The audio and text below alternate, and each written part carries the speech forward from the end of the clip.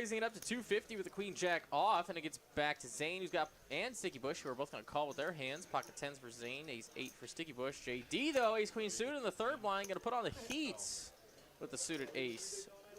Wow, and KC just snaps that thing. Zane now looking at pocket 10s and a 3-bet pot. Someone called you in front. What you want to do there, guy? Yeah, not the best spot to be in the small blind, but I mean, with KC calling there, you definitely have the right price here to try to set mine. Pocket 10's a little too strong to let go there, especially from even the small blind. Oh, wow. Flops a boat, does Zane. Full house for Zane. Gutter ball for JD. Backdoor straight flush draw for KC. Oh, wow. A bet from JD for 1,200, and KC goes all in for 5,200. First 10K call of the night already. I barely settled into my seat, Ben. Zane's going to rip it on top. JD with the old ace queen is just going to peace out.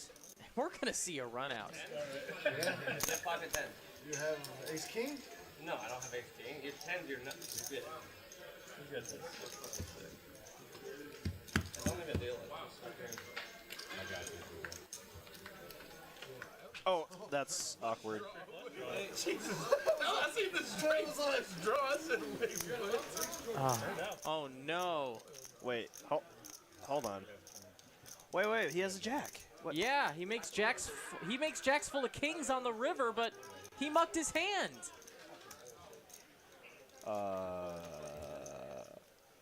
J-Neck has no idea that the other card was a jack because he didn't flip it up. Yeah, that's crazy. So we're just going to take a pause here as they do a floor call. That's a huge mistake. Yeah. Oh, no. Oh, that is so unfortunate for KC. Don't even worry about running it out. And threw his hand towards the middle. Wait, you first told me you had to deal with that. Right. I'm gonna get to that point. One card, it kind of went big. One card flipped over. One card hit. They didn't hit the muck. They hit the 3 burn cards right here. One was face up. It was a queen of clubs. The other one was face down. And I was like, well, I have to run it out anyways. So then I ran out the rest of the board, which was jack. And then I slowly flipped over the queen of clubs and the jack, and then killed the hand. And then they said that. I had the one hand. I mean, so they're going to check the cameras, but I mean, I didn't see the jack turned over when the cards were thrown into the front there. And if no jack was tabled in view of the camera, it's going to be declared a dead hand once the cards hit the muck. And I do think the winning hand will go to Zane. What a crazy start. Oh, no. I mean, honestly, you hate to see it, right? But Dustin with this big slick suited. Going to open it on up. Starting with 14K tonight. Yeah, definitely agree there, Lyndon D. Johnson. As I said, they're going to check the cameras to see if that jack was ever turned over. But from my perspective, I never saw the jack turned over, so they're going to rule it a dead hand. And we're seeing another all-in and a call here right away. Queen Jack flops the nuts. Ace King is here for Dustin. It looks like he holds. Queen Jack flops it. And KC flopped it, right? Yeah, wow. KC flops it, gets some of his money back through Dustin. 3, 2, 1.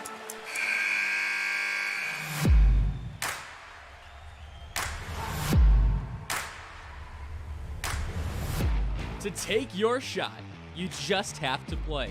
Everybody wins in this game. All you got to do is be on the felt to win $100. Spring buzzer beater has begun. The famous Texas Card House Bad Beat is back, and we want you to be on the clock to win big. The Bad Beat jackpot rises every single day, and the qualifying hand gets easier and easier to hit. No matter which Texas Card House location you choose, whether it's Houston, Rio Grande Valley, Austin, or Dallas, you can win $100 just by being at the table when the Bad Beat hits. Are you going to beat the buzzer? Visit your local Texas Card House all spring.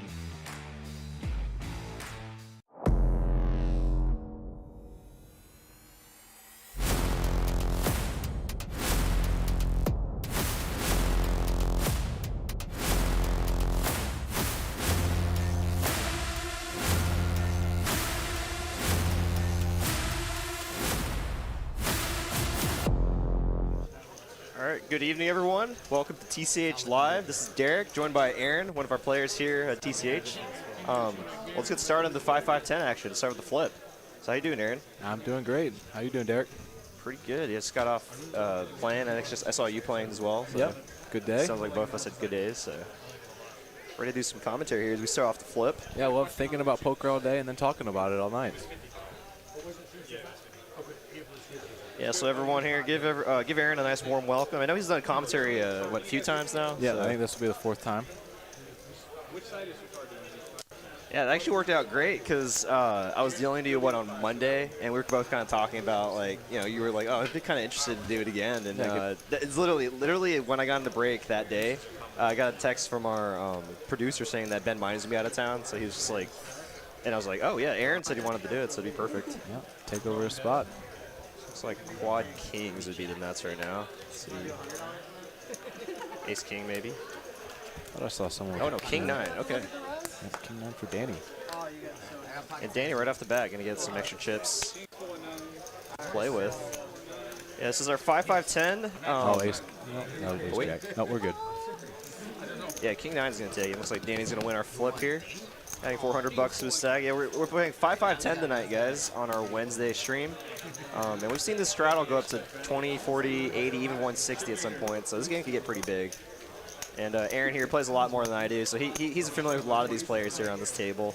So definitely can add a lot of good insight to their play and whatnot. So. Yeah, looking at the lineup so far, I believe I've played with every single one, probably at least 5 to 10 hours at minimum with each of them. So got a lot of skillful players on the lineup, and hopefully we'll be able to get a lot of good gambling and big pots in. Absolutely.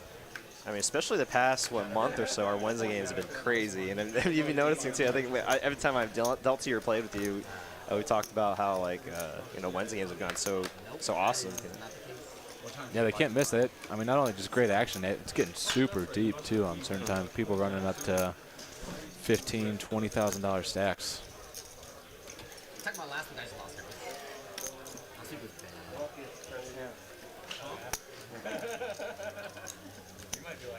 Shout out to all the newcomers in here, or all the early birds. We got Poker Monkey, Nick, JTN. What's up, everyone? Hope everyone's having a wonderful Wednesday evening. It's hump day.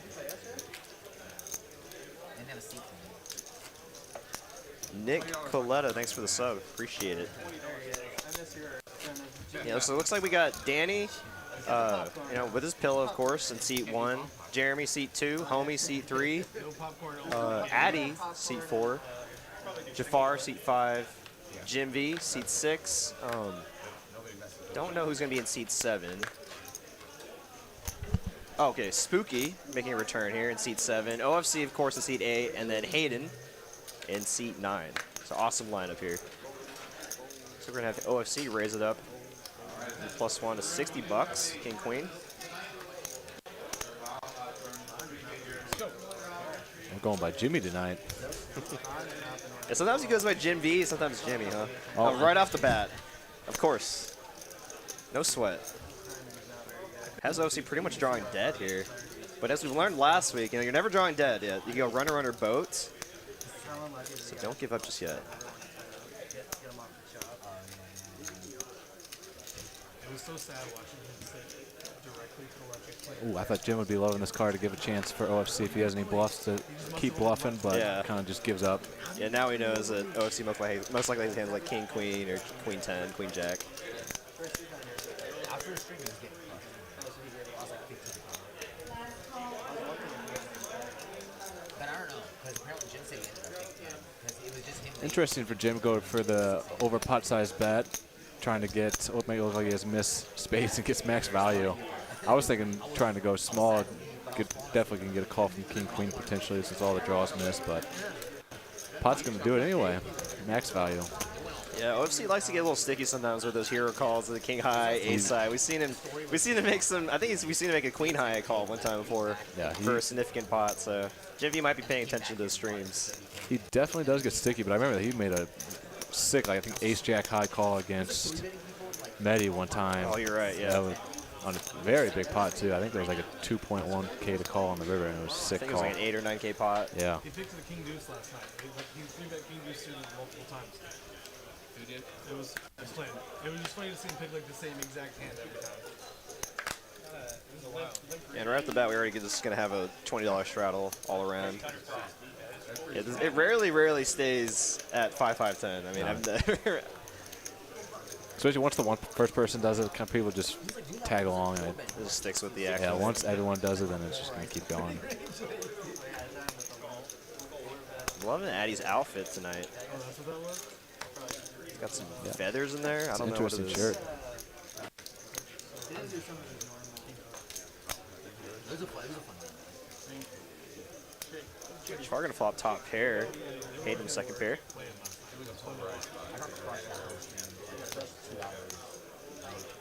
And 2 pair for Hayden. Action card, I think. Is that a heart or a diamond? I think it was a Looks diamond. like a diamond. It's gonna give homie a flush draw too, and a gut shot.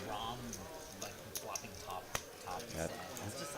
Looks like the action's catching up a little bit. Yeah, we're having to put the cards a little further up for our player Jafar. I think he has some vision issues. Appreciate, obviously, Kevin being very accommodating to all our players here.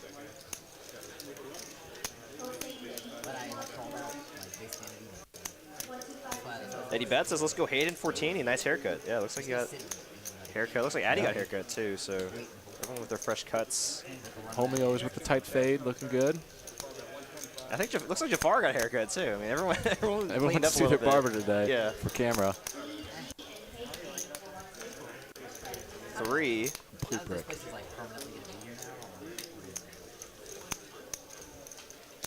Good value spot now that Jafar checks it over. Kind of limited himself to 1 pair. I was wondering if Hayden was going to raise the turn. Started to get a little more wet. He's going to have a lot more 2 pairs in that range. Could have some straights as well, but I think Jafar could as well. And he's going to get the call from Jafar, getting value from that single pair hole, just like you were saying. So nice play by Hayden.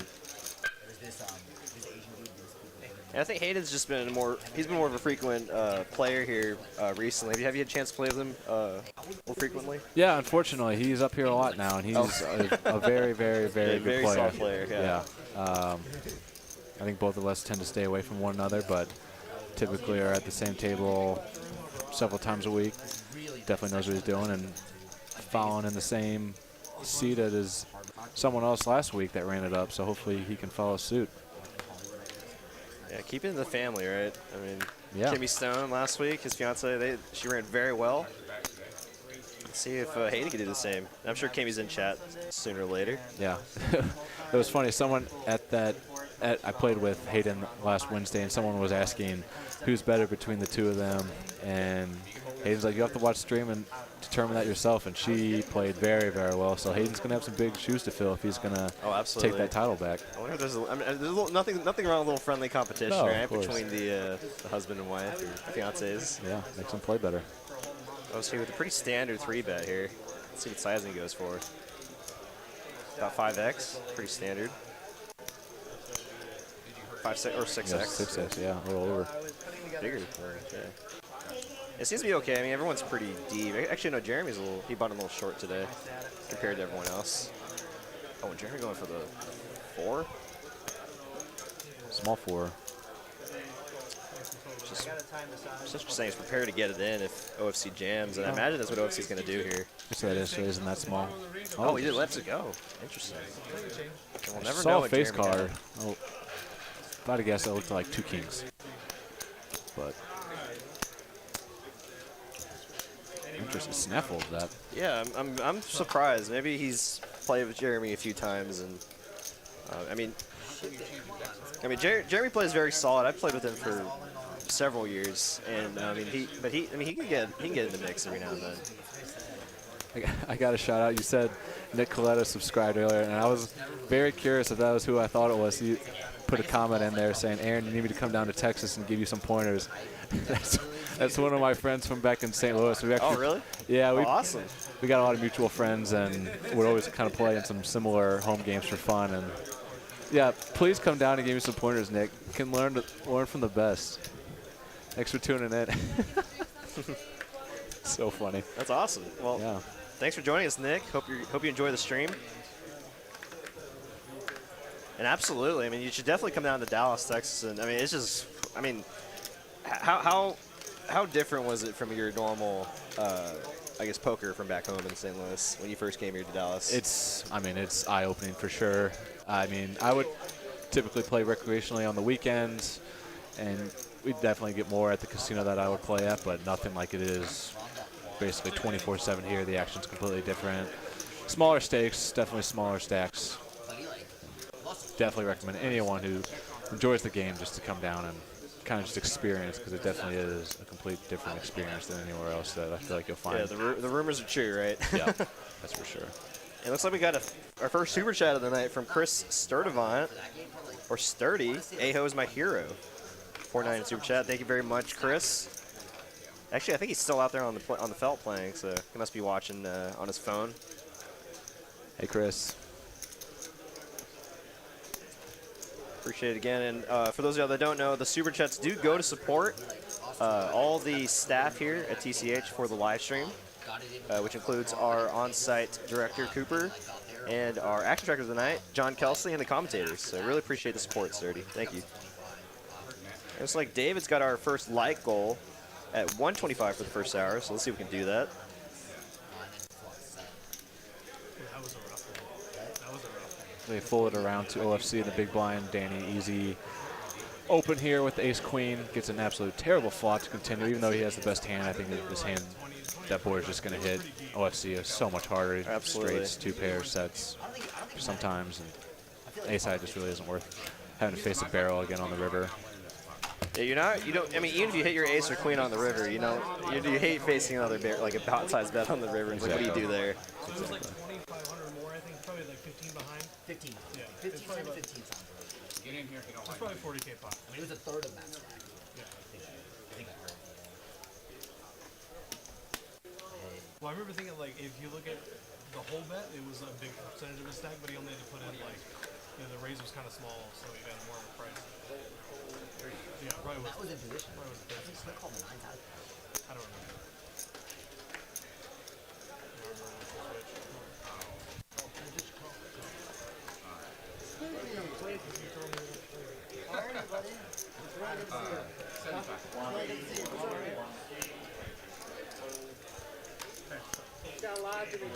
Better late than never. Looks like we got Spooky in the house. I think you played with him, right, when you were playing on stream? Okay. One time. I feel like his presence is few and far between, but he's always good for the game. Nice guy.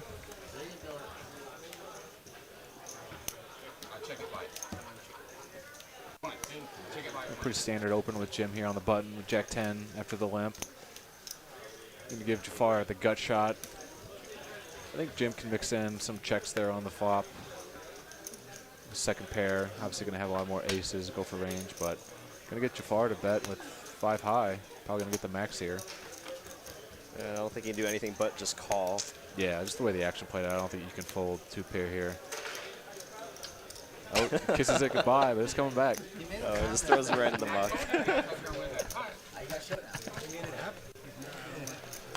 Jim V's presence also is always so good for the game as well. He loves to liven up the game, talk to everyone at the table.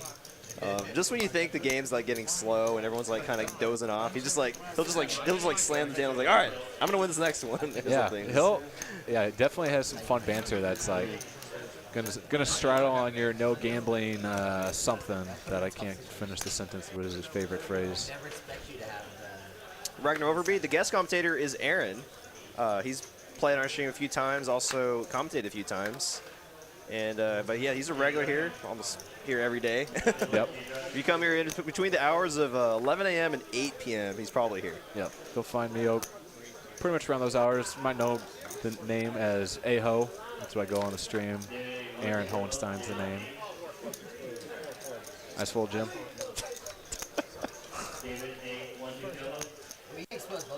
That was the bad card, though. Addy and Jafar with the same hands.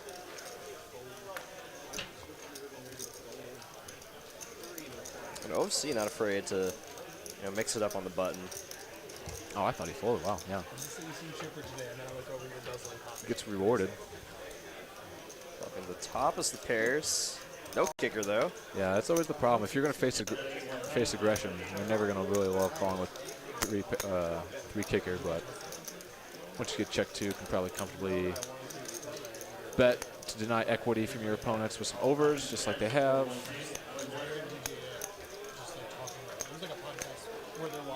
Have the opportunity to check back turns, or again, can go for some small value. Kind of a wet card there. As this 9-10 does come in with a straight. Now ace comes in. Might as well go check on the river. Yeah, King Queen has some equity here against like Queen 10, King 10 potentially, or Queen 9. It's not really need to turn his hand into a bluff. Probably not going to get any better hands to fold for the most part. Unless he had like an 8, 9-8. He's entertaining. No, I'm not saying that. I love it. Oh, I'm in his commentary. I like his funny. Right, Roby saying hi. What's up, man? Thanks for stopping in. Poker Monkey says, Aaron, do you play any 2-5? I may have played with you. Yeah, he plays a lot of 2-5 here. Yep, mostly 2-5, 5-10 if it runs. Who was that said that? Poker Monkey. I think his name is Paul, but he goes by Poker Monkey in the chat. He actually wears a hat that has that Poker Monkey logo on it. So I don't know if you may have seen it or not. It's possible. Paul. Pretty embarrassing for like maybe 20 to 30 hours. 16, 17.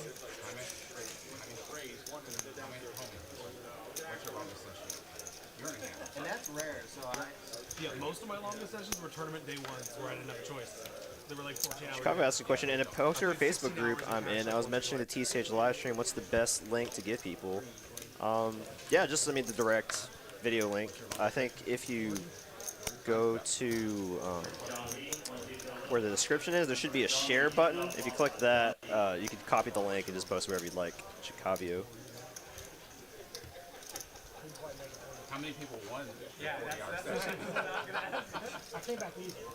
We're just betting out with Queen High here. Yeah, I'm going to know that this board's probably going to hit him harder even with Addy behind. Addy's going to have quite a lot of air, or basically any two cards to defend with the straddle. I think I can remember a quote with Addy saying, I'll be defending 100% of my straddles tonight.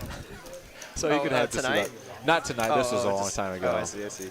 And again, Danny just getting a terrible board for basically his opening range, even though he's going to have much wider opening range from the small blind. His under pair isn't going to be too good there, especially against two opponents. Have you ever played with Addy before? No, I've never been able to. Because, I mean, he tends to play more at night, right? And I tend to play more in the daytime. Yeah, so, when he I is catch in all the town. daytime players like you, Surdy, and a bunch of other people. But I mean, I just rarely play at night, and I really can't anymore, to be honest. But then I usually need to be home or get ready to sleep for work. Yeah. And I don't even play weekends anymore because that's that's not time I spend with Lauren. Just the occasional tournament. Are you going to play the big one this weekend? Oh yeah, for sure. Yeah. I already tell her is like the one like Saturday a month is like that's the one I'm playing on Saturday, so she already knows. Fair warning. Yeah.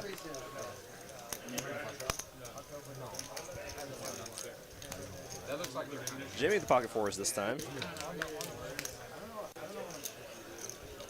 Terrible flop for both players, but The last time I checked this Oh. says it's the last time Glad he's he ever said going it. to check, and he hits the set, giving Jafar a pair. The last four in the deck might get him paid. Again, goes with a very big sizing. Not going to get paid this time. Not going to get paid. Good fold. Yeah, it does bring in the front door club, so I mean, All obviously right. much better spot for Jimmy. Jimmy's sticking to his word there. Yeah, Jim, I got your set counter on. We're up to 2 already. One being a full house in itself, so Yeah, set counter to the 2. you better not have another set for the rest of the night. And So I'm then calling it would just defy all mathematical probability, right? yeah, you shouldn't have one for another 17 hands or 17 pocket pairs. $200 side bet. No, I believe you. Got about 275 in the chat so far. Thank y'all for joining us early here. We got Derek and our guest commentator, Aho, one of our players here at TCH. Yeah, Ben Miney had to do, I think he's out of town this Wednesday, so Aaron very graciously, you know. Yeah, we saw the comments that you guys didn't want Ben Miney anymore. Just kidding, just kidding. Love you, Ben. He's putting a 3-bet here in the cutoff. Yeah, I think Spooky was trying to open it up. Didn't see there was a $20 straddle, and I think he tried to raise to 35. Danny can somewhat capitalize on that one. I don't think Spooky's going to fold, but we're sure to go 3 ways. And homie calling the small ones pocket 5s. Finally a good flop for Danny. Gonna get top pair on a pretty wet dynamic board. Does have the queen of diamonds though, so should be feeling pretty good about this flop. I'd say pretty close to half pot, but he's going to go just under that.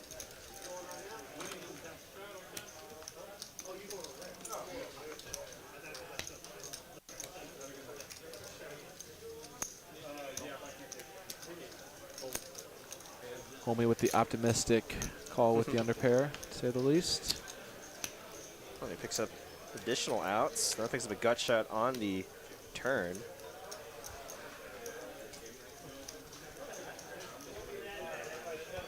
Danny's not going to love this card. He does block the diamond draw. Improves with the gutter. Doesn't want to get blown off equity. Gets a great river card.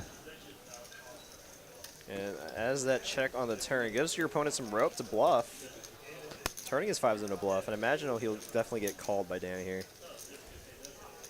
Yeah, too small of a sizing.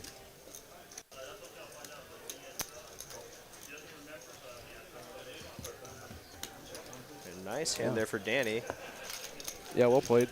Obviously with the 7, it's going to eliminate some of the 2 pairs and sets outs that you're potentially up against on the turn. A lot of things bricked. Obviously both flush draws. It's kind of the reason you don't really want to bet potentially there on the turn if you're Danny is you get raised, kind of blowing off potential equity that you have with the gut shot and top pair. It's not going to have too many 2 pairs in that situation. So. Yeah, and then maybe, and also that it serves 2 purposes, right? It could give your opponent some rope to potentially turn their hand into a bluff, and you have a very, very good hand to just call with.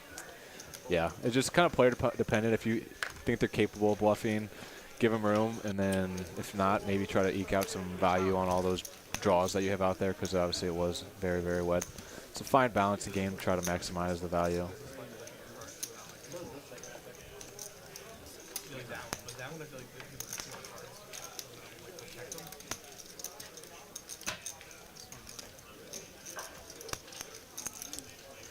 Kimmy Stone in chat. Hey guys, Emmy and I are rooting for Hayden. Ayers from St. Louis. That's where I grew up. Started playing at Ameristar in Harrah's. Yeah, actually, I was talking to Hayden and Kimmy last week and mentioned that she was from St. Louis. I typically play at the Ameristar and Hollywood Casino, and I think those are the only 2 rooms. I think Lumiere might have another one. So I think there's 3 poker rooms now. I'm not sure where Harrah's is, honestly. I honestly can't remember the last time I played, or it's been a long time since I played in a casino. I've just been so spoiled with this room and then some other rooms I played at. Yeah, there's really... Just once you experience, the no rake, the hourly, the room's only there for poker and not like, any kind of gambling establishment. It's the only perks I feel like you get with casinos is obviously you typically get like comp times for X amount per hour, but yeah, you're losing that on the rake that you're paying. Absolutely. Spooky. A lot of Broadway cards. With the early open from Hayden, could potentially squeeze there, but with the playable hand and the 3rd blind, definitely fine with calling it as well. Great spot for Addy with an opportunity to start semi-bluffing here. Open ender with the jack actually hitting the super nuts. Gut shots for both Spooky and Hayden.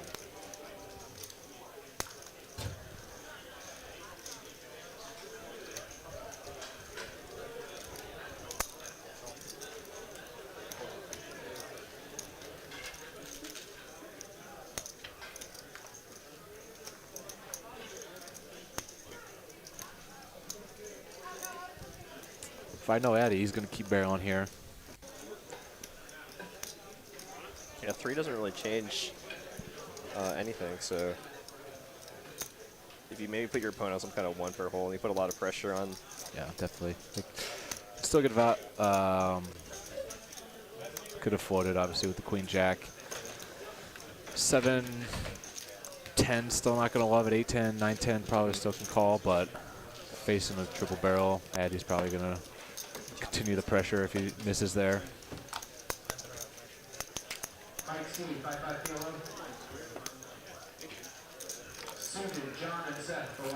Hold on, Kimmy. We got some Cardinals hate in the chat. Yeah, we got some differing opinions hold on. here.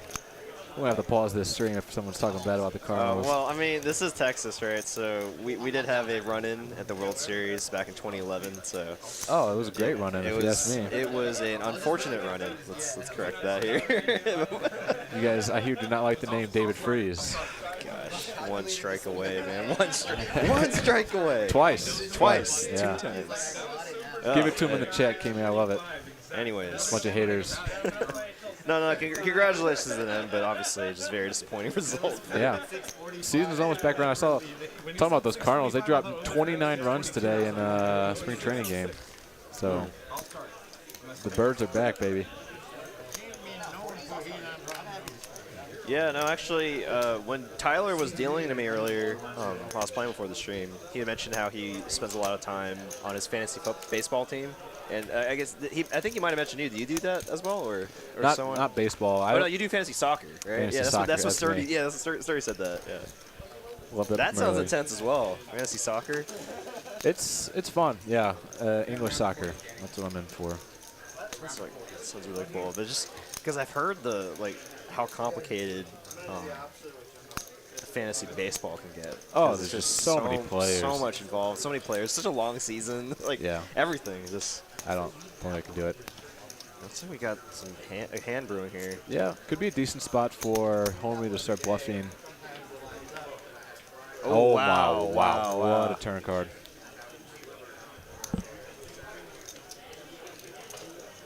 Gives Hayden a set versus Homie's flush, so we're going to definitely see some money get here on the turn. Yeah, Hayden obviously doesn't block the queen, hoping he's going to be calling with 4-5, yeah. King, queen, king spades. Yeah. Spades are obviously going to be part of his range, but there's so many other hands he can continue to get value from. Let's see, Homie's going to just call. Oh, man. Maybe thinking about the river. See, now king, queen with the king of spades, very possible now within Homie's range, so. Let's see if Hayden decides to go for some value here on the river. I think it'd be too tight to just check it over. There are games where I will put the 80 on. Well, what would you do in this spot if you were? I think I would tend to lean towards bet fold right now. Just because he didn't raise the turn, you'd think if he had a flush, he's going to start trying to get more value or money in there. Just an unfortunate turn card. And when Hayden just gets called, he thinks he's probably good. Yeah. But now he's like, oh, you have a flush? Definitely. This is the most action turn card you'll see. Man, and I think Homie definitely could have won a much bigger pot there. So kind of a fortunate series of events for Hayden there. Yeah, if you raise what it was the bet on the turn, I think like 260-ish, 240. Yeah. Bump it up to 800. I don't remember how much Homie would have had behind because he's got a healthy enough stack here, but I think he would have had like 500 or 600 more than a pot-sized jam. Okay, that's interesting. No, he has even more. Looks like he's sitting on like 5K right now. So he just won like maybe less than 5K. He just added probably like 800 or 900. So yeah, it would have been like a little bit more than a pot size. Awkward sizings there. Yeah.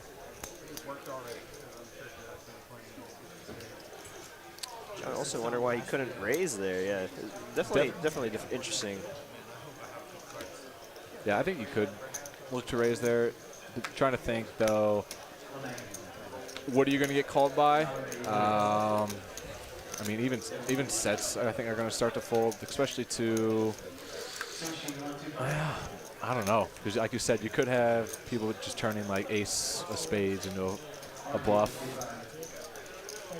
But if you're going to be looking for more value with the sevens, what are you hoping to get called by? You just got to weigh out if sets are going to be calling you. Yeah, maybe if he was out of position. I guess because he was in position, he was just in case Hayden was bluffing, that he could just keep. Oh, we're talking raise on the turn. Yeah. Okay, yeah, I was talking about raise on the river. If river. there's any, I mean, I honestly do think the turn call is fine, like you mentioned, to see if Hayden's got ace jack, even though that, or ace king with one spade. Yeah. To keep his bluffs in there, like you mentioned. Yeah. Ace jack river a straight and ace king river a pair. But they probably would have checked you, but I think finding the merit on raising the river there is interesting. Just trying to determine, because again, the stack sizes were a little weird. I think a jam's too big. And if you make it like 3 or 4x, he's only leaving himself like with 1,500, like 1,200 behind. So it just looks way too, way too so strong. Yeah. Yeah. Yeah, I ran into a similar situation yesterday where I 4-bet Hugh with aces, and I left myself back with only like 1,200 behind, making it like 1,000. I was like, oh, this is kind of bad. I should just jam. Was it less than 1 SPR at that point? Yeah, going to the flop. Yeah. But the jam, which is would have been massive. It would have been like because he made it like 400. I would have jammed like 2,200. So. Were you out of position? Yes, that's why I wanted to. So that's the interesting. It's like, do you just flat so the SPR is fine? You can probably get money in, or get my money in on the flop if you like. If I like check jam. Or something. Yeah, I thought about that, but I just wanted to try to get the money in all pre-flop. Yeah, it's always that's especially when I mean you probably started the hand with like 2,300. Yeah. So. For this round. Yeah, but I doubt Hayden and Homie have. This is probably the first time they've played together, honestly. I mean, I'm sure Hayden saw Homie play on the stream last week, but much experience on if Homie's going to be raising there, if he can fold sets. I mean, Homie's definitely capable of bluffing, but I don't think necessarily in that spot. Yep. But it's possible. I mean, we've seen it on stream before. The spots that you think that he's going to fold, he calls, and sometimes the spots you think he's going to call, he folds. It's just like, he can be such a wild card sometimes, for sure. Get me saying, so to answer your question about me and Hayden's game, I'm just way luckier and rewarded for being an action player than Hayden. Oh, man. Wait, can you say that? Yeah. And Kimmy's like, Ward would have paired for me on the river, obviously. so she just has better run good. She just sun runs. I haven't played much with Kimmy, but I think she's definitely. I have actually a very funny story about them that I told Hayden the other day. It was, I think, the first time that Kimmy played on the live stream, probably maybe like a month and a half ago. And she was in some interesting spots. I don't know if you remember. I think her and OFC played some big hands, and she had some bluffs. She turned her top pair in a straight draw into a bluff against his set. Yeah. And then I think she had some interesting ones later and ran back up. But some gentleman came up to me the next day and was like, were you sweating your wife on the live stream last night? And I was like, kind of confused. I was like, what are you talking about? And he's like, oh, I misunderstood you. And wrong white guy, right? Yeah. And I knew they were talking about Hayden. And I was like, I mean, Hayden's a good-looking guy. I'm going to take that as a compliment. Thank you. Thank you. Oh, man. Ruben Amaya says, does anyone know if TCH makes their own tables? I don't think I'm sure we hire some kind of company. I mean, I'm not the right person to ask that question. But. I definitely see the hardest man working, Victor, have to refelt them before. But yeah, you see him sweating around, just running around and just drilling everything. Yeah, so I'm sure we order the felt somewhere from a custom design printed, but I think we do actually assemble them ourselves. So half and half, I'd say. Have you talked to Feldman about like how to hustler? Even reveals like Queen 7 is something. $80 on y'all's no gambling asses. No, there it was. When are you guys gonna go? When are you guys gonna go play? Are we gonna see the 160 again? Maybe. Spooky. That's early for an 80. Yeah. I mean, we're halfway in. Jim's just too used to playing on Wednesday or Tuesdays, so he's just like, this is too small, guys. All right, so we have 5, 5, 10, 20, 40, 80. Only on hand 18, so we got some action here. OFC King 10 on the cutoff. Gonna raise it up. It's the min click here. You're making it 160 to go. Oh, and Hayden goes for the big 3-bet. Seeing Tyler in the chat, yeah, we'll have to do. I'll have to get on board with you next year for the fantasy soccer. It is a lot of fun.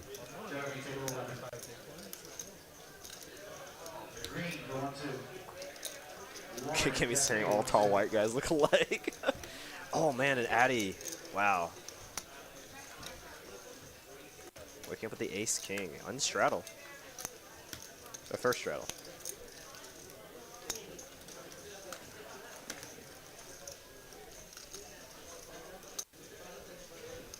So you think he's gonna make it like 1,400?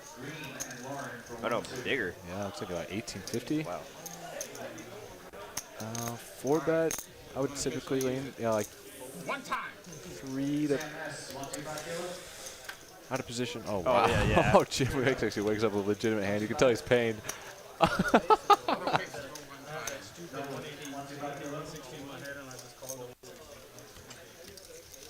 I guess there was a lot of dead money out there, so I guess I forgot the fact there. Then yeah, out of position 4. Yeah, I think obviously you do less than 4, just because as you get the bigger sizes, you don't need to go as big. So yeah, I would lean like 3, 3.5. Bad timing for Hayden.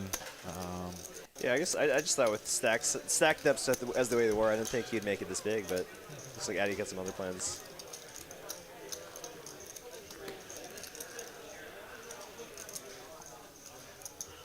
Yeah, if Hayden calls, the SPR is going to be like 0.75. Yeah, it's pretty rough. And I think he's wishing that they were deeper, because I mean he has a pretty reasonable hand to peel with on the button.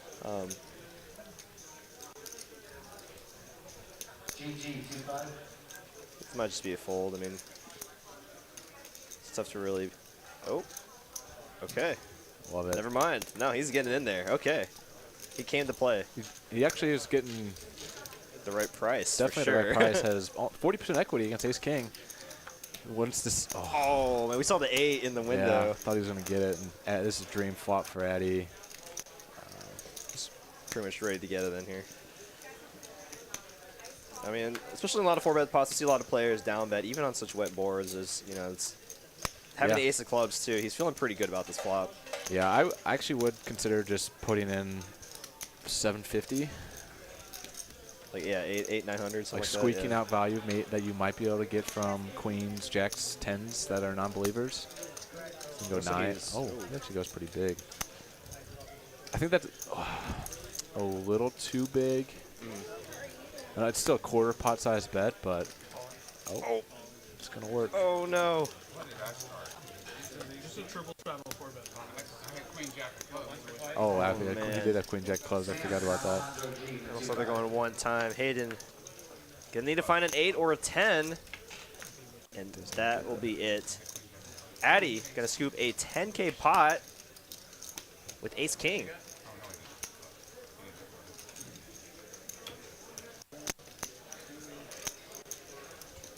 I guess he might have been putting.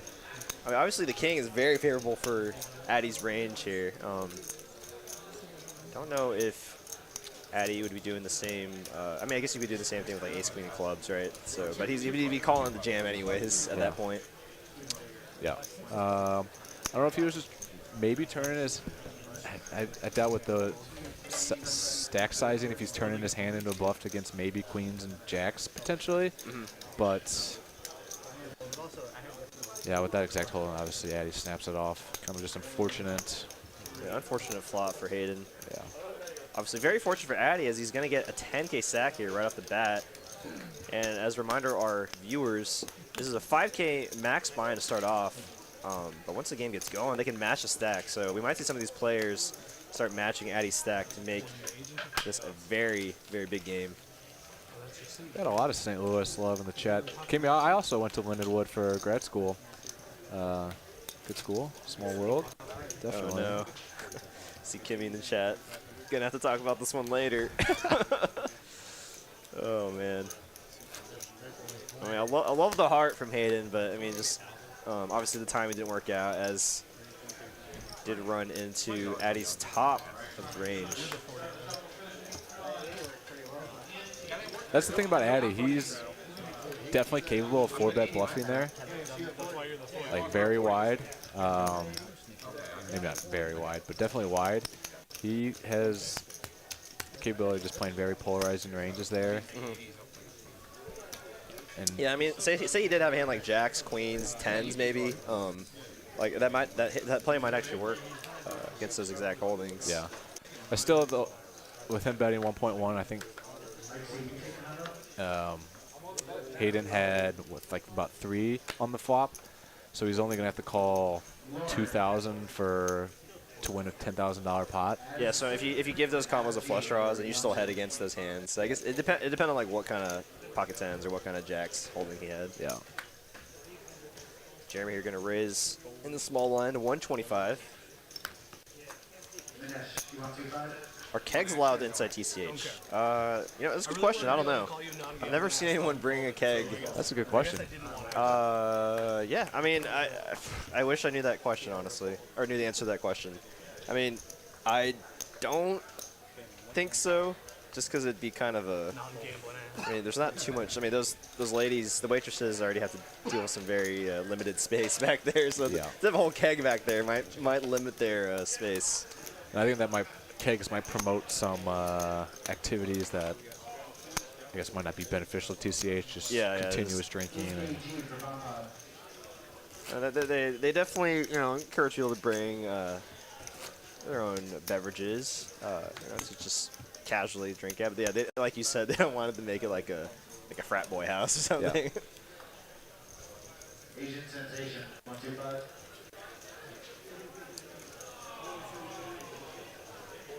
how do you say that name? Pointing at someone. Ragnar Roverby. Okay, I'm gonna comment on your EKG for bump or put some comment on your comments about playing on the live stream can't be easy. I can definitely attest to that. I think for the most part can play pretty standard, but when you get in spots like that, kind of want to drive some action. And I have definitely done dumb things for sure, and I've put myself like jamming in pots where I have like second pair and the guy's got a set where could easily have just gotten away from it because there's an overpair, but or an overcard to my pair. Just kind of somewhat psych yourself out, and it's definitely not easy, but it's kind of find the right balance for sure. And here's an example, Addy 3-betting, not quite the 4-bet, but ace queen. And now Addy has a 10K stack, so this is gonna be very dangerous here. He's gonna be very aggressive the rest of the night now. I love it. He's got some ammunition to work with. Yeah. Wonder if we'll see anyone add on. I know doesn't OFC like to top off? Oh yes, yeah. I mean, I think like you were saying earlier when we had some 20K stacks, he was the one topping up to cover everybody. Yeah, love it. And looks like we got Pez in the chat. What's up, hey, Pez? My man.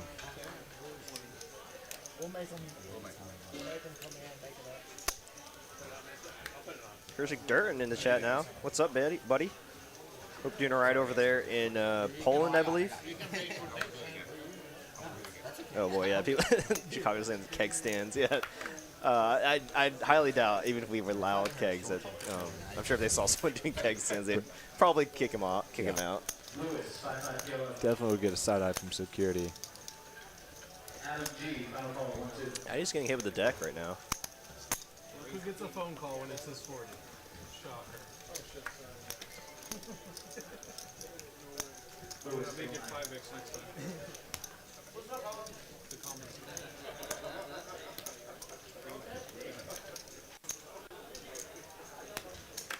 Jimmy putting in the 3-bet with the ace-8 of spades. Blind versus blind action here. It's going to get it done. Oh yeah, right off the bat, Jimmy adds on to match Addy. Yeah, now we're getting closer to his comfort level. I actually really like the 3-bet there. Don't really want to be calling out of position. Oh wait, no, Addy was in the small blind. Still, so fine with that, especially because Addy's going to be opening super wide there. Dead money too. Yeah, you fold out a lot of equity in that hand. I mean, they could have like King Jack, King Queen, King 10. That they have a decent amount of equity against your holding. So. Oh, I could actually talk about that hand Jim told me not to talk about earlier against him. He was at my table. I think I opened King Queen in the small blind, and he 3-bet me. I defended, and I think I turned a straight. I checked to him twice, and then he bet. I raised. He folded. So that's what I had, Jim. I was straight. If you watching this back.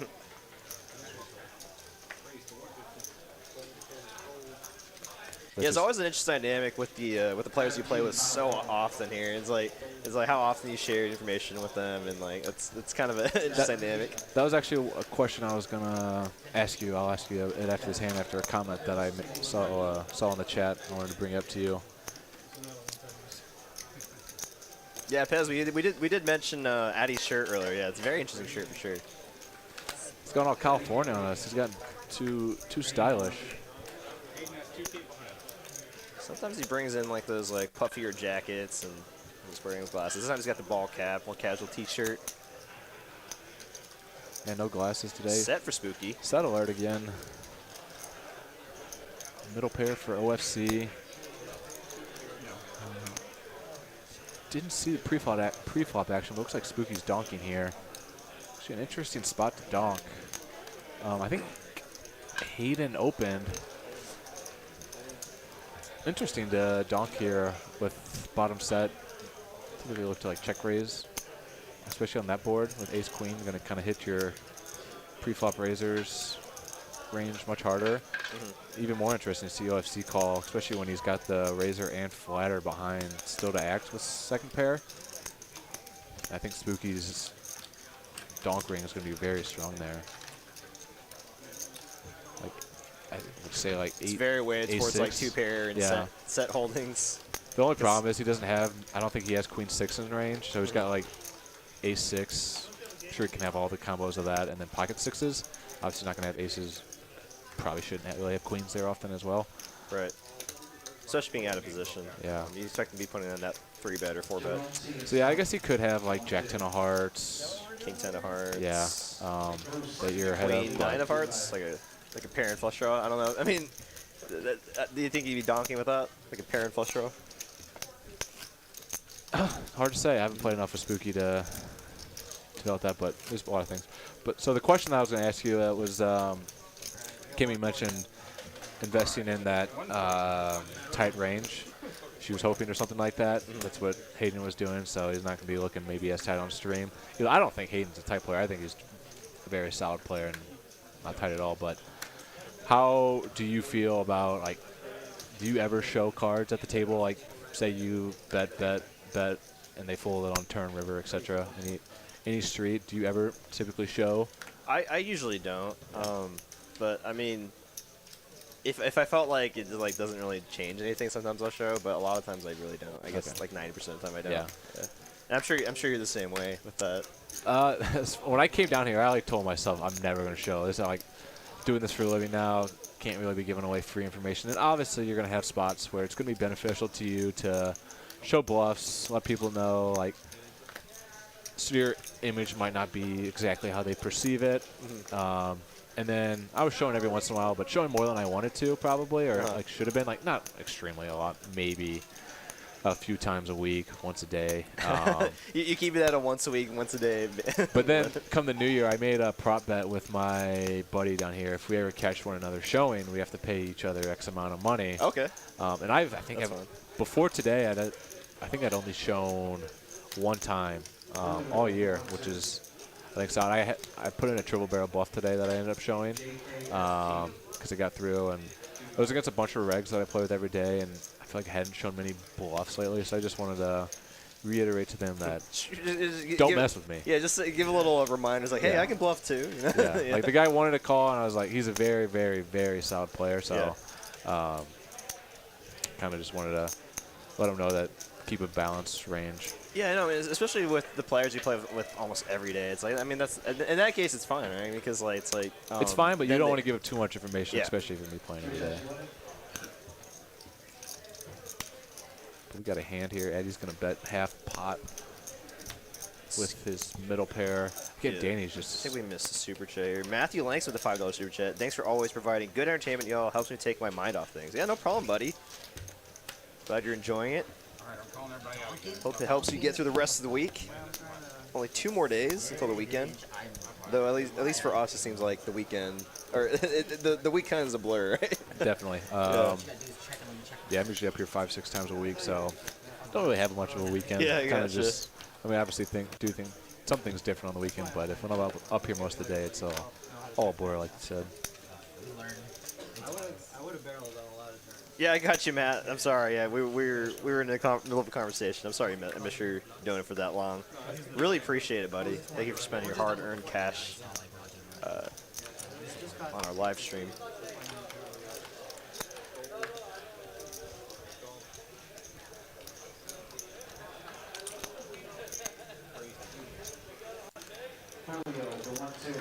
I guess with the whole like showing cards things is like you want to make people, I guess, curious. Is like, oh, okay, well I've seen them bluff now.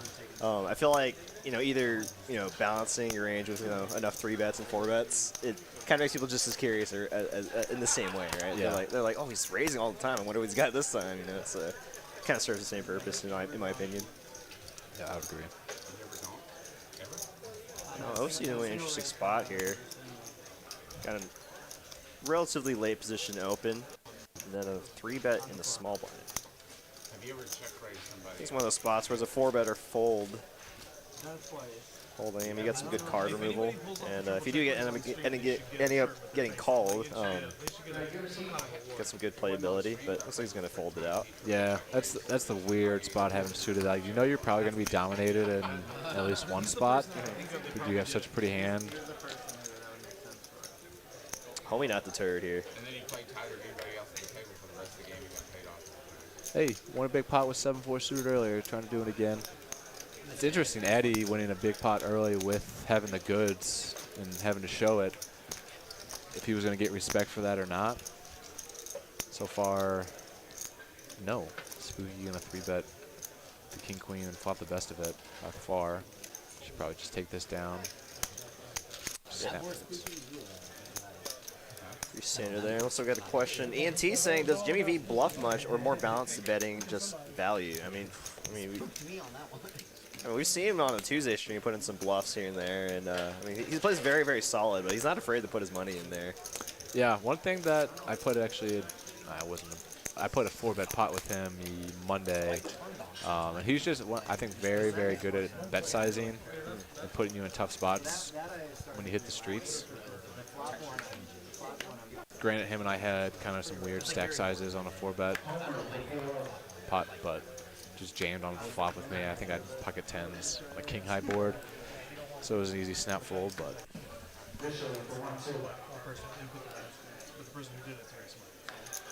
So we got another super chat from Kimmy Stone, $7.77 super chat. Looks like she's trying to give some luck here to Hayden. Sending Hayden some luck from his girls at home. Hope this super chat works like a pre-tips with Brian. Bring on the run good. All right. Thank you very much, Kimmy Stone. I don't know about that, Kimmy. That sounds like collusion. Oh, yeah, that's a good point, Poker Monkey. Yeah, I guess starting today is our last bomb pot tournament. So next week, we're going to start doing $200 3K guaranteed survivor tournaments. So top 10% cash, and then it's just whatever's remaining in the prize pool gets divvied up among the remaining players, which is 10% of the field. So almost like a satellite style, Yeah. but you get cash instead of a satellite seat. I never got to play the bomb pot tail, probably or bomb pot tournament. Probably for the best. I think it got. It got a lot of traction in the early days, but I think people got either tired of it or maybe realized like, oh, I kind of like the cash game variant rather than the tournament style. Yeah. So yeah, it's definitely very, very cool new tournament that we got on our Wednesday evenings. And for those of you that don't know, all our tournaments on Saturday for the month of April are going to be the bigger one, 50K guaranteed. So, oh, really? Yeah.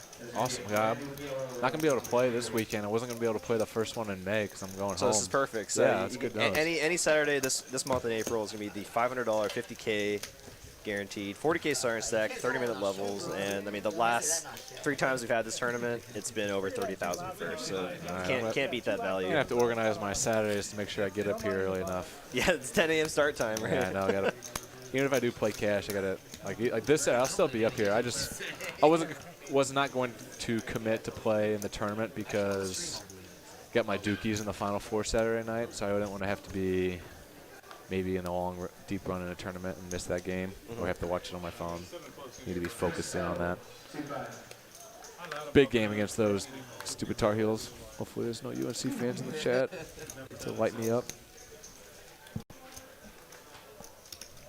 Wait, so that means that you have to tell your wife you're going to be up here every Saturday this month? No, I'm just gonna. I already told her I was Oh, gonna your, do it this. your fiance, yeah, sorry. yeah. I'm not gonna do that. That'd be way too much. Yeah, and like especially when we're not watching it in the room, like you know you have to go home and watch it to find out. It does help that session. Addy cools off on his raising 3 bets with the ace-8. Just gonna flop a pair here, but OFC with the better pair. All of them with red cards on a entirely black board. 9 definitely gives someone some straight outs. Yeah, open-ender now with middle pair for OFC. Just call me a bad parent, but I had my 10-year-old daughter watch it and text me. You can put in like a half pot, which he does exactly. Can you give her my number? Can you give her my number so she can help me out too? He's joking. She's not 10. She's 19, but I have had her do it. Well, that kid.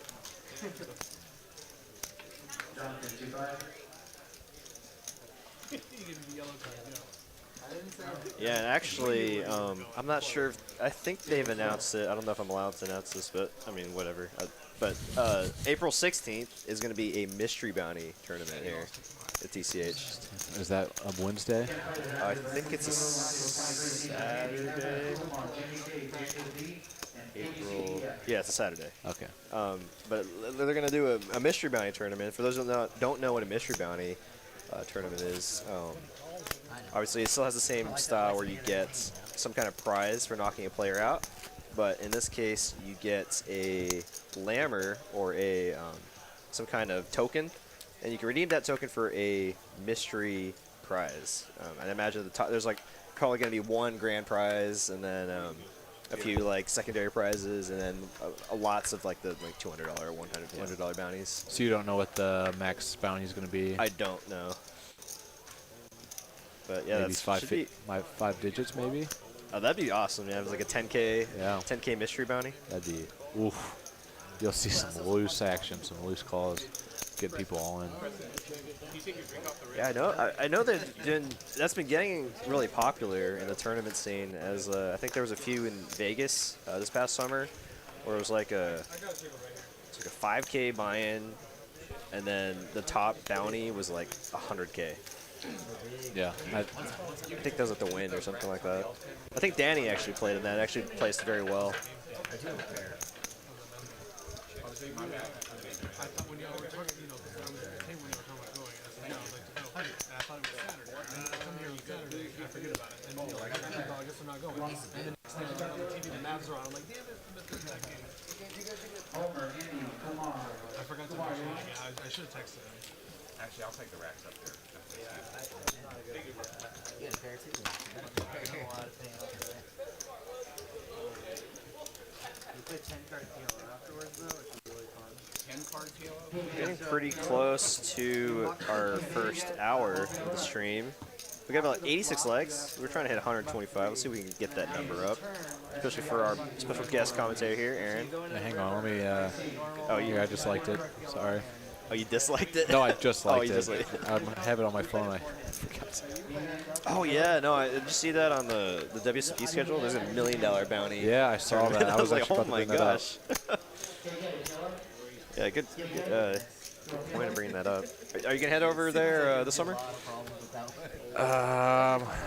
That's a good question. Probably not. But we'll see. You never know. I'm not much of a tournament guy, so. But it's always possible. You? I'm thinking about it. I mean, my main concern was like just getting time away from work, and then like I guess you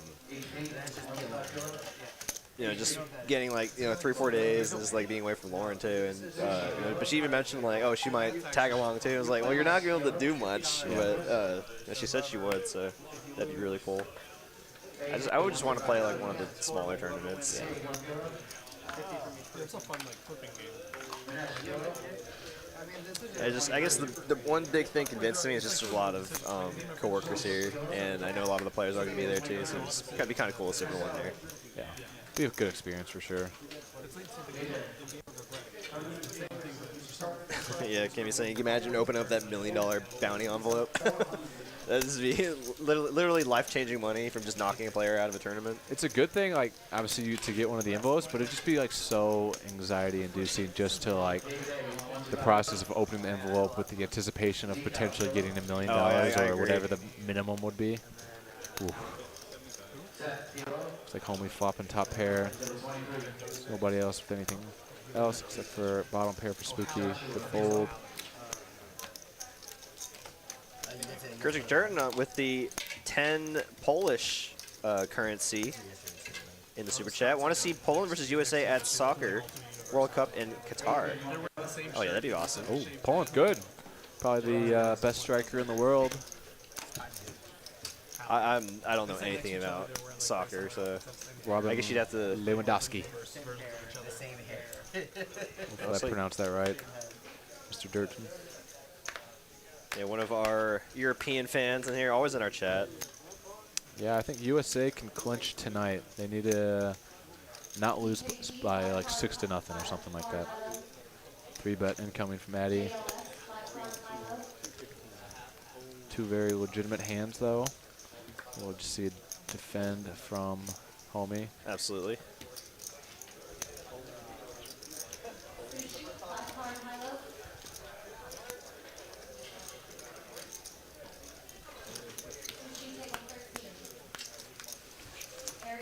Yeah, I don't know what the Polish currency is called. It's like 10 Polish currency. Is it like PLN? PLNs. See, I don't want to just say something wrong. I don't. Eddie flopping top pair, gonna get some value from his nines. I think he'll probably continue to get some value.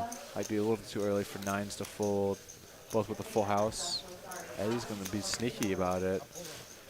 Check on the turn might actually get him some more getting the max here. I wonder if we'll see him go for a small value raise to try to get value from those middle pocket pairs. Obviously gonna be unlikely to get. He's gonna have a 3. Maybe like 600. Yeah, just under 3x.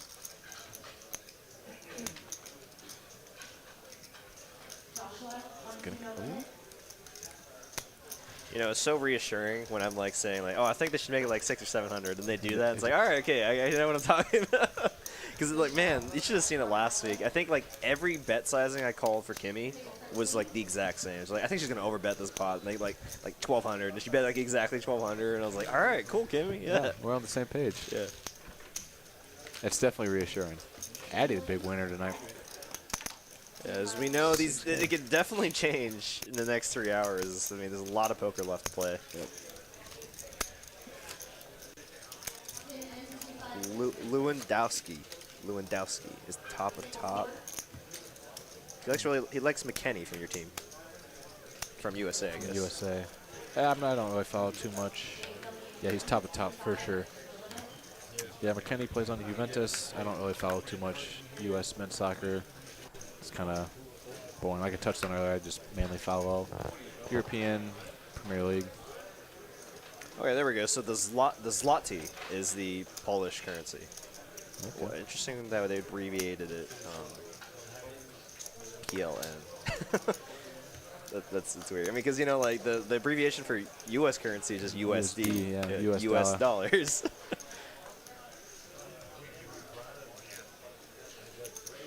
Gonna play some slotties with my slotties.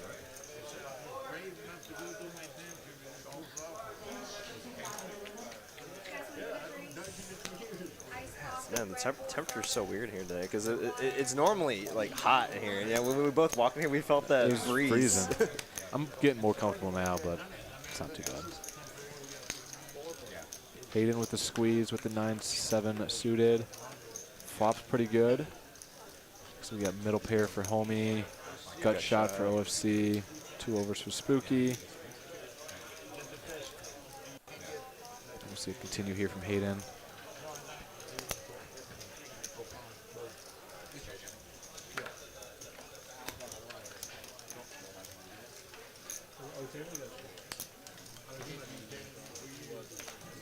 Oh, it's on your side. OFC calling with the 2 overs and a gut shot. Spinks at City right there for Hayden. I'm curious now if he'll maybe go with the sneaky check. Obviously, I think with the C-bet, with his normal range, with the raise, he's not going to really love this card.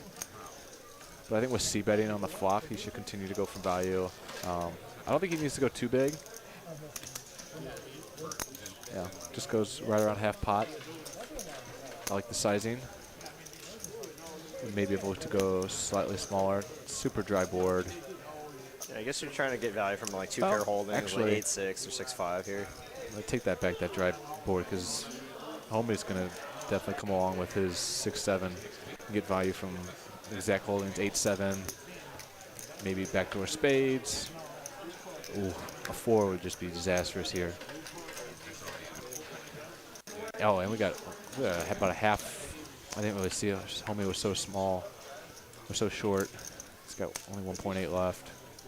Clear jam here, and it'll be put Homie in a tough spot.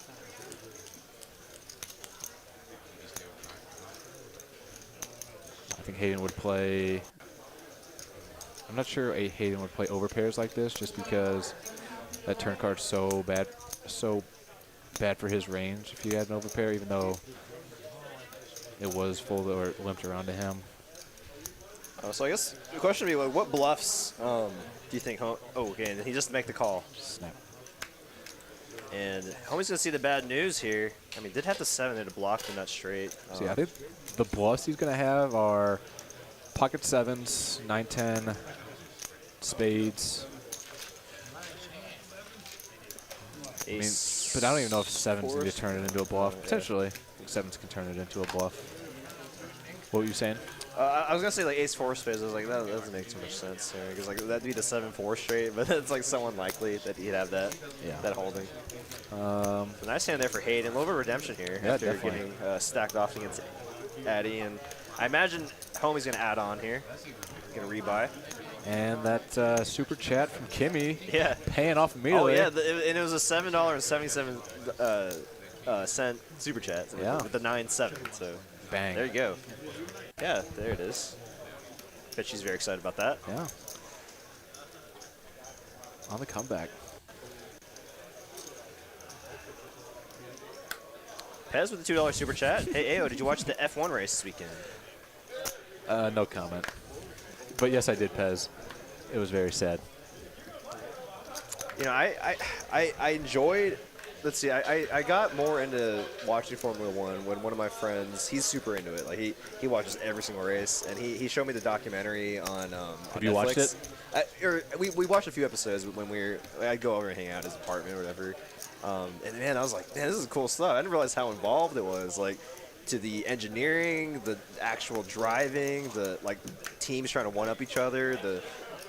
It's just crazy. I didn't really, like I said, I didn't realize how involved it was. Yeah, I would highly recommend if you want to get into F1, watch the Drive to Survive series on Netflix. Absolutely. Get into this. I think Jim B will C-bet, take this down. Great flop for him. Addy defends the deuces for the underpair. Can't really do much with it, but what do we know? What do I know?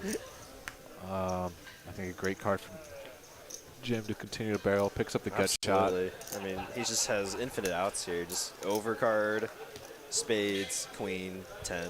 Oh, takes his equity, though. Oh, man. Deuces in the lead here. Yeah. I think we might see Addy get a little sticky here.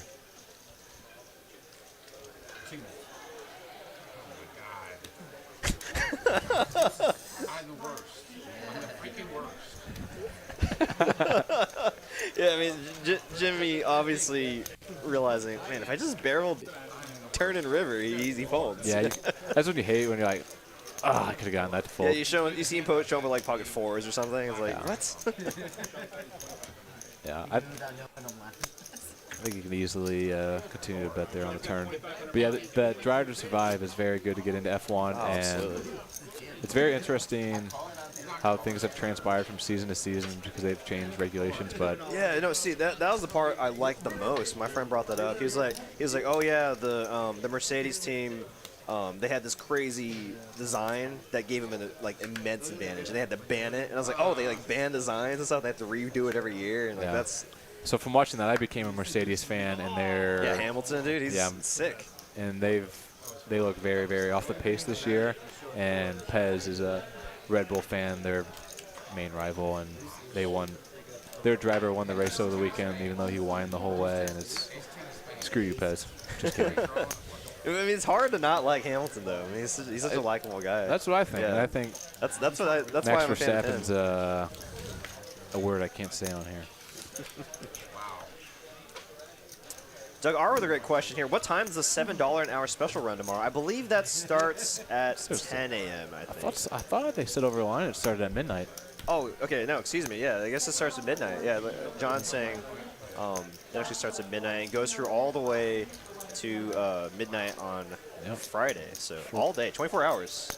You'll have to get in a little early tomorrow. So we might see some players literally just play through the night tonight to get in on that action. Paying half the time.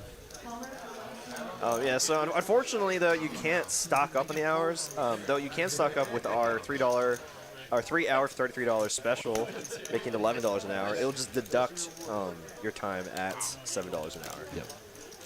Yeah, I mean, typically people will buy it in the hours, but when they enter it into the system, I think it's all just summed up in the dollars, and then that's how it subtracts. Danny can take a showdown value in a decent-sized pot here. 10-6. Lee Flay saying hi, people. What's up, buddy? Is TCH merchandise pre-shrunk? I honestly don't know. It's a good question, though, I guess. Do you have any TCH merchandise? I do not. You do not? What? Is that often you play here, man? I know. You got to rep the TCH. I was hoping man. you were going to ask me that question. Huh? I was hoping you were not going to ask me that question. You got to rep it when you go back to St. Louis, yeah. man. Need to get. They have hats. They do. Hat. Yeah. Okay. Get a hat. Get a sweatshirt. We have some socks too. TCH Live socks. Just rock the whole thing. Got the $50 straddle. Looks like. Addy's waking up some hands tonight. Winning with deuces.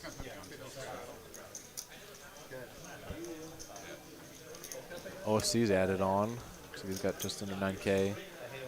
Straight cash behind. He can defend here. Yeah, especially playing this deep. Perfectly fine call on the button.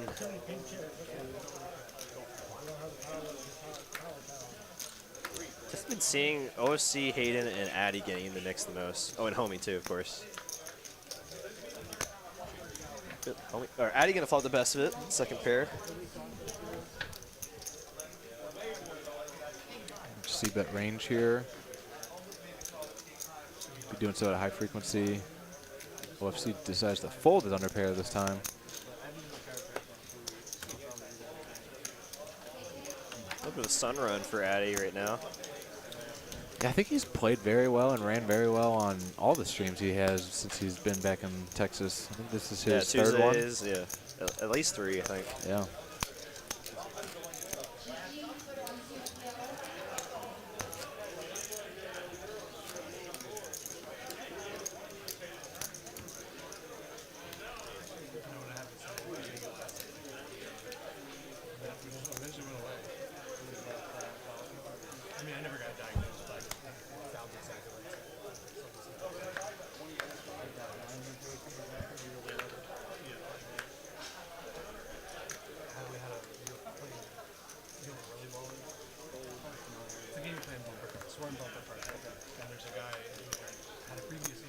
So you got any TV shows you're working on right now while you're playing? Because I remember when we played before, you always got some kind of TV show on your phone. Or Yeah, I usually do. I don't actually right now. I just finished one.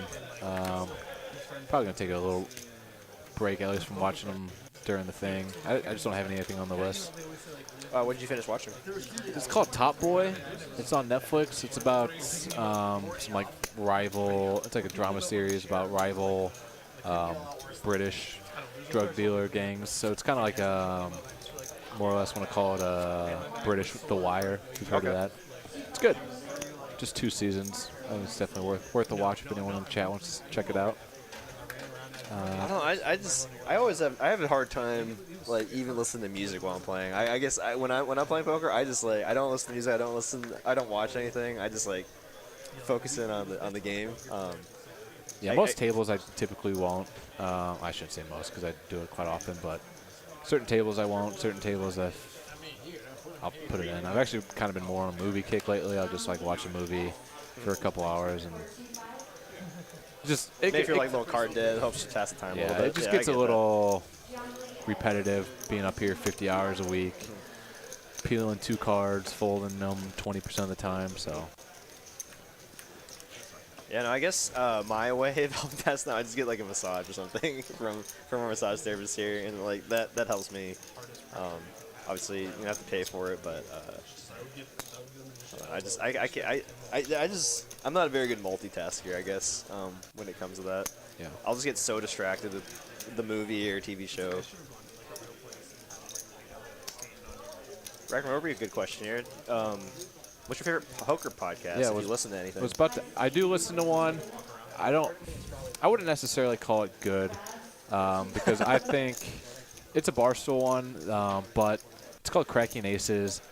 I listen to it because they're able to pull kind of typically big guests. And you just want to hear from them. Yeah, for the most part. I think the hosts of it are pretty annoying. And 3 out of the 4 are just like Barstool employees and like enjoy playing poker. One is a legit professional poker player and like plays online in New Jersey, and he is a huge crusher, extremely knowledgeable, and just friends of one of them, so they get him on there. But they get guests on there that can be pretty informative, interesting. Like they just had Garrett Adelstein on there a couple weeks ago. They get the vloggers. He's my favorite player. So. You and me both. So it's interesting. Garrett actually did some commentating last night. Garrett commentated? Yeah. No way, really? I won't say where, but I'm sure you can guess. Yeah. That's awesome, man. I didn't think he'd actually do that because, like, I know he doesn't like coaching. He doesn't like the only time I've ever seen him give out coaching, it was a charity for his the like Boys and Girls Foundation, and I think like the highest donator got like a 2-hour coaching session, like one-on-one. I was like, whoa, man, I've never seen that because I know he doesn't like typically doing that, which is understandable. Yeah, he likes to keep it all pretty close to the vest. Like Danny's going to 3-bet the 200 with the ace-2 suited. Homie going to cold call. Kind of puts Hayden in a weird spot with the king-queen off. I kind of actually lean towards a fold there, especially against Danny. Even though he would have flopped top pair. Homie double gutted here. Oh, no. Just gutter ball. Just gutter ball.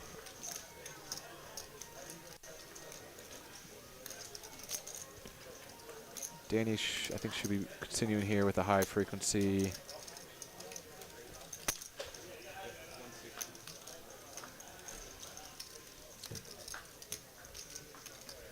I think Homie's going to continue here. I like a raise.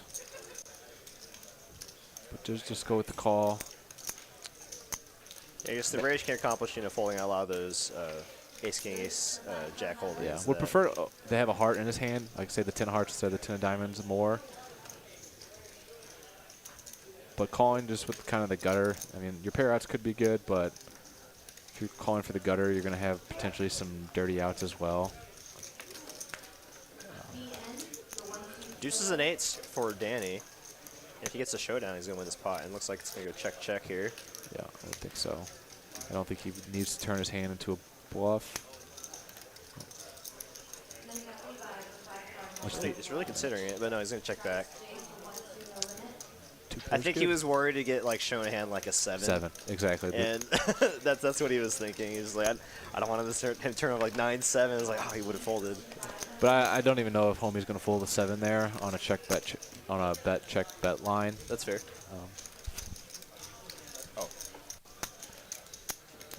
Okay. Can you not do both? Gotta pay for those Tesla repairs. Oh, okay. You're good. I just liked it for the. Or not that money back. John, did you still want my van? Either one of the two things. Are you still looking for a van? Yeah. I think I saw Kimmy with a response there. I think she meant there's a podcast called The Poker Grid with Jen Shahad, or Shahade, I don't know how to pronounce that.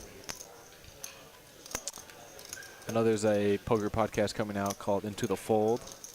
with one of our, I think a very clever name, one of our buddies that's going to be starting that. Might have to check that out. Yeah. No, I'm definitely pumped to hear about that. Yeah, me too. I can't wait to hear. I know he's doing some analysis on bomb pots. Oh, really? So, Okay.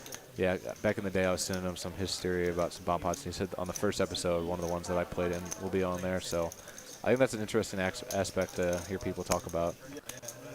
Very, it's been kind of going, like, not even just Texas or, not even just card rooms around Texas. I mean, it's kind of been hitting rooms in Vegas too, right? And like other parts of the other casinos. There's a lot, like bomb pots are just a big thing now. Yeah, got a big, interesting hand developing here. What the heck? What do we got Jim V in the chat. What the heck? Playing so bad tonight, it is embarrassing. I guess he stepped away to get on his phone for a little bit.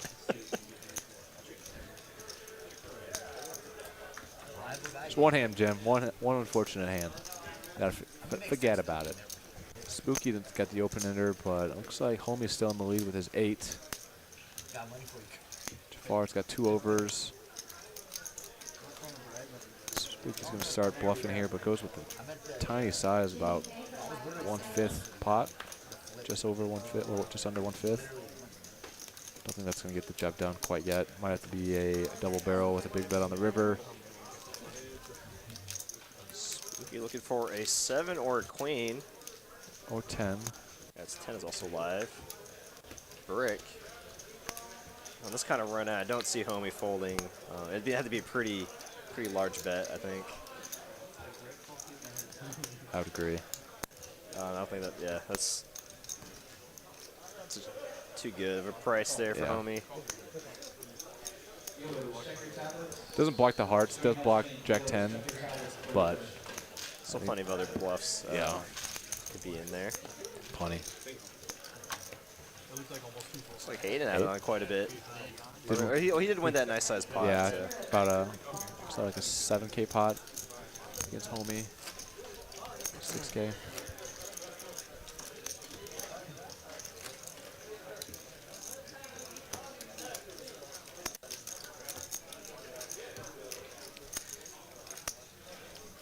Getting close to an hour and a half into our stream. We got about 500 people watching. Thank you all for joining us. We got Derek and Aaron in the booth, or Aho. He's played on our live streams quite a bit, or a few times, and commentated a few times as well. But he plays here a lot, so he gives him really good insight against these players as he's played with them. I mean, at least Jim and Danny a lot of hours, right? And Addy. Actually, I haven't played much with Danny. Haven't had actually a tremendous amount of hours with any of these people on stream. Probably the most with Jim. Okay. Yeah. Hayden kind of getting up there. Actually, now you mentioned, I think a lot of these tend to be more nighttime players, right? Yeah. You'll see Danny or Jim like really in the wee hours of the night. Yeah, recently I played with Jim the other day just because he was still there from the night before. Yeah. Danny's. Oh wow. Kind of some next level plays here. OFC, that's kind of sick with the ace blocker. Scene, Addy open the button, 3-betting from the button, but been 3-betting quite a lot. And the one time Addy actually kind of opened or 3-bet pretty wide gets punished. Great time to pick your spot for OFC there. Yeah, have a very key card, obviously with the ace, and what else could you be able to bet? Addy's not one to just be 3-betting with just the premiums there. So. Nice hand for OFC there. Yeah, that's for sure. You showed the ace. I wish you would have shown the 8. Heard Addy saying, what else are you going to be 3-betting there or 4-betting there with? But did not know he was as weak as he was. I like that. Jeremy finally waking up with a hand. Yeah, I haven't heard too much from him. Yeah, since his 4-bet. Kind of some... getting all the respect. Hasn't got many cards to play with, but... It's going to get the Ben Kirby walk, and then we call it the Ben Kirby walk. It's just the raise and raise and fold. Yeah, the raise and fold. I guess you've heard it on the stream. I always heard what it was. I didn't realize till recently what that was for that reasoning. I guess at one point he had mentioned, or he had just called it a fold or a walk, and then someone was just like, oh no, it's they raise. It's like, oh well, I mean it's the Ben Kirby walk.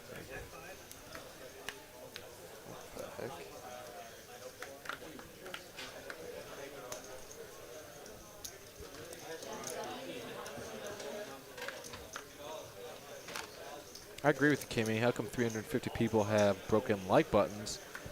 They get their phones and laptops checked out. Yeah, appreciate Hit it, the Kenny. like. Yeah, hit that like button for sure. Helps us out on our stream quite a bit.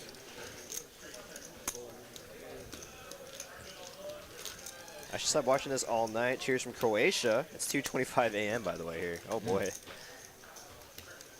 Yeah, it's so cool to see where people are watching from. Because I mean, I've got some Australians. We got some people from Croatia. I've seen Thailand, Poland, Germany. Just can't like all over the world, which is awesome.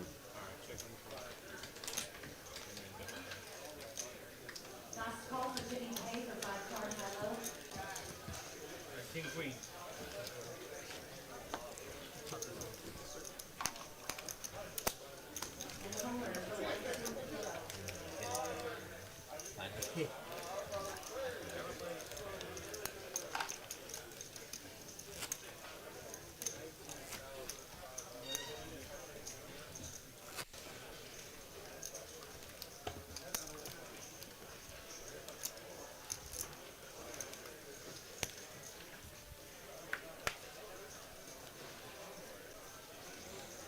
Got Kevin whipping around those cards. The best. I feel like. I think I was talking to him the other day. He's probably got to have the most times dealing on live stream. Yeah, him and Janik for sure. Yeah. Stassi's getting up there, but Kevin's in there. One of the best in the biz. I mean, yeah, him and Janik have literally been in First doing the bird live stream since sighting. the beginning. Oh, there we go. Yeah, it has been, what, hour and a half in, and we finally see aces. And it felt like yesterday we saw aces every hand, or every other hand. Aces, kings, ace, king. I don't know if it's just the magic of JD being there. Everyone just gets better hands, and he gets the better one. Hayden's got some 3-betting look to him. Bad timing again. I like the spot. 85 to looks like 450.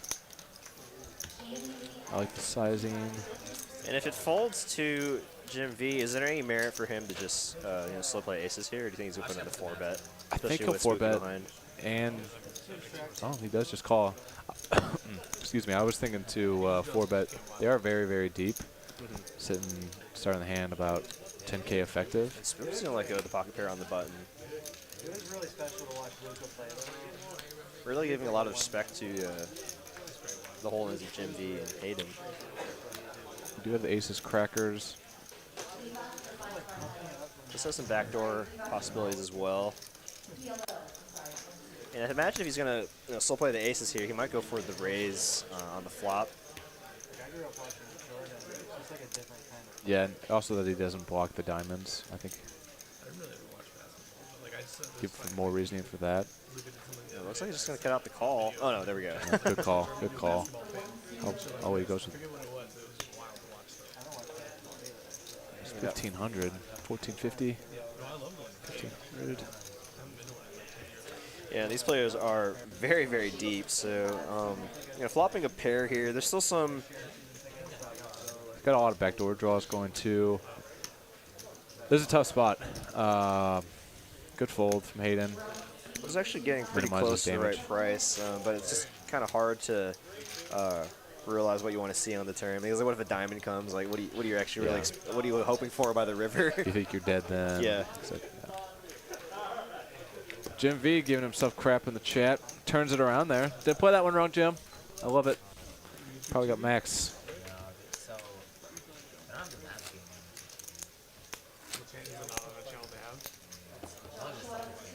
game. Getting some love from Serbia. What's up, buddy? He says he misses the boy Lexo. How often did you get to play with Lexo when he was here in Dallas for his like 2-month, 3-month span? Oh, I think I played with him twice on stream, and then not too frequently, because he typically played late at night when he was here grinding, and I was again typically from like 12 to 8, 12 to 10. Yeah, you and Surrey are the day crew, right? Yeah. the day shift. I like to keep my sleep schedule intact. Yeah, that's fair. Well, I So not too much. Not too much. I don't think I ever even would have played a hand with him that would have been on the vlog. There's always talks of like, games possibly being better at nighttime. And I guess what's your opinion on that? Because like I guess your thought on having the more like stable sleep schedule and like social life outweighs the possibility of having a better game. Not at even. night. I actually, and it might be changing, but I'm pretty confident. Or not confident, but I think daytime has been, from what I've seen, because I've definitely played late at nights before. I typically think the daytime's been better than nighttime for me, because consistently as of late, especially when we've getting a lot of Europeaners, a lot of people from out of the country coming in, they typically play more evenings and nighttime. So even though you might get more games running where you're going to only be getting a few of those, I feel like the games are going to be a little tougher. Yeah, people might be more inclined to gamble a little more during the evening times or But also nighttime. brings higher variance too, right? Yeah. Like they're going to put you in tough spots, and if they're not afraid to gamble, they're going to make you play for your whole stack. So I think the games just in general are a little softer during the day. I can agree with that. And I just haven't changed from there. I'll definitely will tend to stay later if the game's good enough. But nowadays it's going to be pretty rare. I think last Friday was like one of the first times I haven't been playing at. I played at a table where I think I was the only like professional or reg. Everyone was kind of just rec players.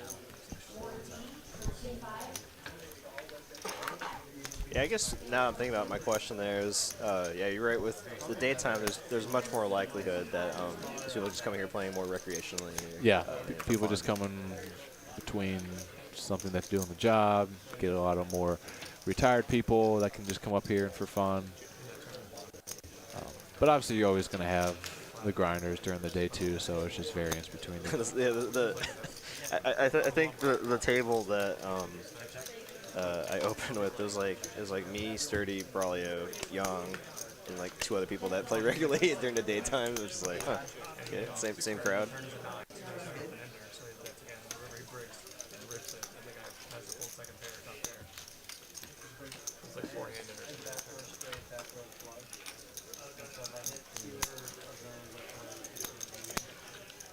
Yeah, Kimmy, that's where the gamble does come in. At night you'll find, I've never actually played the 7 deuce game here.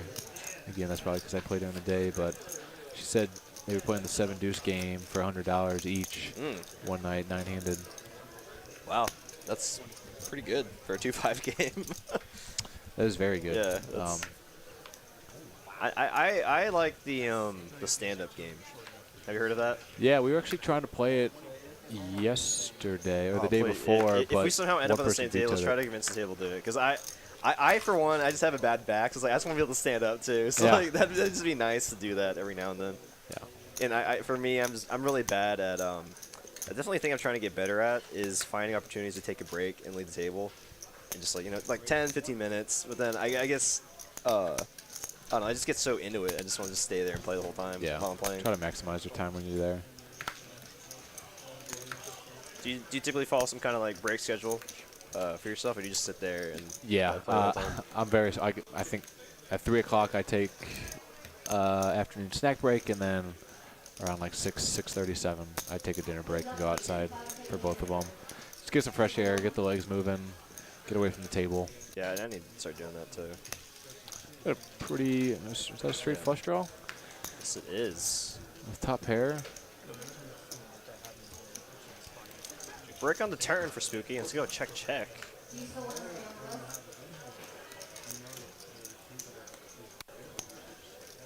Added here, just trying to get the showdown. Spooky here was 6 high. Don't think this will work either. Again, goes with the small sizing. And if you're going for bluffs here with these kind of holdings, like when you arrive on the river with the bottom of your range, you tend to want to go for the more polarizing sizing, right? Like, pot, a little more than pot. You can balance that out with your the nut holdings, like and that spot would be like Queen Jack, right? So yeah, you need to consistently try to. Like Queen Jack wouldn't even really make sense there because they didn't bet turn. Oh yeah. So because it would have been a flop straight, right? Yeah. So if he's going to start betting, I would suspect him needs to do it on the turn. Especially a lot of people at these stakes and these tables are not going to fold to one bet. You're going to have to take a few bets to believe you.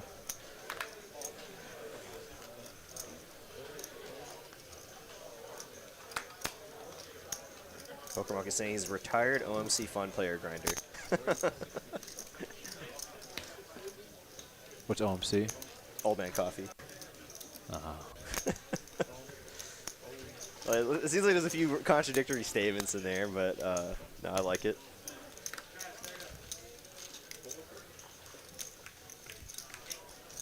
That's a good point. I think the time just seems to slip away when you're playing in a poker room, right? It's just crazy. Yeah, it's like, oh, it's already been 4 hours, 5 hours.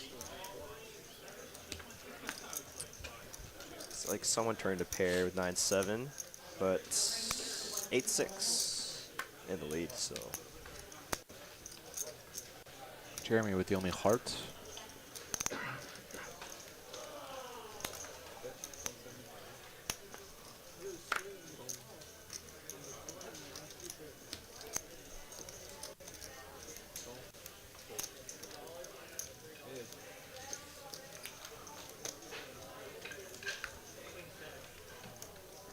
Don't think either player will like this card. yeah. And Jim's gonna take it down. Does 8. You know, these hands like this, you know, it's not always the biggest hands you have, or like, you know, the premium hands, but like pots like this can add up over the course of a session. That's You know, like that's like I've emphasized some of the viewers before is like you got to really try to fight for every pot, right, that you get involved in. Yeah, the big thing is really trying to just maximize value out of each pot. And some players will see Jim as, what did he have? Only second, third pair, or whatever it is, and have 3 players behind them, so they act like, oh, my second pair and this kicker can't be good, but it easily could be. So you just need to weigh out different ranges and determine what you can get called by that what you beat, and how often you're going to get called by what you are losing to. Right, and if you are looking to bluff, like what river cards make the most sense for how you're you know, betting, like what kind of story you're telling, right? Yeah. So if Jim checks there, he maybe potentially could get bluffed out of that pot on the river, or get sucked out if it goes checked around and he misses it. But he's able to get value from a 7 from homie there. Or like a hand containing a single heart. Yeah, exactly. And give opportunities to bluff. These people are just timid to get check raised, and the opportunity just any get raised when they have average holdings and having to face bets on rivers, and it puts them in tough spots. And that's where you can really get the elite players from the average players. On those, you can go for the thin value and maximize their earnings. Yeah, speaking of elite players, I mean, we see that a lot from you know, JD and Moneymaker. You know, going for that thin value when you like, it's like, man, I think 90% of players, or even 99% of players, just check back here, and you see them betting on the river, and it's like, wow, it's like. Yeah, that spot when JD and yesterday was with the ace queen versus the ace 10. Yeah, right. I guess you heard my comment there. It's like, man, I feel like most people just check back and take their ace to showdown value, but he was really targeting those exactly ace 10. Yeah, that was a tricky spot, because like you're really targeting one hand, and that's when it's like the thinnest, obviously, and like just on a razor's edge that you're trying to get called by, and. Or maybe even a 10. But like, even then, I don't know. Like yeah. Kings. It was a very interesting hand. Like, I think it got me talking for like the next like 2 minutes at that. I was like, wow, that was a crazy spot. Yeah, I mean, looking at what he has, the blockers. If people saw the hand yesterday, like he's blocking the straight with king queen. And yeah, maybe your opponent could have aces here. Wait, no, there's ace on the river. Could have a jack, because there's 2 jacks on the flop. Could have ace king, so that's the hand you're losing to, basically. You just bounce, like, what do you get value from? And it's just maybe ace king does check there. Yeah, just that's where, like you mentioned, JD and Moneymaker excel at getting max value. Yeah, because he got like another 1,800 out of that hand, where, like I said, most 99% of the players would just check back. And we got interesting hand. Yeah, it looks like it was bet on turn, called by LFC, and he's checking on the river, and LFC's turning his ace of spades into a bluff here, and he's just under potting it, and Spooky's gonna fold. Oof, wow, what a play there by OC. Shows the 10 of hearts. Oh, he meant to show. Nice hand there for OC. 10 of hearts. That's so stupid. The wrong card I picked. Yeah, you just see the 2 different spots that we've seen on bluffing, where Spooky's bluffed with about a quarter to a third pot with the different sizing and almost full pot. When you're just betting, obviously you're gonna have to win more frequently when you bet the higher ones, but you're making your opponent defend his range at his MDF's gonna be much smaller when you bet bigger, so you're minimizing the hands that he needs to have to call. So King Queen just needs to find the balance there. If that's gonna be at didn't run the math, but if that's in his minimum defense frequency on the range that he's going to have reaching to that spot. So that's what you need to balance on what you think he has and can call with, and how often you frequently that bluff needs to get through to be profitable. He definitely wished he probably had a spade in his hand, right, to make that call. Just to block a few flushes that OFC could have there. Yeah, but then you're also not blocking his single on the turn. Single bluff, single spade bluff. So again, it's going to work both ways potentially, especially on that spot. Just kind of in that specific spot, I think it would need to be like the ace, or it was the king on the board. Like maybe if his queen is a spade, like obviously if he had the 9 of spades, it's not going to be a really relevant card because he's probably not going to be polarizing bluffing with that hand. It's going to be leaned towards more with aces or queen of spades. So those would be the relevant blockers to have. But yeah, if he had the 9 of spades, they'd want to have that one to block his bluffs. Yeah, I guess on the topic of blockers, it's I mean, you can have blockers, but there's also relevant blockers, right? Like you can't just look at a hand and be like, well, I have a spade here. It's like, well, if it's just like the 4 diamond, like a deuce of spades or like a 3 of spades, it's like, well, like you said, what hands does he actually have in his range that contain the 3 of spades, or it could contain 3 of spades? Yeah, people are like, oh, I have a 4 diamonds, but yeah, the only value hand you're blocking is maybe like ace 4 diamonds. Whereas if you have the king of diamonds, you're blocking ace king of diamonds, king queen of diamonds, king jack of diamonds. More Broadway hands. Exactly. Yeah. So that's definitely a really important topic for our viewers out there. They're trying to get a little more knowledge on poker play. Speaking of ace spades blockers, we got another one, but no one has anything else. That's the straight flush draw here. Jeremy with a gutter ball. Ace queen high still in the lead. He's going to continue with a call here. Still ahead of a lot of variety holdings. OFC going to run back-to-back bluffs. Who's going to hit it? Oh, here we go. Just show the bluff. Surely it's Surely has it this time, right? Meta game. You can't be doing it twice in a row.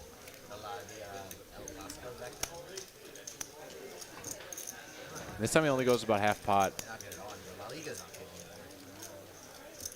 Knowing that this board's going to hit him a lot harder and Jeremy's going to have a lot of overs cards, like, oh man, sick play. Yeah, see, Jeremy's a sick player. I've played with him for and he called his hand. OFC said ace queen's good. Wow. Just he was trying to get ace queen to fold, but Jeremy, not afraid to put in the call with ace queen high there. Nice hand, Jeremy. Yeah, Jeremy, he played a lot at the casino up north. That's actually where I first met him. And then we played a lot in home games around Dallas. So I've played with him and Kyle a lot at that home game. Okay.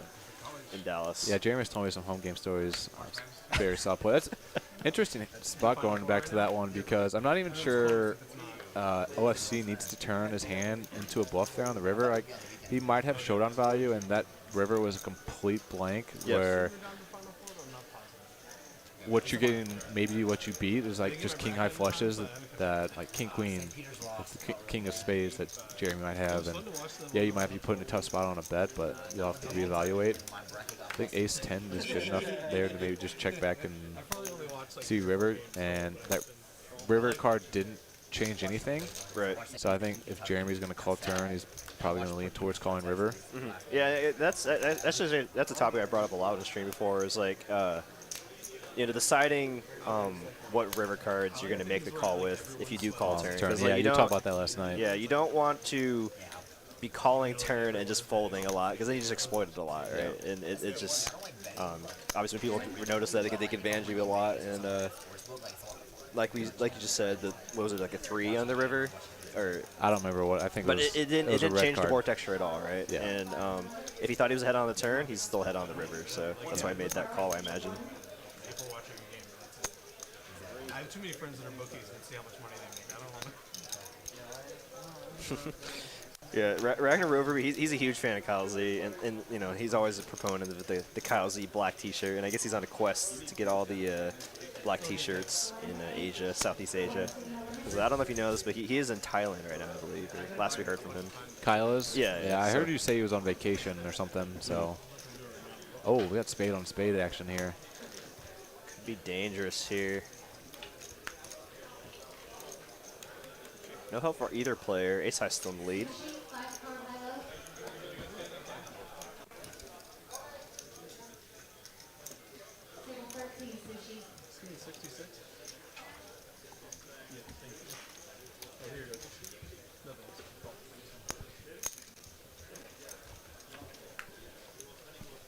Pure.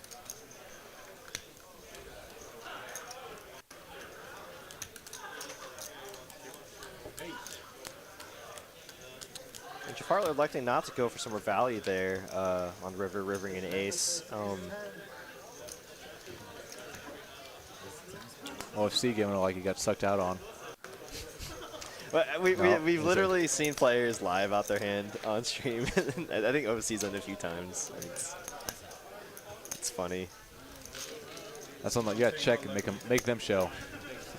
make them let them, or find out that you didn't get that you did not suck out on them. I'm a big proponent, especially if I was like in Jafar there. I always check. I will never show my hand over there. I'll just check and wait for them to show. If they were like, oh, I got this, like I got 5 high, then I'll probably show. Sure. But yeah, I always try to get like I'm like, oh, good hand, then I'll show. Or if, I typically like them to say like, oh, I got blank high. You don't have to show me exactly what you have. If I say good hand, I typically run it over. But on that spot, I would like wait for them to say something, just to try to get some information. Yeah, I mean, and it's within your right too. You're in position. Obviously, our role here, there's no action on the river. It does, hands do show in order position, so yeah, definitely within your right. I'll never make them show if they don't want to show. Yeah, I mean, especially if it's like a big pot and they just pull the big bluff and it's like, oh, you're good. Then yeah, I'm with you too. I just show you the winning hand. Don't need to try to embarrass them or anything, especially with someone you play with all the time. Yeah, you'll see on some of the old school high stake poker players. Obviously, a lot of people from back then think it's very poor etiquette. Decent squeezing opportunity. Oh, to force your opponent to show if they say it's a good hand? And because it's actually against your, or it's not for your benefit to make them show, because they could have misread their hand. And if you just like show this, they'll probably just muck it.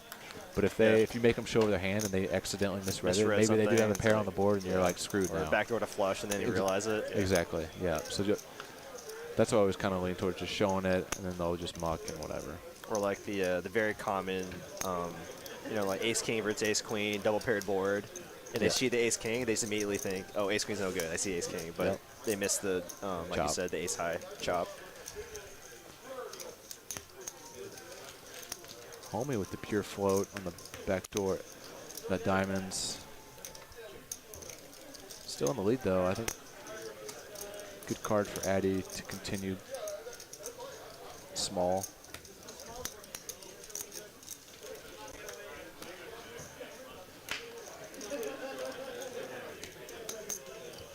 He went for 400. Yeah. You can take it down.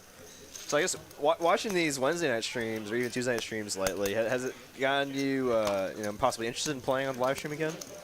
Oh yeah, I'm very interested. I know they've gotten a long list, so I've kind of put my name back in the hat with Cooper, and hopefully they'll get an open spot. We'd love to see back in there. Can get back on a little more routinely. I know we got the crushers of Hayden and Kimmy coming in, so it's going to be a little more competitive to get the seats in, but it seems like it's gotten the popularity's come back to the Wednesday stream for sure. Oh, absolutely. Yeah, there was kind of a little bit of a dry spell for a little bit. And I dealt to Roz the other day, and she was like, oh, maybe I should try out to get on the stream sometime. And she's gonna get back at it. Yeah, she was thinking about it, and I mentioned her. I was like, it's so much different than when you played it, Roz. Because I think when she played, it was like it might have been like the first or second time stream. The first time I played, she was on there, and it was her second time. So yeah, she's played like early streams. And yeah, so I thought it was like it's very, very different from what it used to be. But you know, she's not afraid to get in there. Yeah, that's for sure. Jim V's pocket 9 still holding up.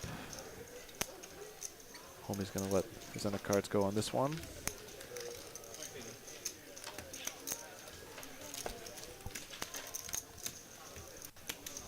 You got any plans to get back on? I know you play. I think you played a few times on the Sunday ones with the Next Gen boys. Yeah, with Next Gen. I definitely want to, but I think their live streams are more. It's kind of more close to their Discord members now. Oh, they're not doing the one where you show up at 10, they have an open list anymore? I don't that think was so a rare anymore. occasion. But I think with them going to possibly just once a month now, I think we're going to add some, maybe do like an employee stream on Sunday or something. Or we've talked doing like even like a ladies' night. Oh, hey, ladies. Yeah, I mean that'd be awesome. You know, to see the more diversity on the table. It's like what the percentage of poker players that are females that play regularly. It's like what, like 8 or 9%. I mean, that's very apparent when you come to our room too. It's like very male-dominated leisure activity. Very male-dominated industry for sure.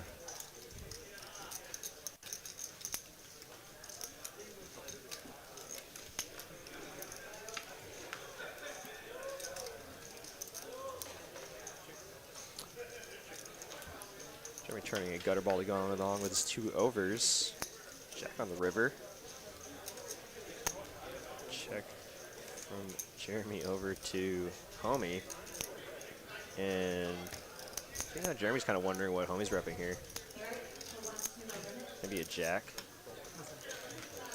Yeah, he can have a lot there. That a little different hand with the ace queen this time. Was thinking about here calling twice. Run it back. So you mentioned hearing some stories from Jeremy from the home games. I guess anything appropriate that you can share? He was just he told me one time he played heads up with this one guy for hours on end, like big home game, and then there was that nothing like too special on big hands or anything, just like playing heads up with some maniac for a big game. But that was more recently, I think. I didn't realize you guys played, the 3 of you guys played together. Yeah, it was like 2, 3, 4 times a week. Yeah, for a long time. Yeah, Really? because we would all play at the local casino up north. But I mean, during the week, yeah, especially when like Kyle and I would get off work, and then it's just so much closer during the week at least. Yeah, actually at that same home game, that's the first time I met JD too. All the crushers. Homie now gonna fend 6-5 off from the big blind. Both whiff. Obviously, Hayden's going to be c-betting with a high frequency on this board. Easily takes it down.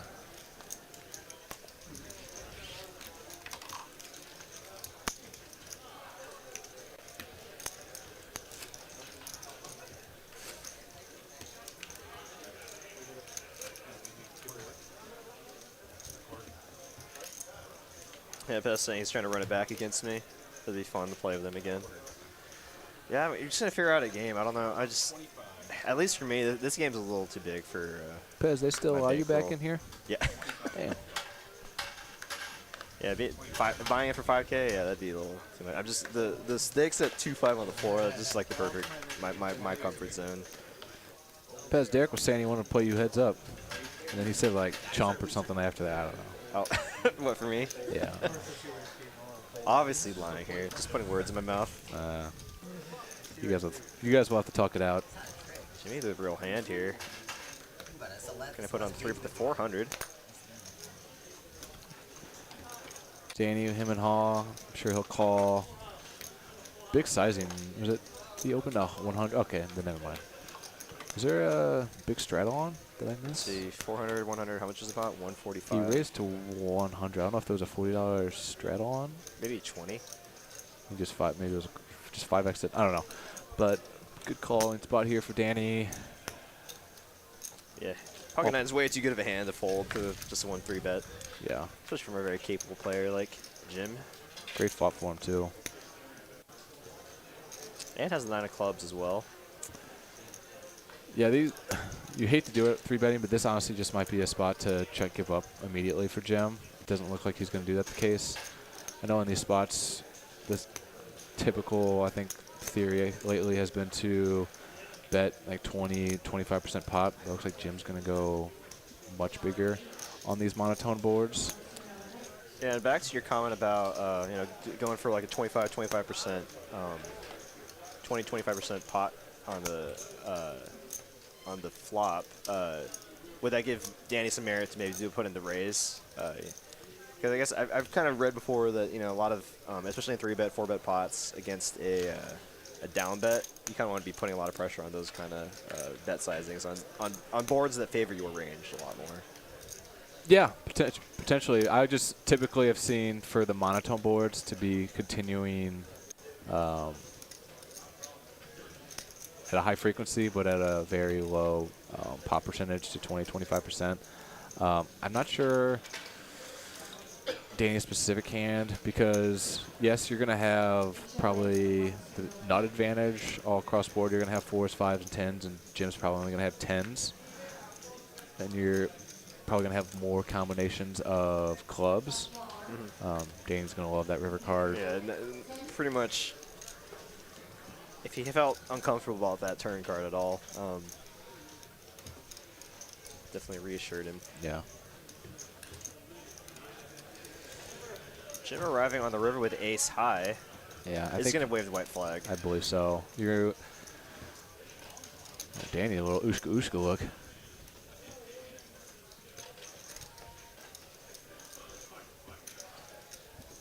Yeah, it's kind of, you're not really going to get anything to fold on the river there by betting in Jim G's position. I've also been doing some study on spots where I'm betting like 10% as bluffs and as value on rivers, and I think this might be an interesting spot to just put like $300 here on the river, because I think your opponent's going to have king here often, but if he doesn't, you're going to be giving him opportunity to bluff.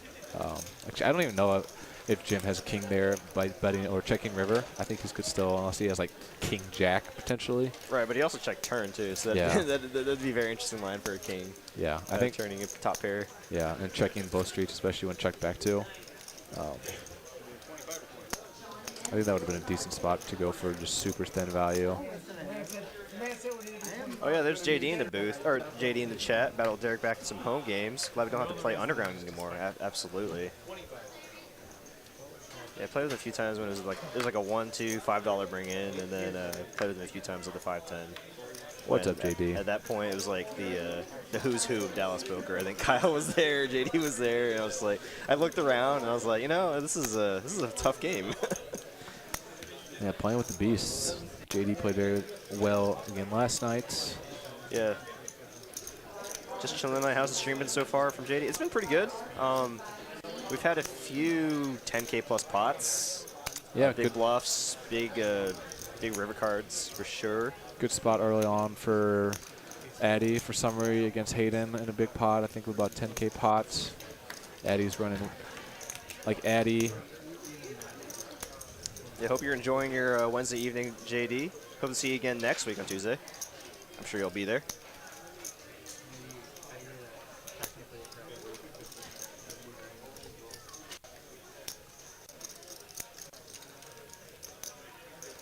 Yeah, going back to what you were asking earlier, I'm actually thinking soon enough we'll hopefully become a little more of a regular on the Wednesday stream as well. So hopefully play with JD probably, I don't know, 2 or 3 times and several one of those a few times as well. So he just, okay, I thought you said all in. I just said swear call. I thought I said all in as well. I was like, whoa.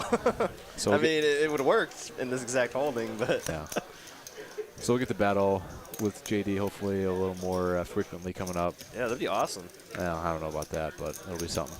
No, I mean, it'd be fun to watch. I mean, I'd love to see you do some battle. I like a good challenge, so definitely we'll get to do it with all those people. I should be doing it now while Kyle's gone, too. As many crushers. The one time I was able to do it, JD was out of town, so if I can minimize the crushers that I have to compete against each day, I'll take it. Yeah, I know. I've talked to Kyle a few times, and I know he welcomes the challenge. He likes battling against the best players. So. Yeah, that would have been a decent spot for homie to turn his hand into a bluff, because I think on that flop there's not many bluffs that he floats with, and when Addy checks to him twice, he's not going to be too strong. Looks like single pair. I don't even think he has many top pairs in his range there, but decides to check back with his bottom pair. Could have gotten like queens, tens, any of those middling pocket pairs to fold, but decided not to go for it.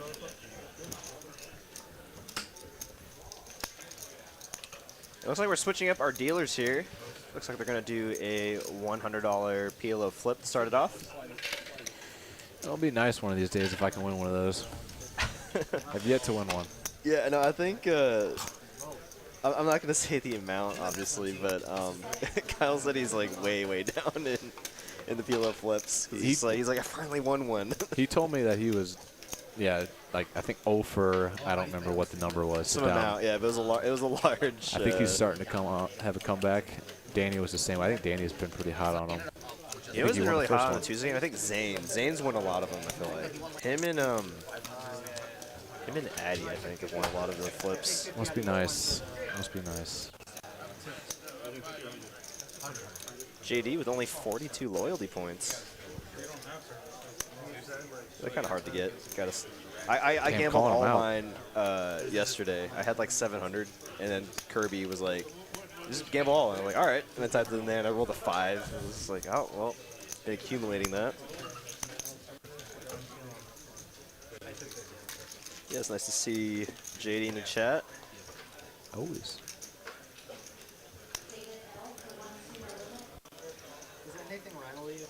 Yeah, it was cool seeing Clint making a little comeback last night in the stream. Yeah, I know it started off a little rough for him, but then he on a massive pot with a set of nines. And I know he's taking kind of a little break from poker, focusing on his at-home fitness, at-home fitness business. And it sounds like it's going very well for him. So. Yeah. Looking as ripped as ever. Yeah.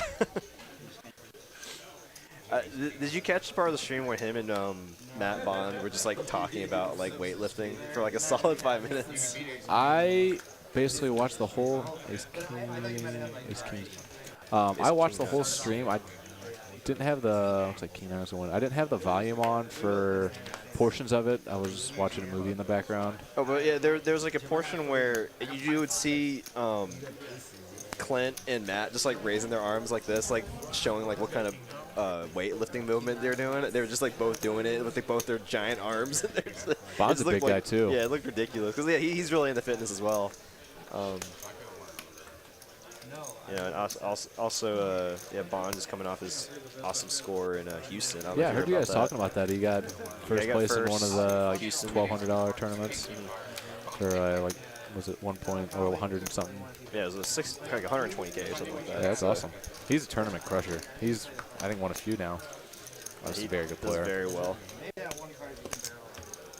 Tough spots for him last night.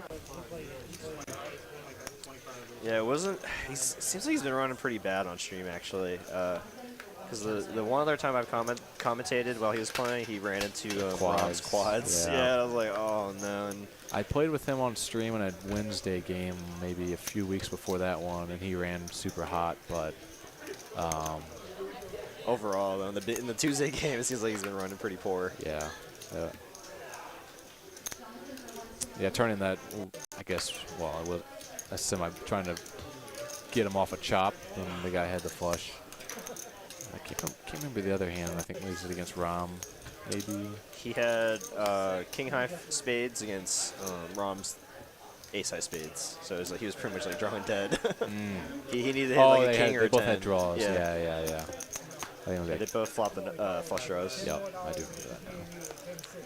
I think I had Rom like 3-bet on flop. Jam. Yeah, it went bet, raise from Bond, and then Rom just shipped it. Yeah, snap call. Pretty gross. Probably gonna limp at the pocket fours. Addy gonna first raise it, doing what he does best. Jafar not gonna let him get away with it too easily though.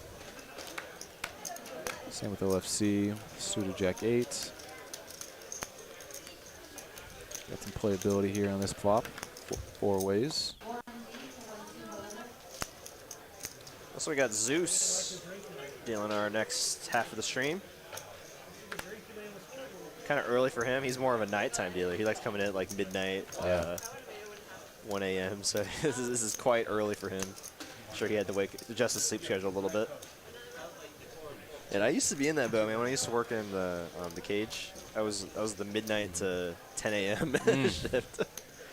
I didn't even really, homie turning a set against OFC's Gutterball. Get sticky again.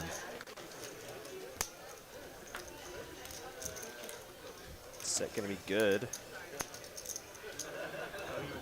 Draw an opportunity to maybe send some weakness and bluff. There's not enough in there.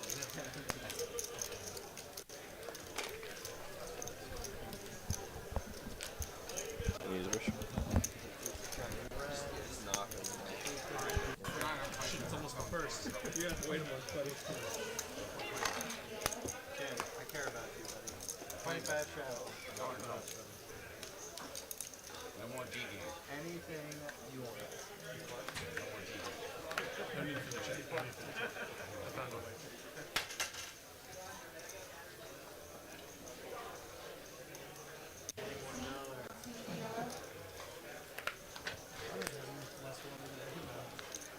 Jimmy gonna raise the button, 7-8 off. Perfectly fine when it folds to him, but OFC's gonna wake up with a hand in the big blind. I think I would have liked to see him put in the 3-bet. Put some pressure on the wide range the button will be open with. Let's fold it too. King high are gonna be good, but if Jimmy puts out some aggression here on the flop and turn, it'd be tough for OFC to continue with just a king high. He's going to get the fold. Best hand for Jim B. Bit of 9 says, who's in the booth with data? I think he went off to the restroom real quick, but it's Aaron or Aho. He's been playing on our stream a few times on our Wednesday games. He's a regular player here at TCH Dallas. Going to give us some insight. He plays a lot more than me, so it's definitely nice to have him on the stream.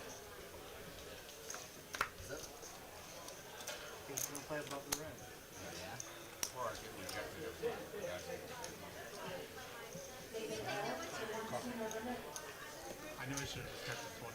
25 is going to encourage him. I got my mojo back. Yeah. The last thing we need is you with a mojo. Just going to limp in on the button with the 10-8 of hearts. Looks like it might be a limp pot around. And Jeremy's going to check his option as well. Very multi-way as it comes king, queen, queen, 2 clubs. Jafar the only flush draw. No one with a queen in their hand. Sean Peterson, what's up, buddy? Good evening.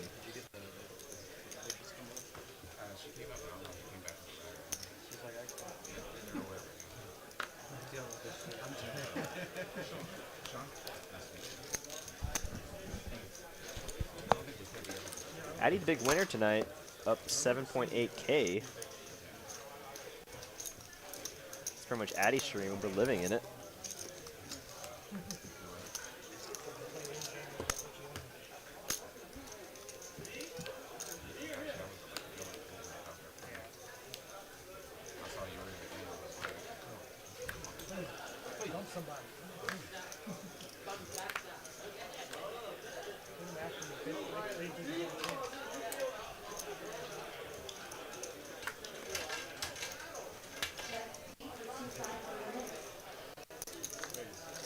Going to raise the cutoff, Jack 10.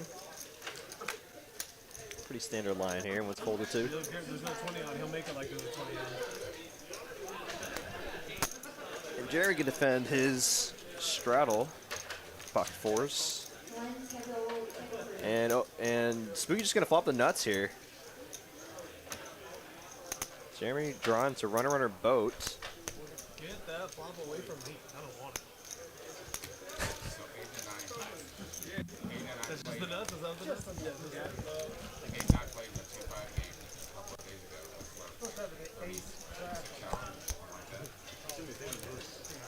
What's up? Welcome back. Just gonna stretch your legs a little bit, huh? Yep. Just like you, my back is all messed up right now. Oh, really? So, yeah. Oh, yeah, you had, I guess, you had a little injury working out. Something like that, yeah. Oh, I'm getting too sorry to old. hear that. Nah, it happens. It happens. No, it's, I've been in too many car accidents, and they finally, yeah, apparently getting hit by another car while going 45, 50 miles an hour is like the equivalent of like 200 pounds of like bricks being just dropped on your back. So like when the doctor told me that, I was like, oh, that explains a lot because I've been in 3 car accidents. Jesus. None of them my fault too. So that's the. Yep, I'm just bad luck. Apparently, I save my luck for other things, I guess. That's good. Yeah. I don't know if you want to save your luck for not having car accidents, or for having car accidents, but yeah, it's it's just annoying. I'm actually dealing with another thing right now because like I got into a little fender bender in this parking lot last like 2 Fridays ago. Yeah, someone actually just hit me. Again. Those Texas drivers. Yeah. Catching up on the chat, and I would agree potentially with you, Ragnar Rover B. Sorry if I messed that up. Yeah, maybe Aho isn't the best name or nickname. It's actually not my nickname, but my nickname couldn't be put on the live stream for other various reasons because of the HO. The last name is Hohenstein, so people would just, growing up, call you Ho. So it's like, if I can't put the BIG before them because of the live stream, I'll just put the A. Even though people don't like my mom specifically doesn't like it because she says it sounds like a-hole. But what are you gonna do? Yeah. Oh my gosh. What is going on here? Ace king, and ace queen suited.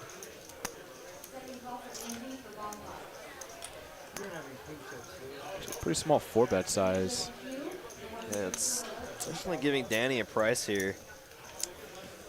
Suited ace queen on the button. Yeah, and I think calling you'll invite. But you probably actually want to invite Jafar into the hand. It plays very well. Increase your flop.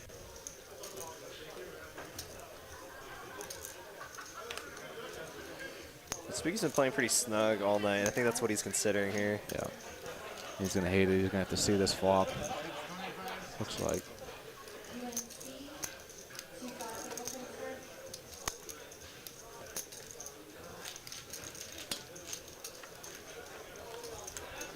Flop is Oh, man. there's the queen. Like I said, he's gonna hate to see this flop. But maybe he thinks this was a good fold. Man, against money, aces, kings. Yeah. He probably feels like if he saw that flop, he'd just be stuck for 2 streets, and then, yeah, I mean, by turn, Spooky just has like a pot-sized bet So if it goes multi-way. This might be first in, last out. But he does have the backdoor clubs. Gonna flick in the chip. Jafar checked in the dark, it sounded like. Typically a sound or a view of weakness. Let's see if Spooky's got the guts to go for it. Doesn't look like, I mean, obviously Jafar's, oh geez, Danny's really hating it. Jafar's going to have a lot of queens, jacks, 10s, cold calling a 3-bet. Obviously queens not so much now. And it's going to go for a bluff. Oh, yeah, this is a terrible run out for Spooky. Clubs do miss. You don't block any of those. Go along with the queens, jacks, 10s. He's going to have ace king, ace queen suited. You block the heart version, so there's only one combination of ace queen suited left. Double block ace king, obviously. Ooh, this is a gross spot. Yeah. If you do think he has ace king, you're calling a chop. I think I'd lean towards folding. Yeah, I mean, because you can definitely see hands like with ace queen, obviously, and then pocket jacks, possibly. Yeah, pocket jacks. Trying to target ace king exactly. Nice play from Jafar. You don't see that too often from a player like Jafar, but I mean, it definitely got it done there. Yeah.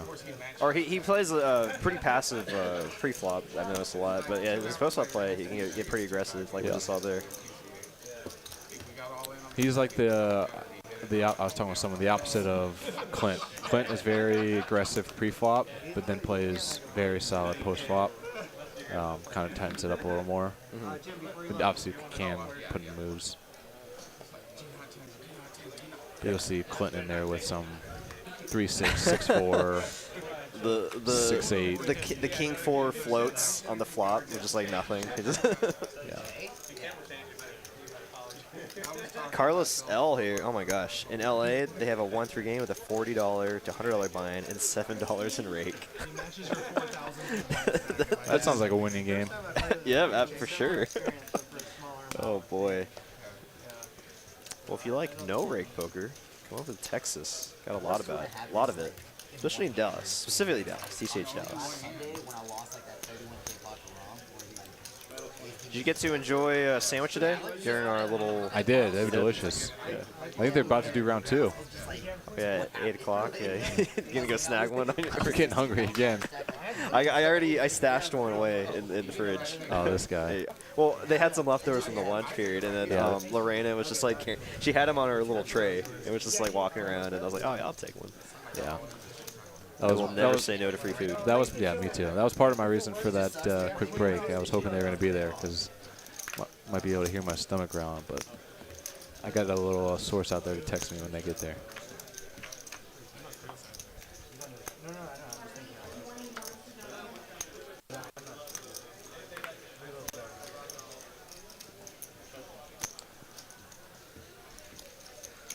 I think I might just piggyback off of your phone. My phone's about to die. And this was a topic that came up yesterday. I was supposed to bring my phone charger, and I forgot to bring it again. I thought one time I saw Ben have a charger in here, but yeah, I charged her up right before this, so I'm at 58%. So like unprepared all the time.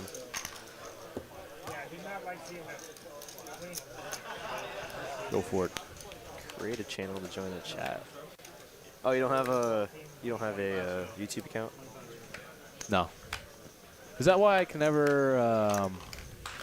Chat? I thought I actually did because I subscribed to it, so I would assume I had to have one. It might just be. Maybe it's not logged in right now. It might just be like a memory on your phone, like in terms of like it will remember what channels you're subscribed on, but you don't have like an official account with your name. I don't think I've ever created one. I'm a loser like that. Is that why I won't? Do I need to have one of those to do a super chat? I think so. Okay. Because then they'll connect your like debit card or credit card, whatever. I've been trying to figure out how to do that. Yeah, so do it. Just make your channel. Call it Aho. There we go. It's not a channel. It's just an account. Yeah, but it goes both ways. Because the channel, your account is where you can like post videos on YouTube. So I think that's why they call it a channel. Gotcha. Okay. Open ender for OFC, top and third pair for Addy. Have a spicy turn card. Yeah, I could see a big one here. That was a 9 of diamonds. Oof.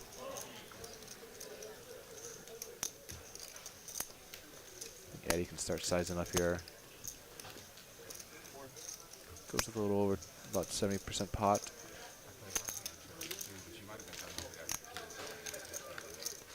Brick. Yeah, bricks to bricks.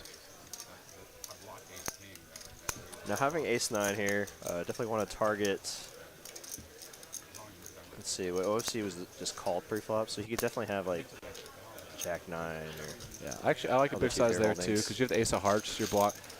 Well, I guess the Ace of Hearts is a pair as well, but misses flush draws, and you can try to get value from maybe worst 2 pairs. And there's a lot of draws out there, so it's like if he has a pair, he might call a big bet anyway.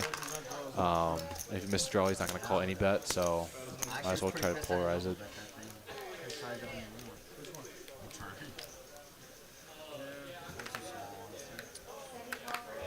Man, I'm kind of feeling the temperature in my toes, man. I'm getting a little Toes frigid in here. Yeah. And there was definitely times like during the winter here when I'd come in here and like I wish I had thicker socks because my feet would just get so cold.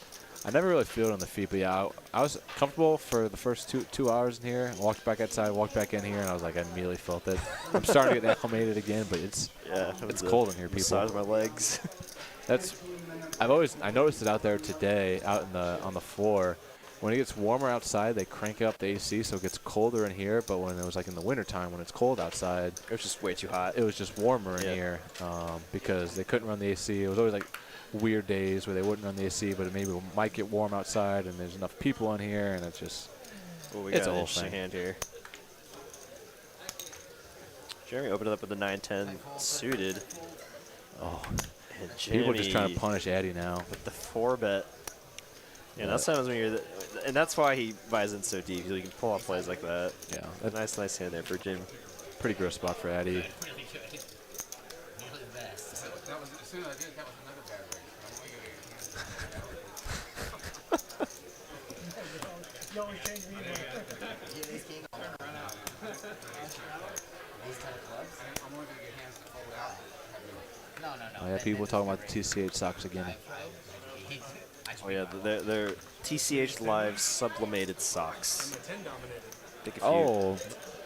Yeah, I don't want to do your job. Go ahead. Oh, Chris Sturdy with another 49 super chat. Courtney says hi. What's up, Courtney? I'm assuming that's his wife. It is his wife. Hopefully Chris made you a nice dinner tonight. Taking care of you. Oh yeah, she's pregnant right now. Yeah, I heard about that she's due very soon, right? That is true. Danny flop top bottom. Well, congratulations to them. Wow, what a turn card with Jack Deuce of Spades. Yeah, you already think you're ahead of a lot of hands with 2-pair, but yeah. Sticky. Gonna get his 2-pair counterfeited. Yeah, hates that card. Especially because Addy's gonna have a lot of. Addy's could have a lot of 10s in his range. Yeah.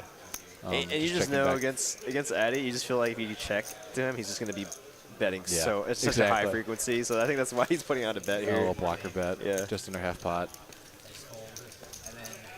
Yeah, because he just knows if he checks there, Addy's gonna like pot it, and he's just be like, oh, I hate this. Yeah, especially if Addy has any bluffs there, you're just like guaranteed, and you're gonna be throwing up, just like with the deuce kicker, 3 kicker, whatever it was. Appreciate it. Yeah, actually, when I was playing with Sturdy earlier today, he mentioned how once the baby does finally come in, he's also thinking about hopping back into the stream. So he was telling me about that today. Night. Yeah, because he won't have the time to come up here during the day, so to get his fix, he'll just try to play on Wednesday streams, which is a great idea. I don't know. Hopefully. Yeah, there's 2 streams that both of y'all were in there, right? I think was it the game that Sturdy dressed as Bob Ross? Yeah, that was the Halloween game. He had the brush and everything. That was first hand of that stream. I think I 4-bet, and he 5-bet with kings. I had like ace-5 suited or something. Well, I got fold. Sure, we're gonna flop top pair. Danny with a big spade draw. Hits it right away. No sweat. I'll go check or donk here. Just thinking Jeremy's going to have a lot of aces here. Jeremy just looks sick of it.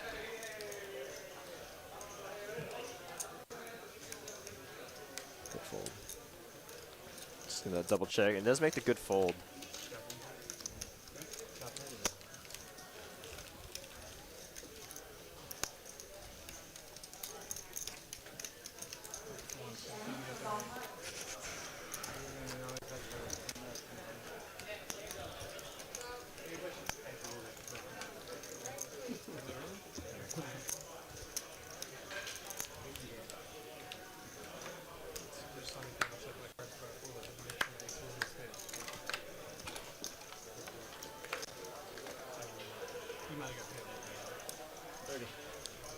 Can't wait to see what the stats come up for Addy V Pippin tonight.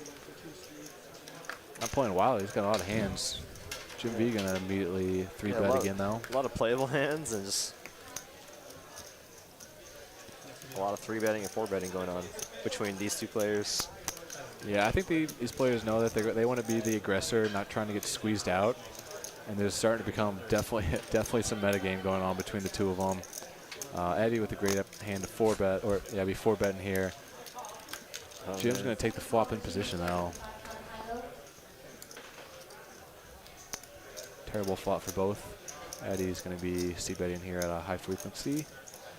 Probably take it down. Jim's got nothing. Yeah, he really doesn't need to go too large, but he does go pretty big for a c-bet on the flop. Yeah. I was just gonna say like maybe even like 200 would have been just fine there. Yeah, just under third pot. I agree. Was it third? Yeah, I think it was third pot.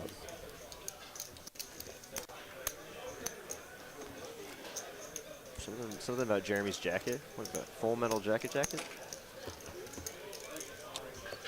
Subs are here. Oh, that's your that's your source. That was my source.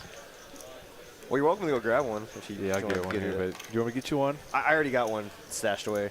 Oh, yeah. Thought you would load up, bring one home to the fiance. Yeah, no, she's a vegetarian though, so for sure. Oh, bird sighting, American Airlines.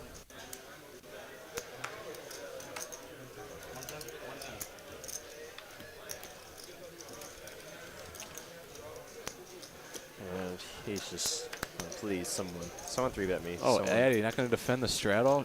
Ah, yeah. Had an ace. Thought he was on. Oh. Don't think he had the spade, yeah. No spade. Oh, no diamonds.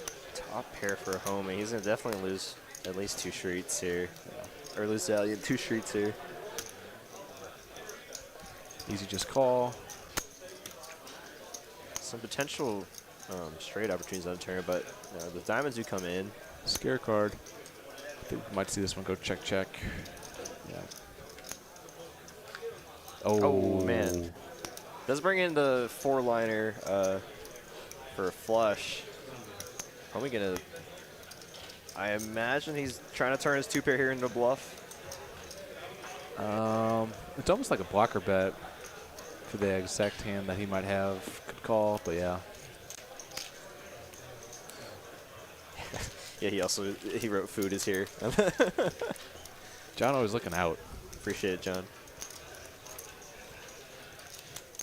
Yeah, for those of y'all that missed it, we had free Jersey Mike's today, which was pretty awesome. Twice. You won't believe how many times I made the joke being loosey-goosey eating sandwich at the table when I was playing with Chris. I was literally like in the middle of the hand and I had a sandwich in my hand. My favorite part of the day though was like probably 10 minutes after the Jersey Mike's got delivered. There's a usual reg here that loves to eat Jimmy John's sandwiches for lunch every day. And they got delivered, and then like 10 minutes later, all you hear is, "So-and-so, your Jimmy John's is here." I'm just like, oh no, what are you doing? Yeah, no, actually, there was another player. He ordered like Chick-fil-A, like immediately. Yeah. Like it was like immediately after the Jamie or the Jersey Mike's got here, and it was like so-and-so with your Chick-fil-A is here. It's like I guess he ate both. Battle the pocket pairs here. Looks like Spooky limped and then it's getting 3-bet. And Jeremy gonna take down the pot. Respects. No contest. It was a fake out.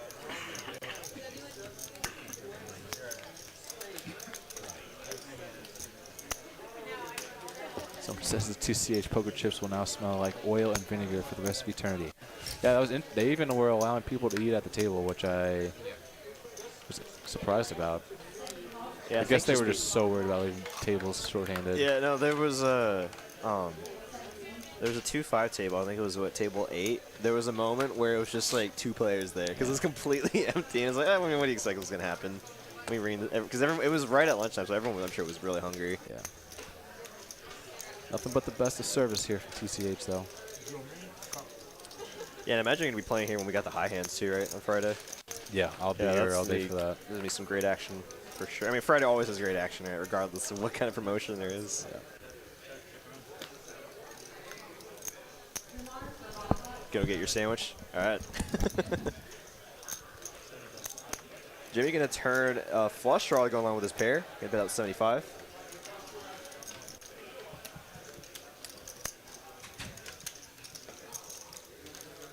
Looks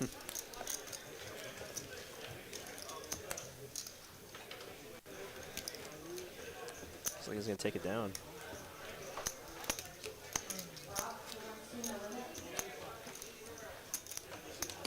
Gagar saying get to 300 likes by 8:35, and he will super chat.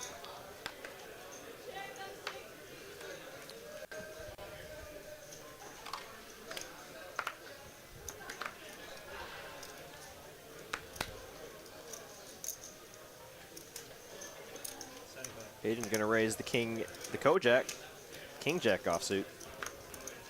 Into +2, homie can defend his button, 9-7 off. And Addy, King Jack with different suits. Same but different.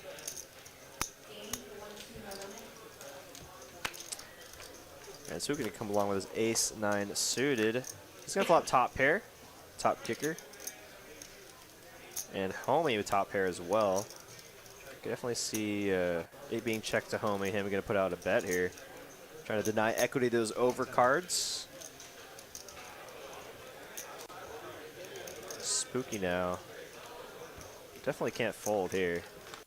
Got top, backdoor clubs. Looks like he's gonna go for the raise. Gonna make it 245 to go. Pretty small raise relative to the bets.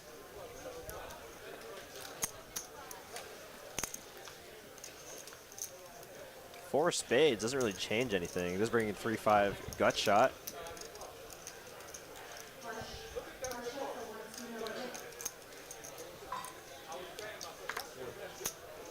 Continue for half pot.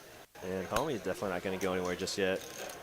But pretty disastrous. We saw a 9 on the river. Queen of spades. Queen 9 gets there. Definitely very likely holding that homie could have. But it's going to go check, check. And Spooky's going to take it down. Nice hand for him.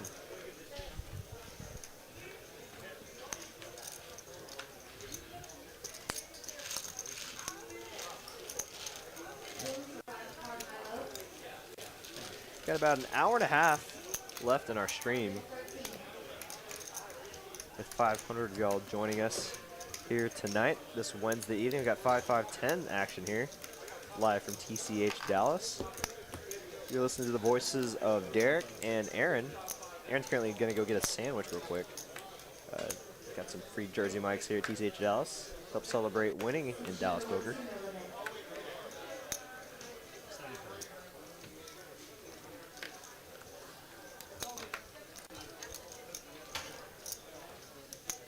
Danny gonna raise here. The ace jack.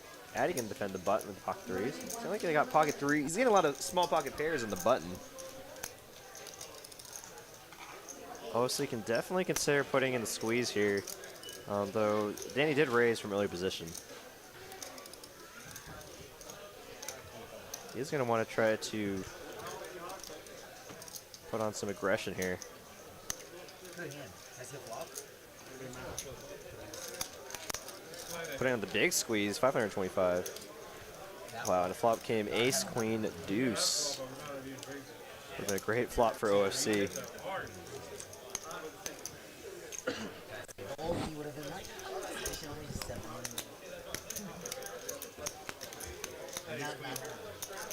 It's a new angle. That's terrifying.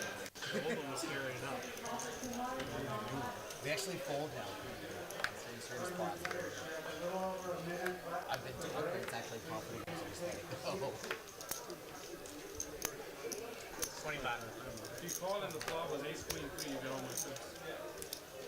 What is ace queen 3? I know. Okay. Oh, yeah, it's ace queen. Yeah. But it's all spades too. Actually, I had. Sounds like you folded a monster. One time, the actual flop was. Okay. Just like, to be serious, I was like, wait a second. This is exactly why you fold those hands when you get squeezed.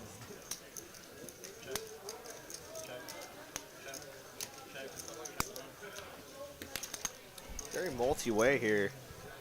Pocket fives are going to turn to straight. Spooky in the lead here. He's still going to check it here. I'm trying to slow play it, I guess. He's bringing the deuce of spades. No one with a flush draw. Spooky with the best hand. He's going to go for some value, but I don't think anyone can make a call here. And Kimmy with another $7.77 super chat. Go for the lucky super chat again. Bring on the luck and fire for Hayden, I imagine. Thank you again, Kimmy. Appreciate your support. As always, Kimmy, another one of our regulars here at TCH. She had a great week last week playing on our stream. Thank you again, Kimmy. Appreciate it.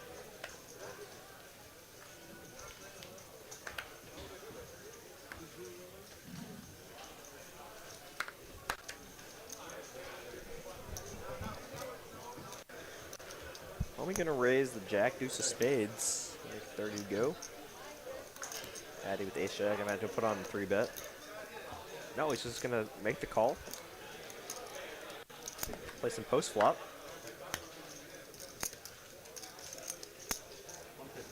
No, Jimmy, he wants to put on the squeeze here. Making it 150 to go on the button.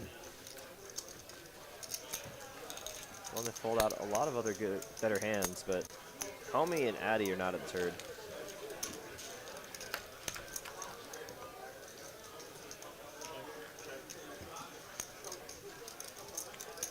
Nine, 6, 6, 2 diamonds.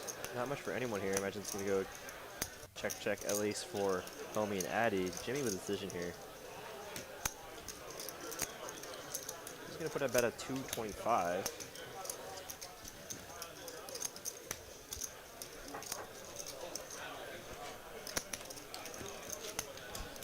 And is gonna get it done. Getting a better hand to fold. Nice hand for Jim.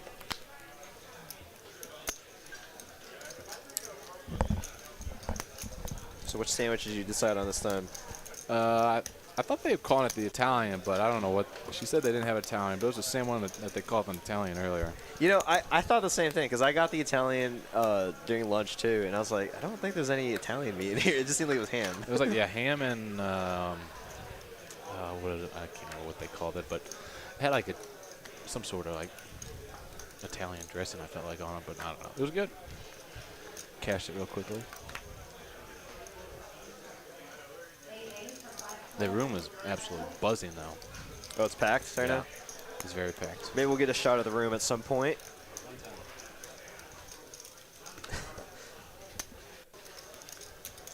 Yeah, that's one of my favorite shots, where they do the side camera and you just see the entire room. It's like, man. I think a few times we've seen like you out there, and like they'll see some other players, just like, oh, got some Moneymaker sightings or Kyle sightings. I like to do it when play during the day, and if I leave early and at home watching the stream, I'll just be like looking to see who's at the table that I was at, to see who's still trying to battle back or it up. Yeah.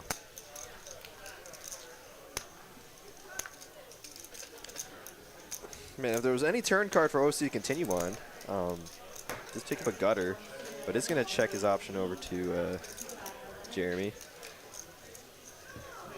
Great turn for him.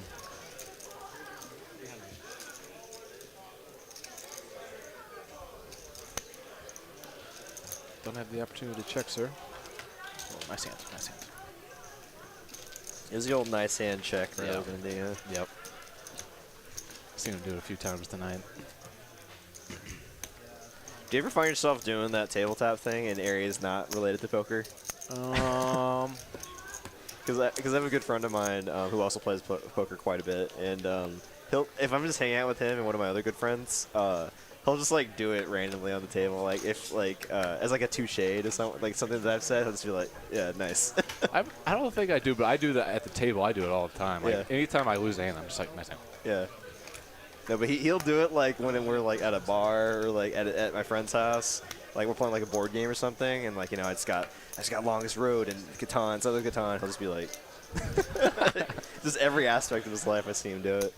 Yeah, I think poker vernacular has gotten way too much into my daily vocab. Yeah, you're just here all the time, right? So just. Did I miss any big action? Not really. Some just pretty standard stuff. Okay.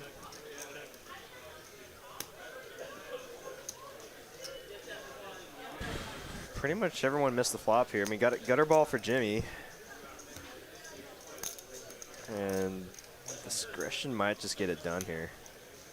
Yeah, just backdoor hearts for everyone but Jeremy.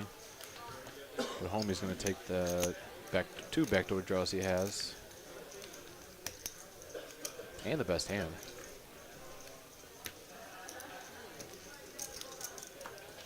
Yeah, I mean, if homie thought his ace high was good on this flop, that queen definitely doesn't help Jimmy at all. But let's see how he decides to navigate this turn card.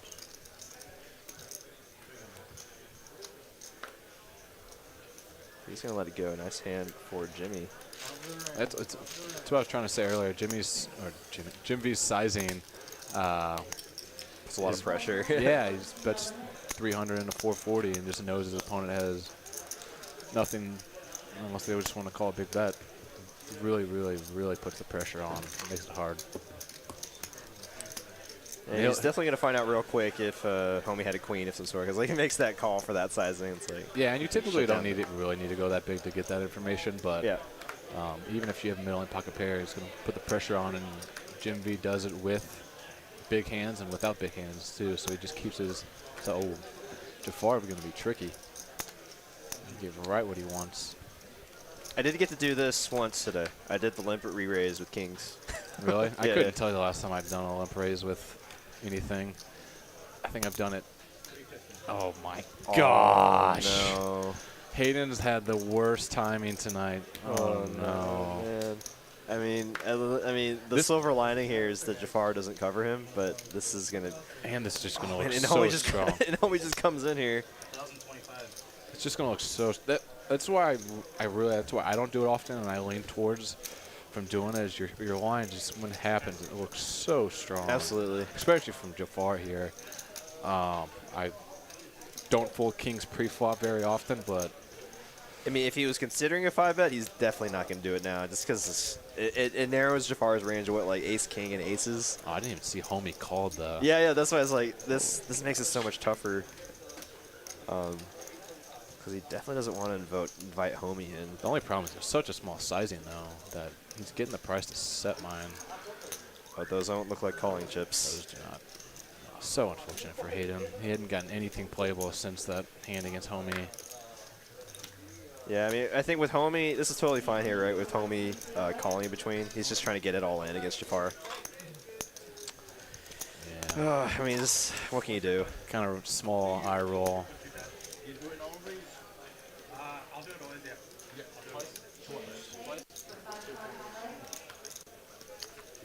Hitting and they look for a king. Oh, and right. Just hope he doesn't hit his king on the first flop. All right, still very live on the second board. I don't remember if any kings were folded around. Sure, we'll see it. There it is. Okay. Now just trying to fade an ace. Oh, whew. Okay. All right, we never want to root for. I mean, we're rooting for the big pots, right? But that's just it's just the fact that Hayden's been running so bad tonight. Yeah, that was. Yikes. I wonder what Kimmy's gonna have to say about that one. Kimmy would have hit a king on both boards. I think that's probably what she'll say. She would have She would have hit a king on first board and went like runner straight on the second board. Or like diamonds or something. Oh man. Are you a run it once or run it twice guy? You're once, yeah. I typically just go once. Yeah, But I mean, again, it depends on the size of the pot. Like if it's like the biggest pot I've ever played, then I'll happily go twice. And especially like working here, if someone, I'll never bring it up, but if someone asks for twice, I'll just concede to them. But like, I won't be one to like ask for the twice. Yeah, I guess that's a good point to make in your spot. Don't remind me about that. The last 5 years are catching up to us. Oh, aces versus kings. I think Kimmy might have just like left the screen for a little bit, just like she didn't want to see what happened. Very fortunate run out there for Hayden. Saved about 7K there, and you know, obviously, even running it twice Kimmy. there, Jafar gonna win about 80% of the time there. Kimmy says he should have folded JK. Full pre, the standard joke. Adding it with the kings this time. The thing is, if he does just flat the 4-bet, You just get away from the flop. Yeah, ace high flop, and he loses 1,000. And so I mean, it'd be kind of. Have you ever folded kings pre-flop?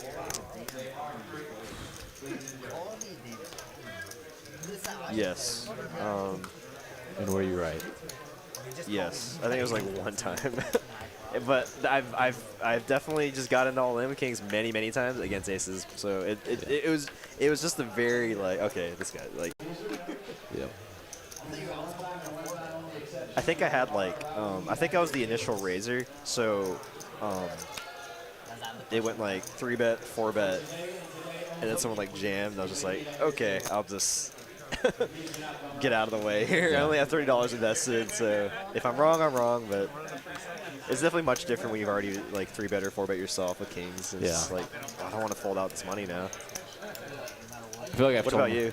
I've done it twice and was right both times, but I feel like unless it's a very unique situation and I know this player very well, I feel like folding kings pre-flop is behind me.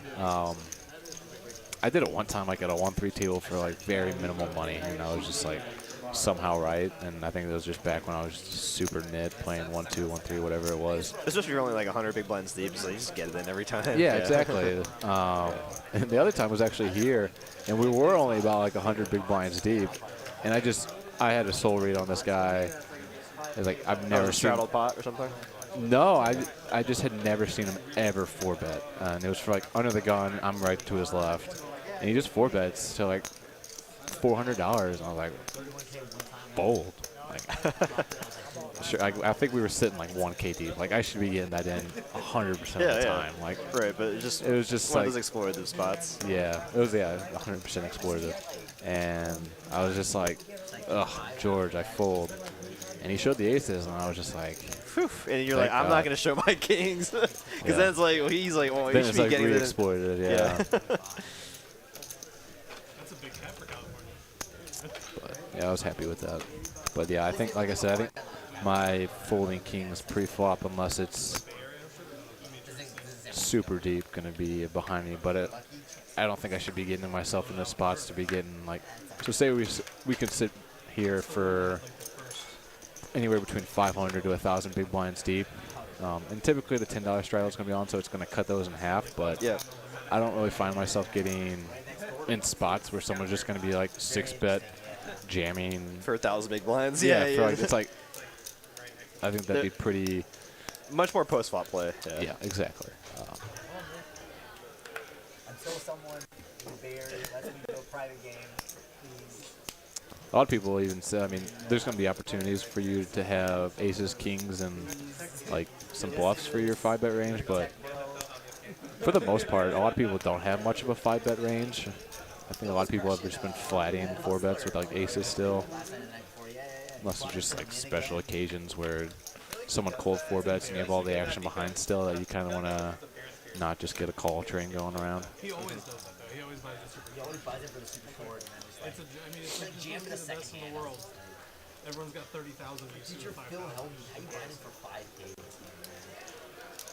So you mentioned like 5-bet ranges. Do you include all-ins in that, or is that just like a separate category of its own? Because like there's the 5-bets where you're like you're just again re-raising it. Yeah, and you still have money to play for. Yeah.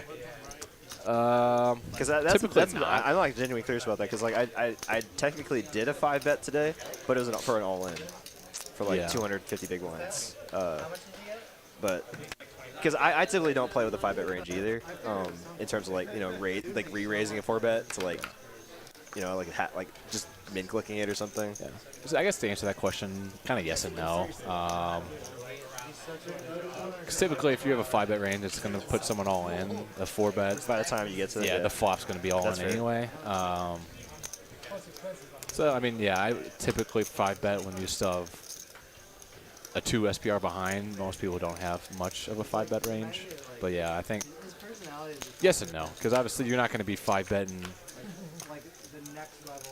I shouldn't say mostly, but you'll rarely see people 5-bet all in, even all in for like maybe 10s. I mean, yeah, you'll see it, but you'll see. It really depends.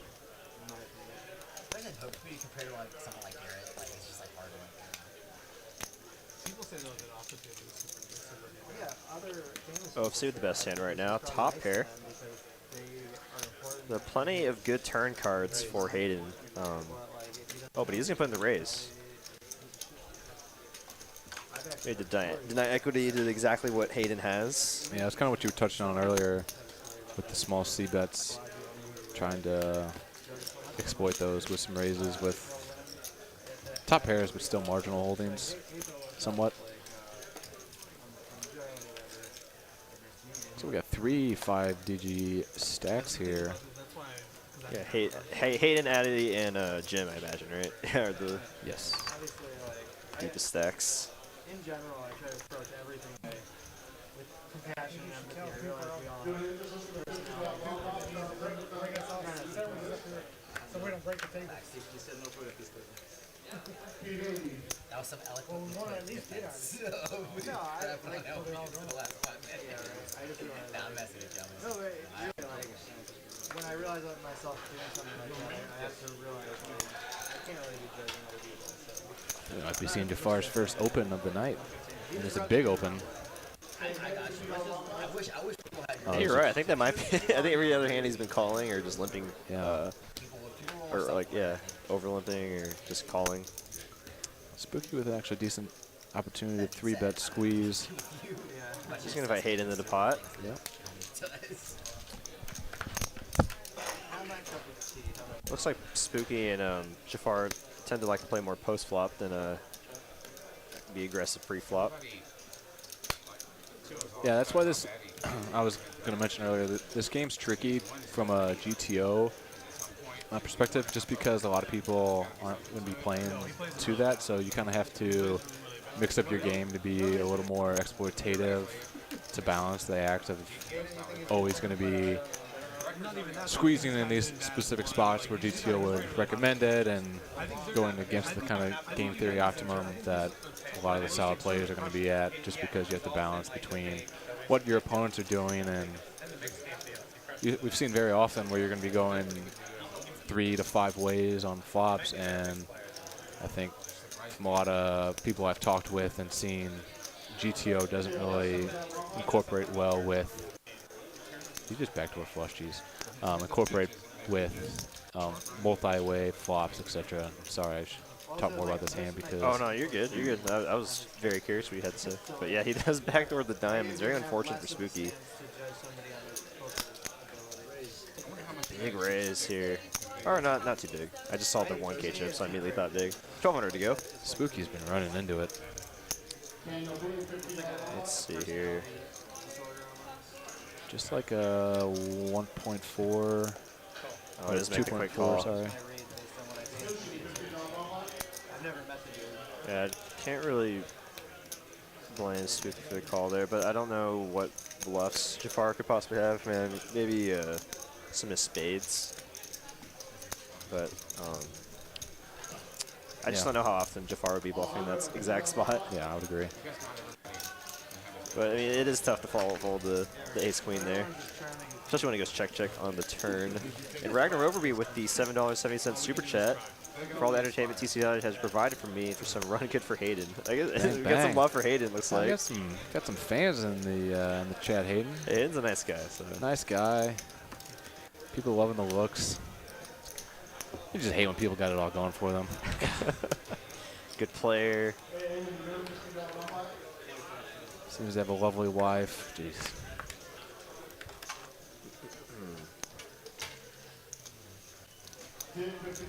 I was actually in a similar spot one time playing on the Tuesday stream with Jafar. I had like a middling ace on an ace high board.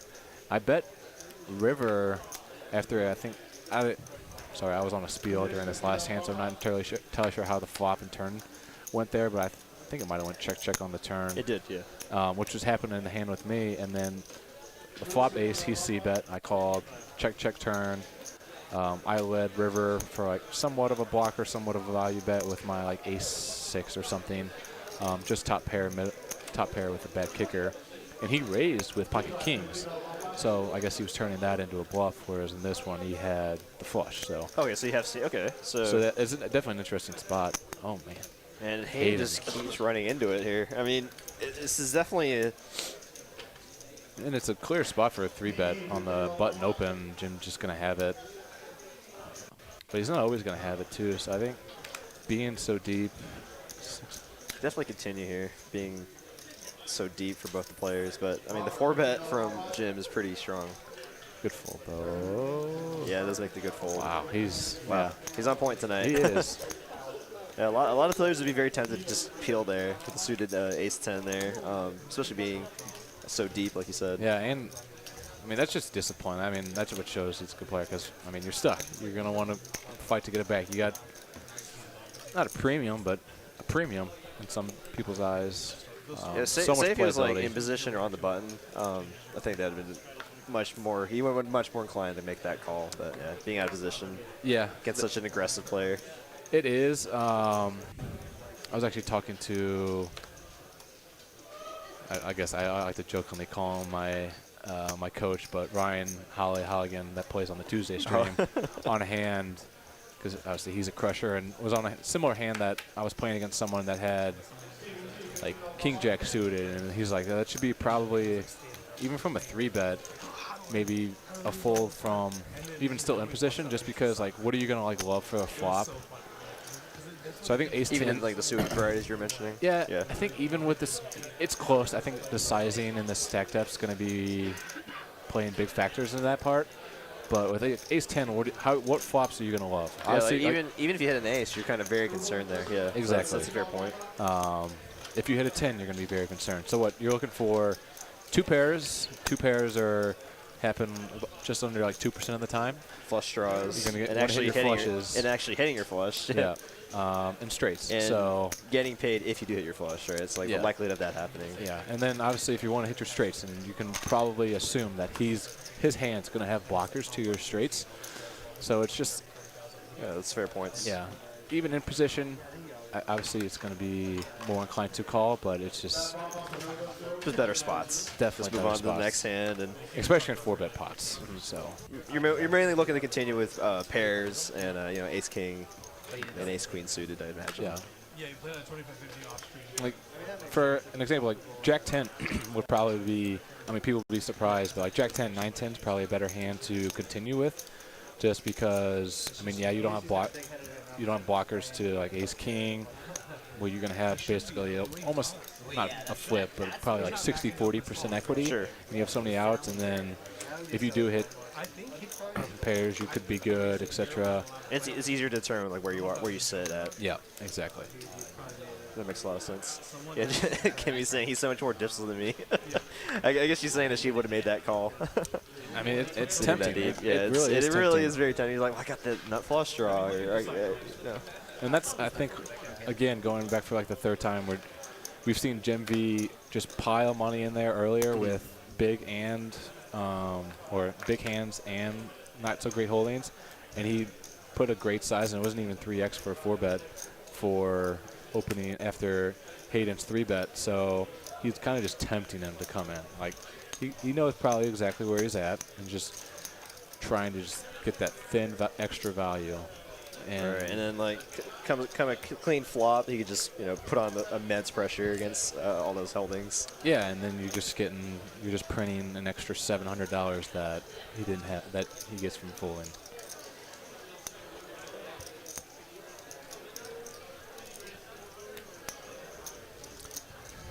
So we're rounding out the last hour of our stream. It's been a pretty fun stream so far. We've done some massive pots here for 5-5-10 games. Yeah. So definitely. Thought we were gonna see OFC get sticky. Definitely could see a lot happen in the last hour. Especially when it gets toward the last hour. We've seen a lot of players. Oh, and there we go. There's the shot of the room. Yeah, you're right. It's packed. Oh, maybe this was the time I was out there. Didn't look like it. I was playing on table 3. So 2 of the 1, 2. Yeah, I still recognize 2 people there, so they're still playing. It looks like David got in the mix on that table. David T?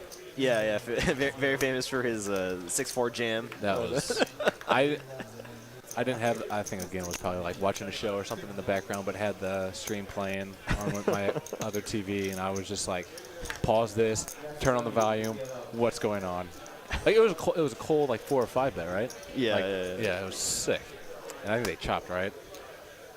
Yes, they ran it. It was against another bad hand too. I think it was against Chris.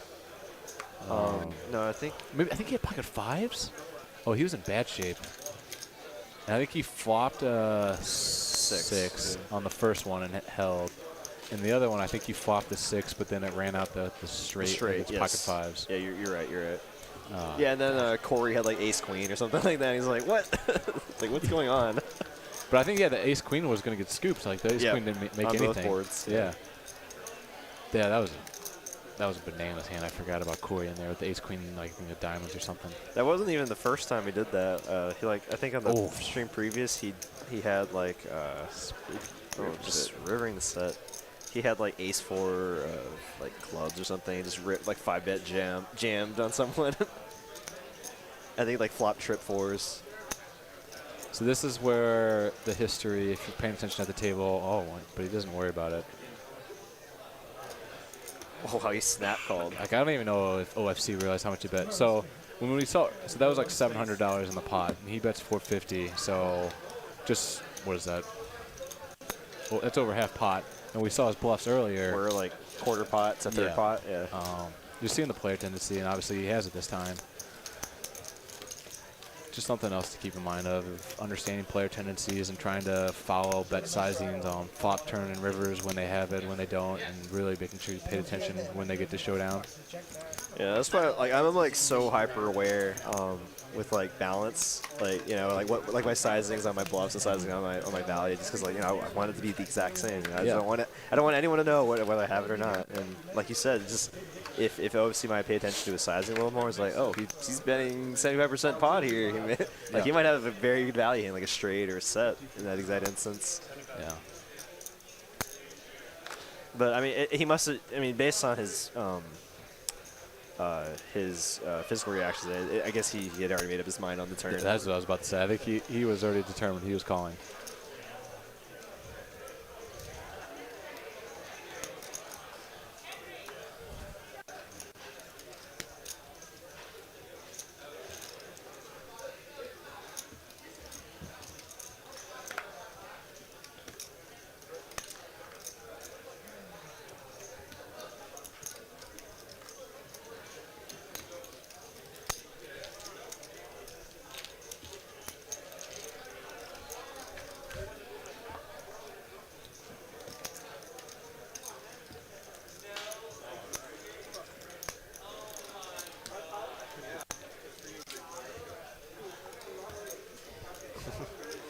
And Jeremy gonna continue here after being put in the 3-bet.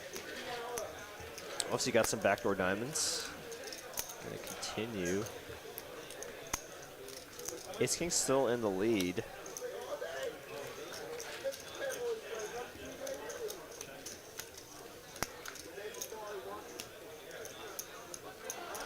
Let's see if OFC will be deterred from trying to bluff Jeremy from earlier. Yeah, Ace King's good. No pair. Not one pair, I should say.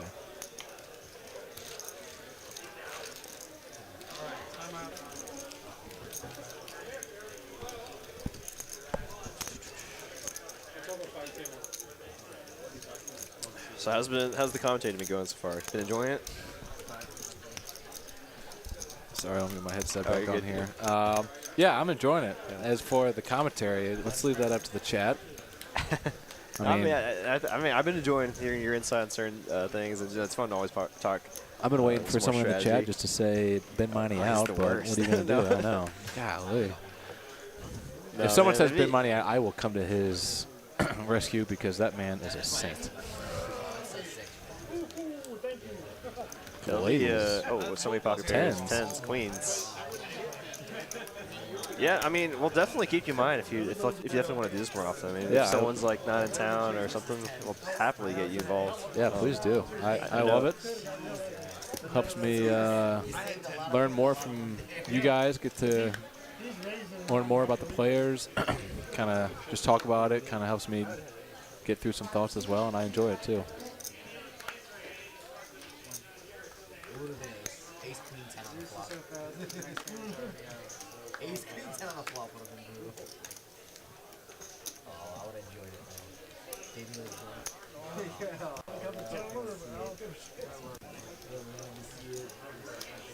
Thanks, Kimmy. I appreciate it. Don't say that about. Actually, STL homeboy. I've been to St. Louis, I want to say like 2 or 3 times, but it was like very brief trips, and I think I saw a next gen sighting. It was very. I think I saw Frankie out there. I saw 2 of them when I went to go get the sandwich. But yeah, as I was saying, my sister went to she went to Wash U for a few years, so like I got to visit her out there a few times, but that was a very long time ago.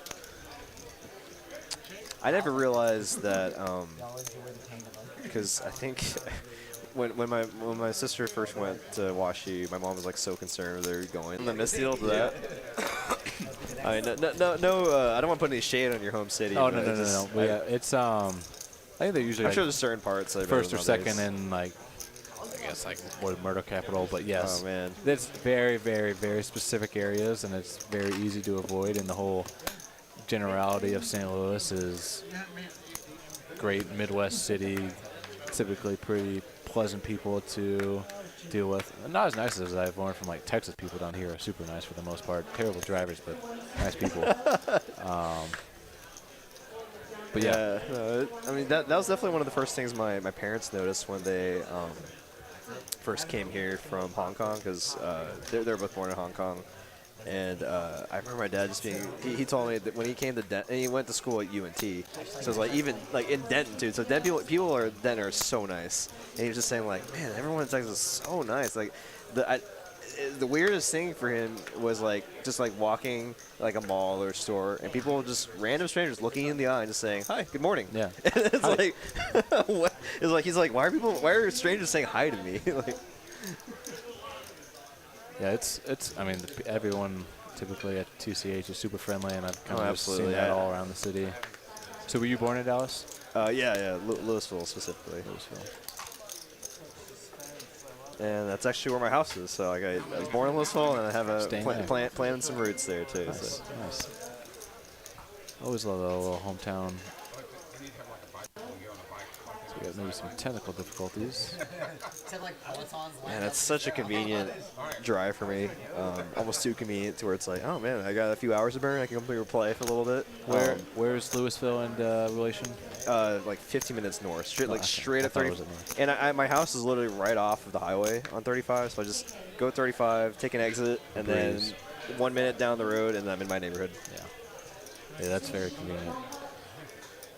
Right now I live like 10, probably closer to 15 minutes away. So oh yeah, so pretty similar. Yeah, it's very nice.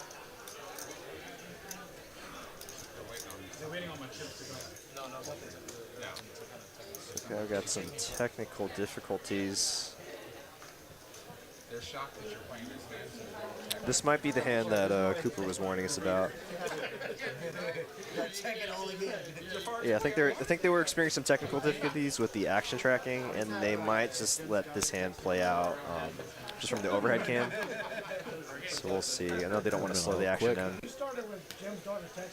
Yeah, I was like, I chose my words.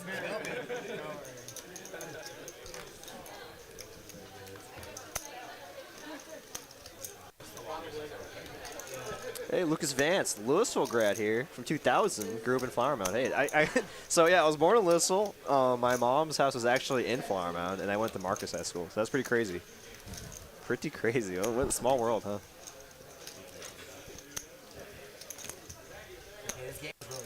Too much oil and vinegar on the equipment. Yeah, all the whole room just filled. There had to have been at least like 400 total Jersey Mike subs for the whole day, right? Just like all the subs from this morning. I thought there might have been more than that. Yeah, I was trying to do the math earlier, because if you, 10 table or like 10 per. I just averaged 10 per table. And they were still like leftovers. I feel like almost everyone got one at the earlier one, and maybe 15 tables. So, yeah, maybe like 200 per. Maybe I feel like this one might have had a little more because the room's a little more full. But yeah, that's a lot of Jersey Mike subs. A lot of sandwiches, and it's awesome because what they said, 100% of the proceeds going towards Special Olympics. So that's really awesome. And they're for every hour each individual plays tomorrow, TCH is donating $1 to the M trolley line. Yeah, so much good being done. We got 6-6-4. Yeah, 6-6-4, 2 spades. Unfortunately, yeah, we're gonna have to call this one out. I think from the overhead cam. Wow, we're gonna get some action. I really do apologize for everyone. So looks like it was $60 pre-flop, I believe. 1, 2, 3, 4, 5, 6 players. So Danny's gonna bet 180 into 360. Gets a caller. Yeah, I think this was the hand.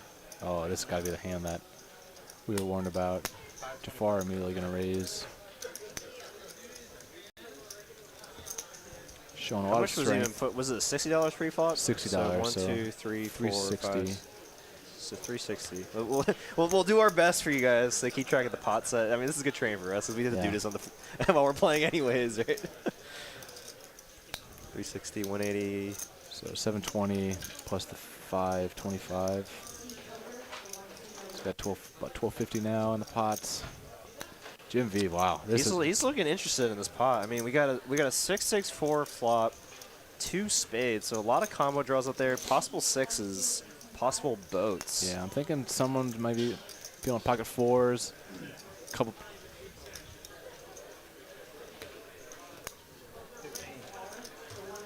Wow, Oh, and bet. the Wow. 3-bet from Jim V. Danny getting out of the way. And, oh man, unfortunately, we're not able to see these hands. This might be one of the biggest pots of the nights. I think we're gonna see Danny with an overpair there. I love sometimes when there's like one of the card readers isn't working to try to like play along to see what they have.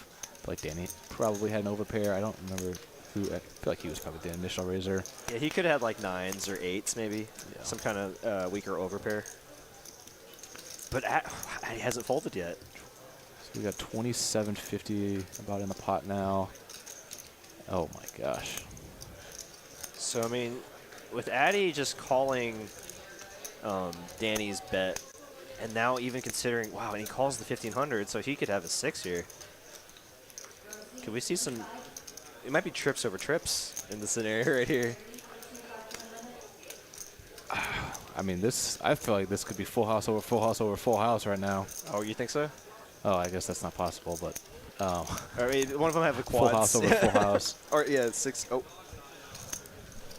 Wait, oh my God, Jimmy has Jack 6. Oh my.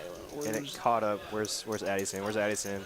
Danny did have 8s. Okay, nice. We were spot on. Oh, okay. We saw a glimpse there. We saw a glimpse. So we do know that Jim V has Jack 6 here, turning a boat. I feel like Addy's essentially the nuts. Addy's got pocket fours. Oh no. So we saw 35. There's about 4K in the pot right now. There's just over 4K, 1, I 2, believe. 3, yeah. 36 plus 18. No, 3,800, 3,900. There's 360 plus Danny's 180. 540. Yeah, so that's 3K. That's a little about 4,100. Yeah, so yeah, Jim V only losing to pocket jacks right now, obviously, because he has a 6, so can't be losing the quads right now. Okay, so we got $9,000 going to the river. I mean, you can't really put Jim on Jack 6 too often, Jack 10 or 6-10. So if you have like 6-4 or pocket fours, I mean, 6-4 I would feel very comfortable with. Pocket fours, Jim V could have some 6-4. You just got to think he doesn't have many Jack 4s, 10-4s, even though he's getting a price. Unless he has the suited varieties, but I'm not saying Jack 4s, Jack 6s, 10-6s. I mean, but yeah, we saw him. 6. He has Jack 6. Yeah, it's essentially the nuts. I mean, now Addy, you're losing to pocket jacks and pocket 10s. But 10s are never going to be in this range. I don't even think jacks are ever going to be in this range. Yeah, because he cold called, or he called the 3-bet after initially calling Danny's open.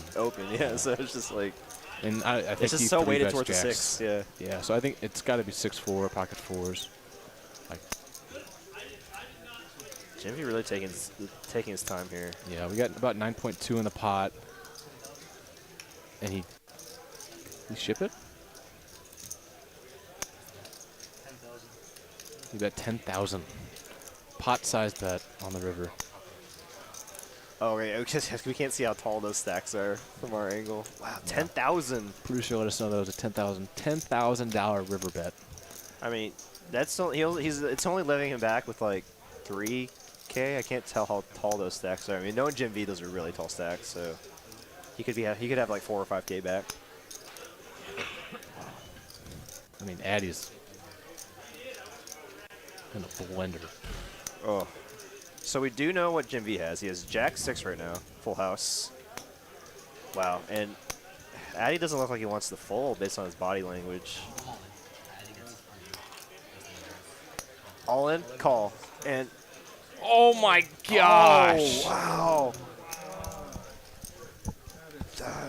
10-6. Almost the $30,000 pot. Full house over full house. Oh my god. And Addy's, and like I said earlier, you could have a great night at the beginning, but you don't know what could happen. Jim V plays deep stacks for exactly this reason. Oh my days. And Addy to the felt. Wow, wow, wow. I mean, if you thought you were behind on the flop against like a 6-4 holding or pocket fours, I mean, rivering 6 full of 10s, you're just, you thought you rivered the nuts. Yeah. Because you know you're not losing the 10s is not in the range. 10s and jacks, definitely not. 10 jacks not in the range, so it's just literally only Jack 6. Yes. I think 10,000 is one. Golly. Wow. Oh my gosh. So I mean, what was a 30K pot? I mean, if Addy had more than the 10,000, it was probably a little more. But I think he started the hand with like 12, if not so I think he actually had less than the 10,000. So it's going to be maybe around 20. Like 27 to 29. Anywhere. Close enough. We'll round up. 30K pot. Holy I mean, cow, $30,000 pot in a 5-5-10 game. I feel for you, Addy. That's brutal. Addy to the felt after having a sun run of a session for the first 3 hours. Jim V now up the biggest winner. I mean, oh my god. So sorry we couldn't have our graphics on for y'all. And Jim V with a classy $100 tip there. Kimmy with the absolute best comment. Surprised Hayden didn't have 10-6. Gosh. That is brutal.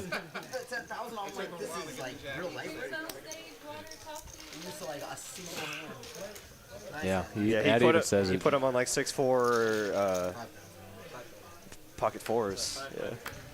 Yeah. Addy even said I lose to a single hand. Wow. It's because we held up technical difficulties. That's what I had to tell him we get the jack at the 6. Jack at the 10. Oh my gosh. Wow. I mean, Addy taking it like a trooper here. Whew, that hurt my soul.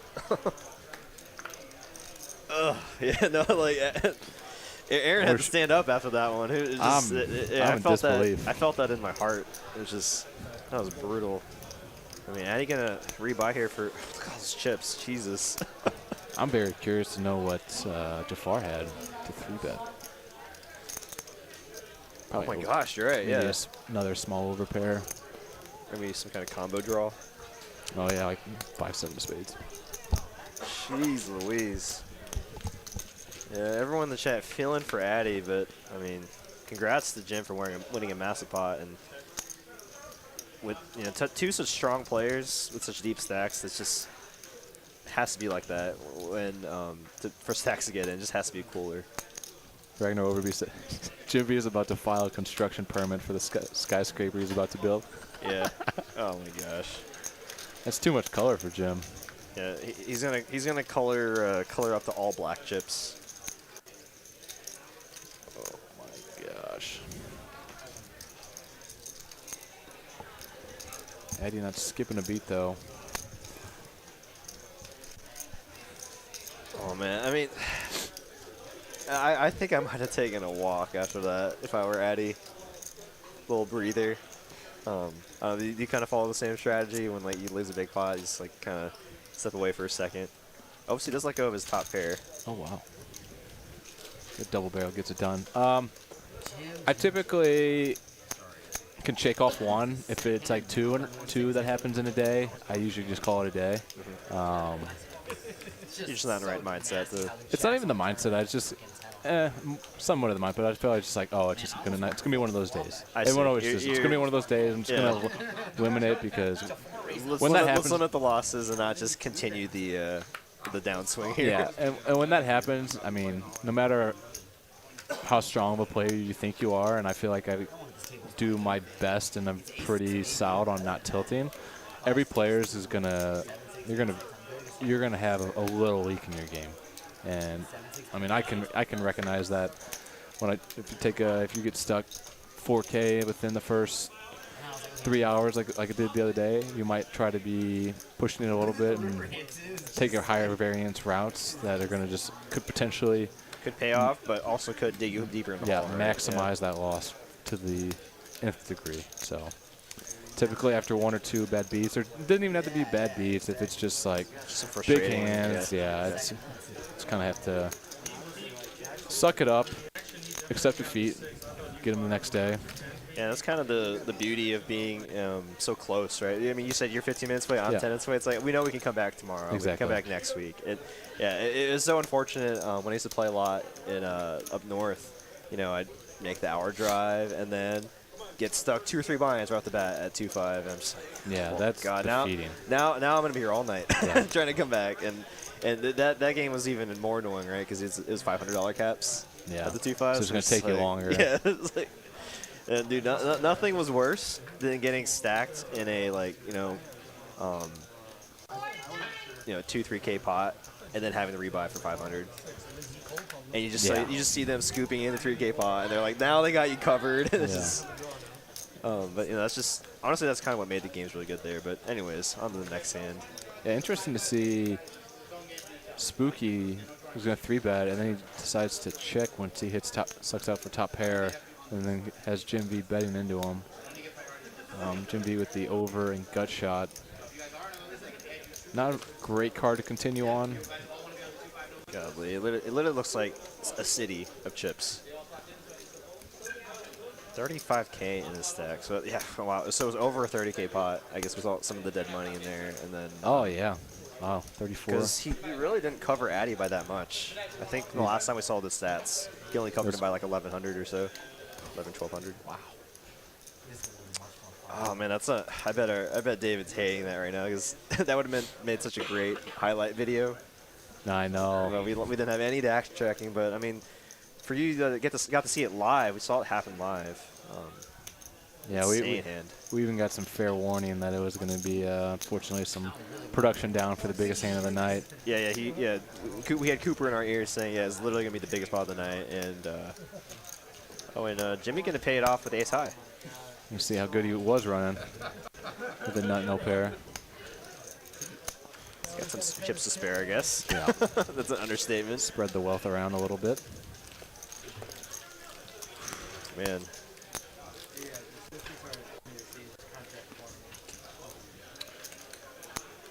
Going back to that hand, I was supposed to leave at 8 for dinner at 9.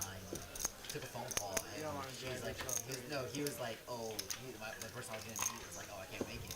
So then I'll see. Did you hear that?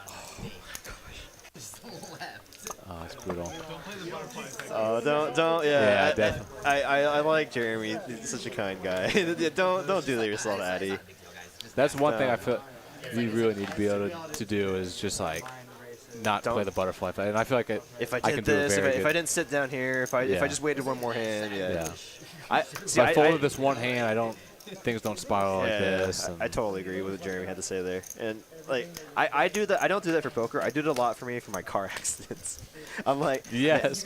I'm like, man, if I didn't turn my left lane here, and if I didn't stay at home, like, and also that fender bender I got in the parking lot, I sat in the car for like a good 10 minutes, just like fumbling on my phone. That's when it really gets you. That's a good point you made. When I got in my one car accident here, I was like, oh, if I would have just left immediately. Yeah, if I didn't go to the bathroom at home and did it at the gym, this and that, blah, blah, blah, blah, I would have been fine. I go down that rabbit hole for stuff like that. That's so hard. Just in life in general, it's especially like at poker, you always have those things in the back of your mind. If I would just done this, if this and that, if like the it's gonna happen the same way. Yeah. One thing that I don't even go anywhere close to, but people will be like, oh, if I would have if I would have sat at that hand, I would have won. If I didn't table or if I didn't seat change a half hour ago, I would have won that $20,000 pot. Well, no, because there's so much variation on folding, and just like one single thing is going to be different. You're not the shuffle is going to be different for one hand, and it's going to throw everything off. Yeah, and like, say someone does a seat change, it slows the dealer down just a little bit to change his Exactly. thing, then he shuffles differently, right? So Exactly. Exactly what you're saying. You just need to forget about it. There's so many people you see that. I don't know what point I was going to make before Addy. We stopped to listen to Addy say that thing and we'll go down this road. Oh, I was going to mention, so running through that hand with 10-6, and you're getting a bet, and you call, raise, and 3-bet. I mean, is there any merit to pull in the 10-6 immediately? On the flop? Yes. I feel like he felt he could have been outkicked there, for sure. I feel like, yeah. It's like an A6 or at minimum. I was thinking King about the six. same. I was like, at minimum, I feel like this 3-bet from Jim has to be A6. Yeah. And even with Jafar being in the middle, I guess yes, you have a 6 to block it, but he's going to pocket fours exactly. Yeah. Or 6. Pocket fours. Yeah. And I know it's not easy to get away from him. We talked to it earlier with the Kings. But I mean, the problem was if there was any card that wouldn't let him get away from it, it was the 10 on the river. Say it was like a 4. Like a 4 or a 10, he just can never get away from, I feel like. Yeah, and I mean, he called the 180, 5-bet to 515, and then it raised it all the way to 15. So is he getting the price to, so like, what were they? So he bet like 2.5 on the turn, 10K on the river. So they were like 12.5 behind. Is he getting the price to call $1,200 to win, to hit his kicker? Because I think Addy at that point has to know when you're getting 3-bet, you do not have the best hand. Yeah. And then I think Jim, again, sizing on that turn card, once he does hit, is very good just to keep Addy in there, because you got, what did we say, there was, you got 2.5 into 4. So pretty solid sizing, I would think, just over half. Yeah, and they were like infinitely deep, right? So like there's also the implied odds of if for some reason you do hit your boat out, then it's like you're gonna win like a 30K pot. Exactly. Right? That's what I'm saying on the flop. I think calling the 12 or the 1300 is a reasonable option. Mm-hmm. Yeah, but maybe getting away from it on the turn, maybe. Yeah. But again, like I said, he's giving you a pretty good price. To, I think that's when you just have to run some numbers on implied odds to say if you hit your card, are you getting paid? If you hit your card, are you good? Are you good? Yeah. Which you would think, yes. Like Jack 6 is going to be very. You just thought you just rivered A6 or something, or King 6, but I mean, but once Jim. And he's gambling. Oh man, he's going for it. I mean, but yeah, once Jim bets 10K on the river, I mean he's weighted towards boats, right? Like 6-4 and. Yeah, but you beat that now. Yeah, that's true. That's the problem. Right. That is a huge problem.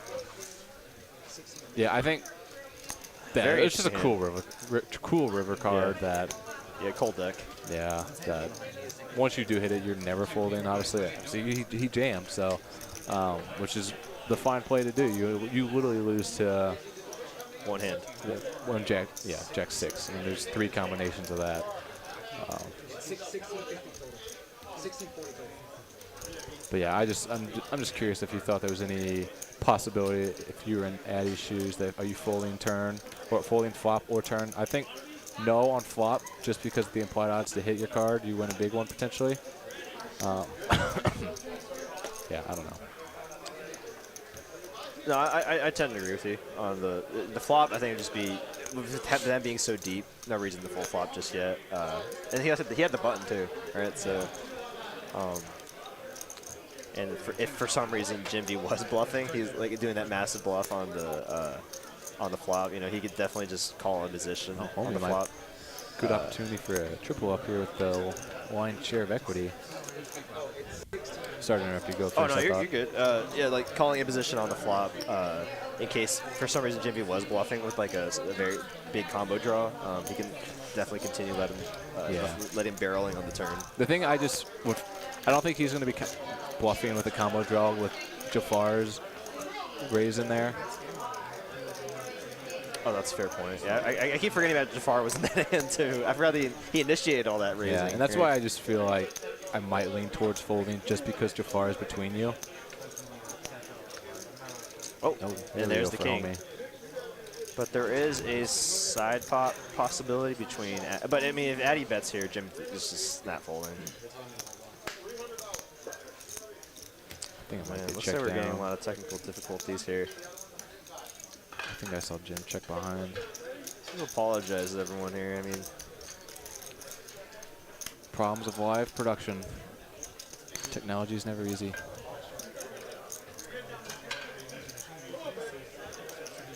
yeah, Alice, you just missed the massive pot between Addy and Jim, and unfortunately, the action tracking was messed up, so we couldn't actually even follow the action or what cards.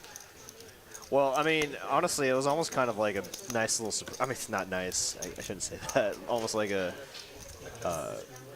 big jaw-dropping moment when we saw Addy turn over to 10-6. Yeah, we were all trying to guess it. I had 6-4 pocket fours. You were due. You were overdue. Yeah, nice little trip up there for Homie. Yeah. Yeah, Panda Gaming, to answer your question, Jim V just won a 34K pot. With Jack full 6. house over full house. Very Was that a sick. limp pot pre-flop? Like what was the pre-flop action? Danny, I think, raised. I think there was a limp. Danny, there was a raise to 60. I don't know if it was from someone from early position. I think OFC was in the hand, Danny, and then 4 others. But and then Addy and Jim decided to get squirrely in there with 10-6 and Jack 6. Yeah, that's Wild, one problem right? with playing 10-6 offsuit. That's the punishment you can tell yourself.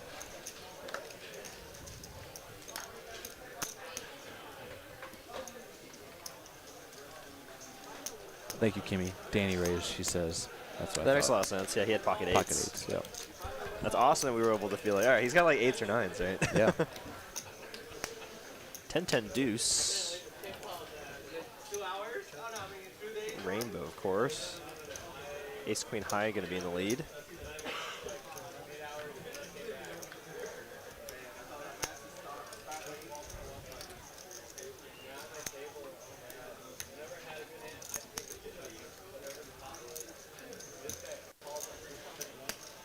Ace queen still in the lead, but Doogie turn card. I think I saw someone have a 5. Yeah. Spooky. Since I'm mentioning the word Badoogie, do you ever find yourself playing other games other than 2-card? When I'm in St. Louis, I'll play 4-card just because it's the biggest game that we'll run. And then I'll play the bomb pot table here, but no. I just don't have too much background and study time in any of those specific areas, especially for PLO. Know nothing about high-low, like nothing. Like Harley could probably tell you how to play it, but not 100% sure. Hey, I mean, at least you can admit it, man. That's, yeah. Like I know ace can be high, can be low. Like ace deuce, whatever is a good hand. I don't know. I mean, there's definitely people that probably play that game that play it regularly, and you could probably explain the game better. It's tricky. It is a very tricky game. The fewer cards people have, the better, because it's easier for me to try to put them on a range. Just as, like, I always just. Yeah, now that you mention that, yeah, that is the. I don't know how people, like the people that play PLO professionally, it's like, how do you put someone on a range of hands? It's just like. It's just it's exponential to the nth degree when you add 2 more cards. There's all those extra combos. I'm already bad enough in my head when I'm playing in a hold'em game with 2 cards where it's like, oh, the flush got there, he's got the flush.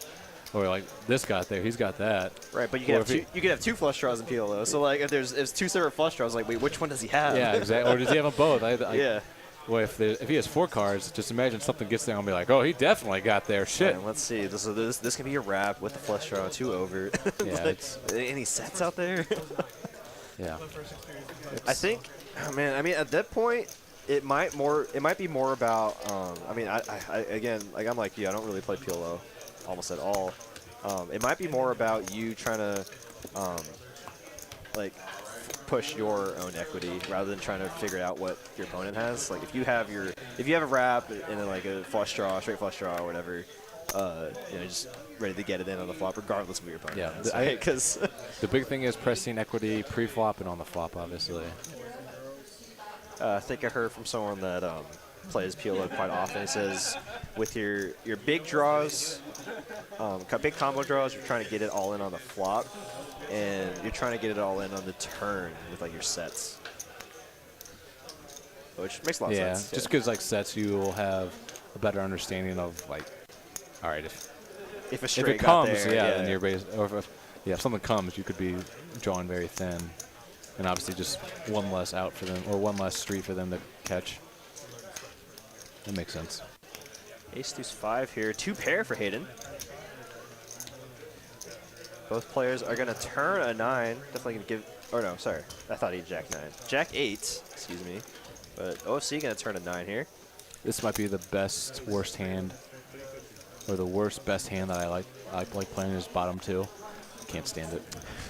I play it uber aggressive. Because you're supposed to play it super aggressive, but it's such a hand that can just get counterfeited, outdrawn, that's sneaky.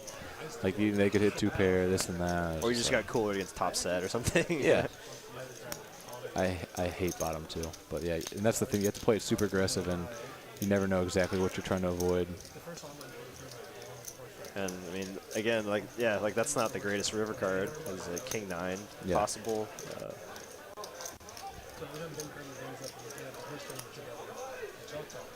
I think there's still some room to go for some value. It was just a limp pot pre-flop, I believe, so a lot of ace-x holdings. Yeah, it shouldn't have like ace-king. So it's like if you were ahead on the turn, you're probably ahead on this river, unless he has king 9 exactly. Or gets super sticky with king 5. But you block that. King deuce you block. Actually, I think there was a hand on stream where I had 5 deuce bottom 2 pair, and I got it all in against someone on the flop, and I got counterfeited. Yeah, against the top pair. I did it right. You know, I had him drawing 70-30. And it's even like super irritating to be in Hayden's specific shoes, just because you had no option. Like it called or it was just limped around to you. And you see the 3 cards, and you flop a really good hand. Like I said, you hit 2 pair 2% of the time, and there's nothing you could do. Oh my gosh, is he thinking about it? Like Hayden's gonna have 3-4 here. I don't think he has many bluffs here. With that, when he's gonna bet the 9. Could have like 9-5. I mean, yeah, like you said, his range is infinite here. Yeah, limp 2. I mean, he's not gonna have ace king. He's not gonna have. I mean, you could still have like ace 9, ace 5. Ace deuce, I think a reasonable hand is just to check. Yeah, I mean, you just lose to so much. Yeah, nice fold by him. I think the real only hands you beat are pocket 3s and pocket 4s that start to turn their hand into a bluff, which Hayden I think is definitely capable of. And on your back topic earlier, where it was like if the hand gets like limped to in a button, man, I think it was. Luckily, it was in a tournament, so it was like limit my losses. But man, I got almost stacked in a tournament. It led to me in the big blind, and I had like 10-6, and I was like, I even said it out before the hand. I was like, I have a bad feeling about this hand, and flop middle pair, turn trips, and by the river it was trips over trips against like a obviously better kicker. And I was like, man, I would never play this hand. Yeah, that's because like pretty standard call on the flop, middle pair, and then those are definitely things just kind of frustrating. Yeah. That's almost like more tilting than someone just like floating with backdoor straight draw and they just go runner. You literally just checked your option because that's what you're supposed to do when it gets. You're not supposed to just fold. I mean, no one does that. Yeah, I'm gonna write a book that folding shit cards and sorry, I can't cuss. You're good. You're good. Folding bad cards in the big blind is gonna be plus EV in the long run. Wait for my book in Barnes and Noble. And there was actually a situation in the cash game where I got limped to in the big blind, and then I flopped the straight, and the turn gave the other person the nut straight, and it was super hidden. It was like I still had the second nuts. Yeah, just like hit a gut shot. Yeah, and then it got all in by the river, and I was just like, you know, for the rest of the night, if it limps to me in the big blind, I'm just folding. So it's funny that you brought up that point, because I was like, I just hate when I can't control what happens. Like, it feels like I'm playing blackjack here, because like I didn't even get the option of trying to decide what I wanted to do, you know. And that's the whole beauty about poker. You get to decide when you want to put the money in and push your spots. 60. Yeah, if you read that book, hit me up. I'd like to be included in that. Yeah, as well. you can be my co-author and Please, give the story you just did. So frustrating. It's actually just gonna be like stories about hands that, exactly. for example, like exactly why you should just fold if it wins you in the big blind. Here's a story about Addy. It's like never just calling in the small blind. Just always 3-bet the small blind. Yeah.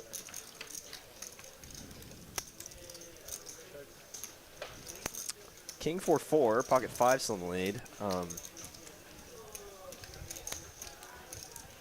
JD Gamble always says he runs so bad.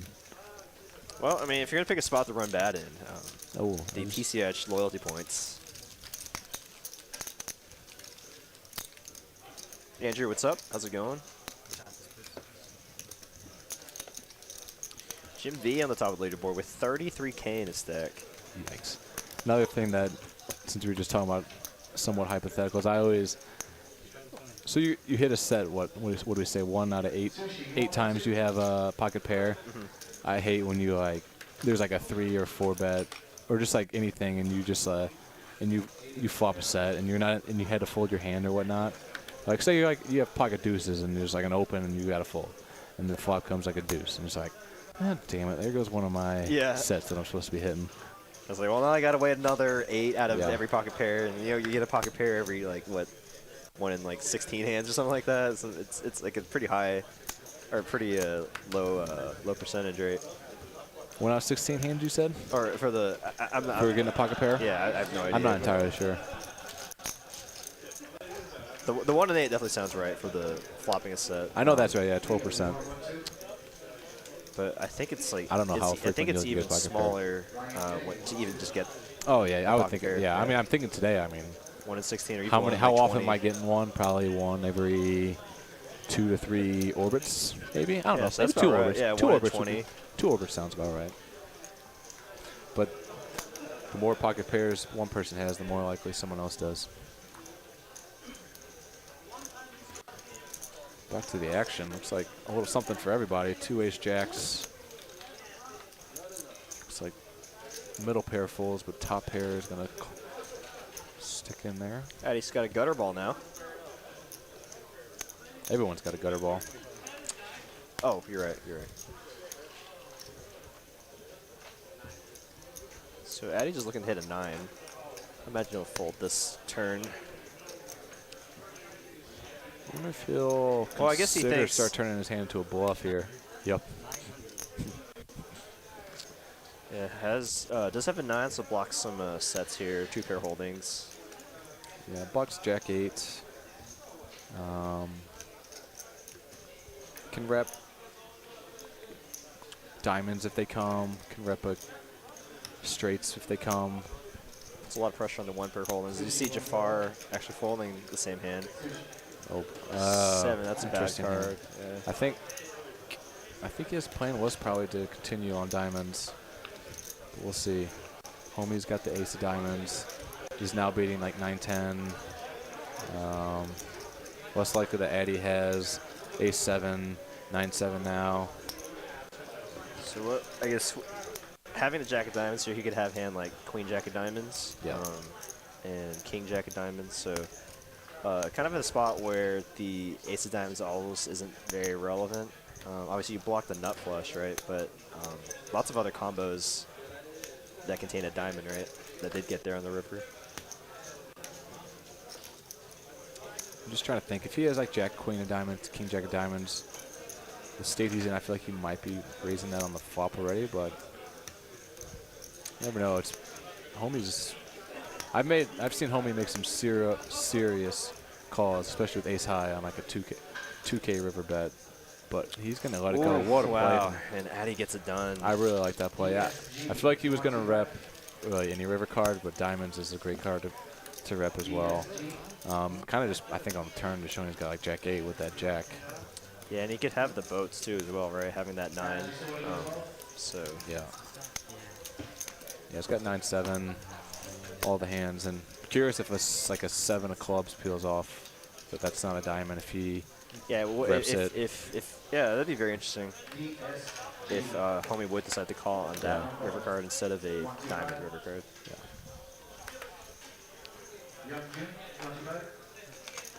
Looks like we got about 15 minutes left on our stream. It's been a pretty action-packed night. I mean, that's an understatement, I guess. Yeah, I know. We've had, wow.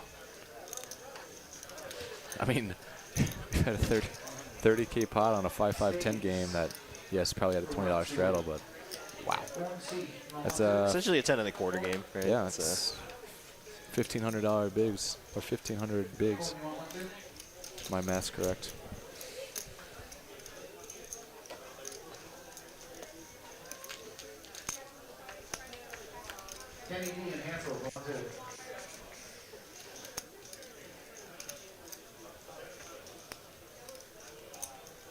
Top pair for Spooky. See, the sights a bit out here once checked to. Char does have second pair. Don't imagine folding just yet.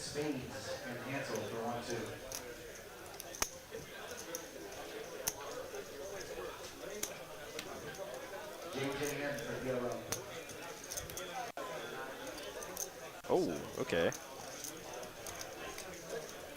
Jimmy. It's getting a little spicy out here. Definitely a lot of... Yeah, he has a lot of good turn cards that he can continue barreling with his exact holding.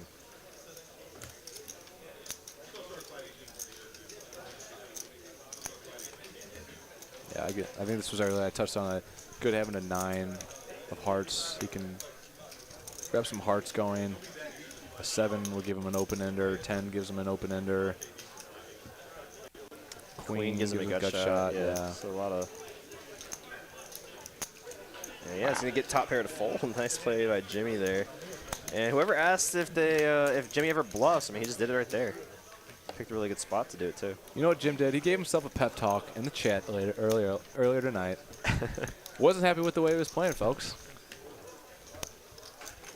Got some Gatorade in him. Wiped off the sweat. Got a new jersey on, and he came to play He really the second did, half. yeah. And I would give it to him. I think he's my MVP of the night. Oh, we're going to start doing some MVP awards of the night for each. I told, and I probably just wasn't prepped for it enough, but I should have done it. Last time I played on stream with Kyle Z, I told him the next time I commentate, I'm just going to, like, give... Oh, he's going to run back to Jack 9. Love it. I'm just going to just kind of, like, create a niche area for myself as an announcer and just do a bunch of, like, sports analogies throughout the thing, like Jim puts it up, he puts it in, he scores. It's like just stupid, like, sports analogies just to, like, separate. Yeah. I think I just need to create more going forward. Oh, set. Gut shot for Jim. So see that maybe in the future, people. Yeah, that'd be fun. It'd be something. You'll be our sports commentator. Yeah, something.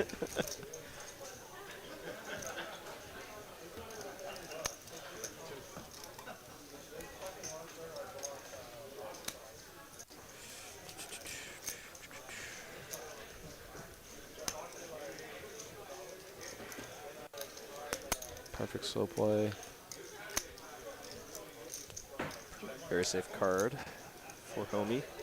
Yeah, obviously, it's seeing what Jim has. It's a good idea to slow play, maybe give some rope to work with, but I think I'd lean towards 3-betting that, or not 3-bet, raising that on the flop, just because, I mean, bottom set's obviously the best one to have, and you're not blocking 2 pairs.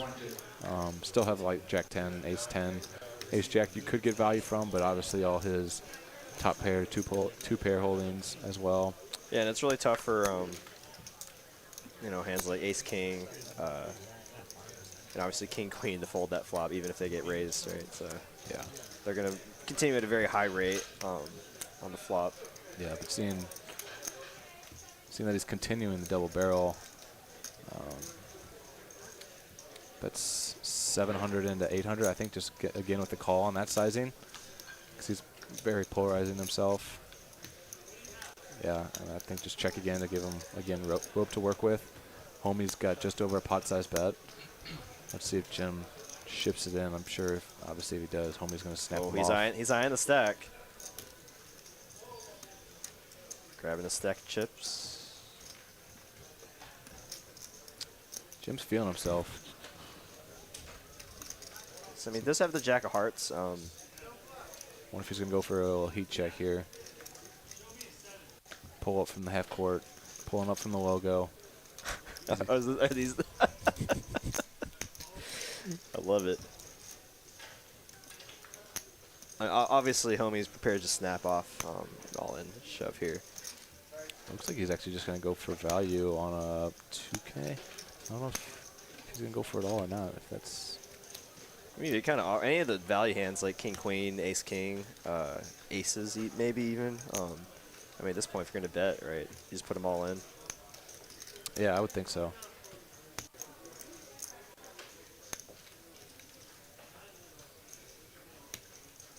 No reason to leave 2,200, or no reason to leave like 800 back or. Oh, and he does check. Okay.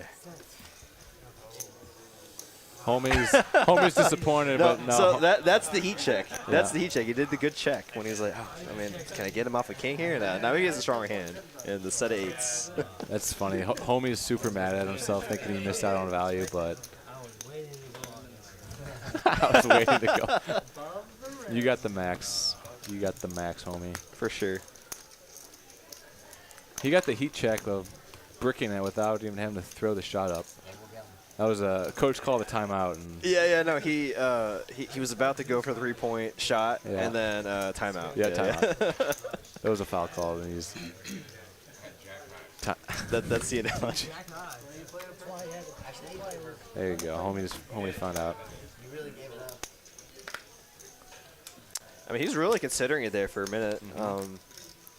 But I mean, Jim V, no punk. I mean, he was definitely considering all the possible holdings that Homie could have there, and he must have just come to the conclusion that, you know what, I don't think he's folding into a shove here. I mean, he arrived on the river with probably some pretty strong holdings. So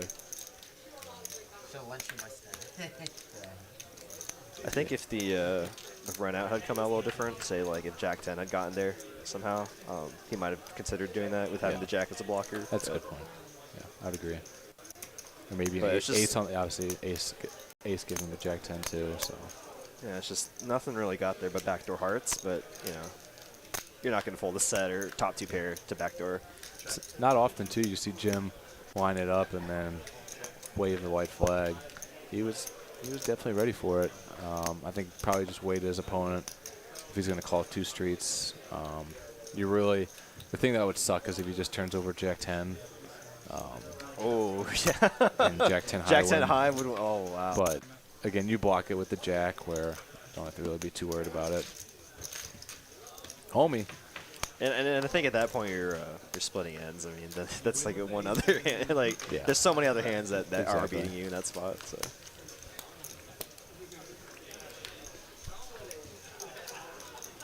I think Jim was just having nightmares about those deuces he got quacked on earlier. Pez pulling up from half court. Pez loving your sports analogies. So I mean, if you're gonna be doing this again, we'll have to. All right, I'll have to brainstorm. I'll get in the lab for you, Pez. I'll throw in some F1s. Maybe Jim V needed to push there on the river. JD saying just went back and found the Jim V versus Addy cooler hand. Wow.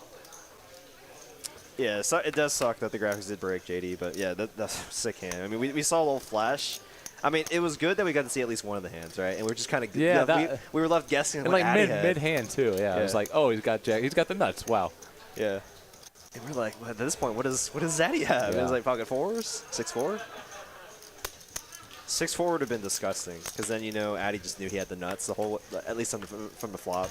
And you would still think, like I said, how often is Jim V going to be just calling $60? Because he was from the second blind, the big blind. Yeah. So he still had to call 55. Like, how often is he doing that with Jack 6, 10-6, Agreed. That's gross. You would just think if he had 6-4, you thought he'd have pocket 4s for sure. Yeah, just the ultimate cooler, boat over boat on the flop.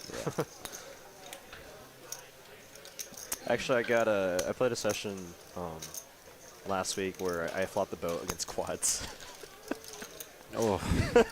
Luckily, he was only like 900 effective, but it was still, or I think he has like 1100 effective, so it was still minimized. But it was just like That happened on my table, not with me, but on my table today. There was flops set over set and deuces, rivered quads. Oh my gosh. The best part is I shouldn't, when it happens in the double board peel bomb pots and the one board came 6-6-3 and they both had 6-3, and the one guy had top pair on the other board and the other guy had a gut shot and just drilled the gut shot. Oh, for the big 3/4. Yeah, from getting quarter to going to getting 3/4 is just like, Golly. and it was a big, it's probably like a 10K one. It was a big. I think we can both agree that probably some of our biggest pots we played here are in the bomb pots, right? I think I've said like bomb pots I feel like can definitely make or break your session, yeah. And typically I feel like I'm very profitable in them and they're good for probably I'd say making a day every 1 to 2 weeks. I typically say, but I think what I've told people, like you can make a day out of them. Just a decent hand between Hayden. There's definitely I've definitely I'm the same boat as you. There's definitely situations where what people might overplay their hand or kind of the bet sizing is kind of off to like, you know, it's a chop pot relatively, right? It's from the beginning, right? So you typically want to try to get as many people.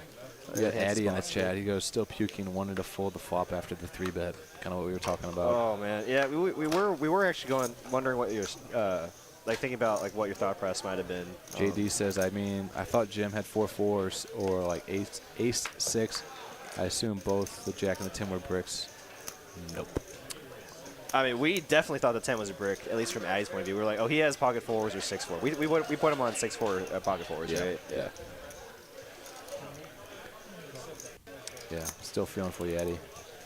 Shirt looks 10 out of 10 though, bud. Yeah, I'm actually liking a gym sweatshirt too. I got a lot of nice hoodies on the table today. JD, I'm curious of your thoughts if you think there's any frequency that you're going to be folding 10-6 if you wake up in that spot after getting 3-bet.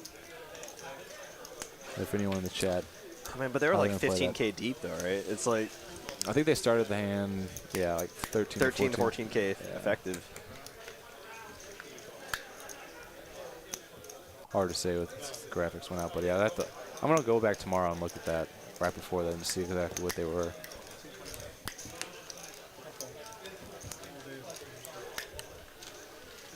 Homie gonna win with 10-8 high? Wait. Oh no. Yeah. Jafar bet, and I guess everyone folded. Oh. Homie, you're full of the winner. All right, looks like we got our last hand of no limit before the flip. So it's been a pleasure, commentating with Aaron tonight. It's been a lot of fun. Yeah, definitely. We should definitely do this again. Yeah. It's a pleasure being with you. Had fun. Yeah, obviously we had some really sick hands, sick runouts, massive coolers. Glad everyone could join us this Wednesday evening, Hump Day. Hump Day, whoop whoop. And tomorrow's Thursday. And those of y'all in the Dallas area, let's not forget tomorrow is our $7 an hour discounted deduction rate special. So I mean, you can't buy time at $7 an hour, but you are going to get your time deducted at $7 an hour, just to be clear. So really cool opportunity, and that starts at midnight tonight. So, I mean, if you're a night owl, which I know some of y'all are, I know Aaron and I are kind of day guys. It's past my bedtime. Damn yeah, I need to go home and go to sleep. Yeah, but we're starting that special tonight. So if you're night owl, you can come in at midnight, play through the day. It's $7 an hour, so it's an awesome deal.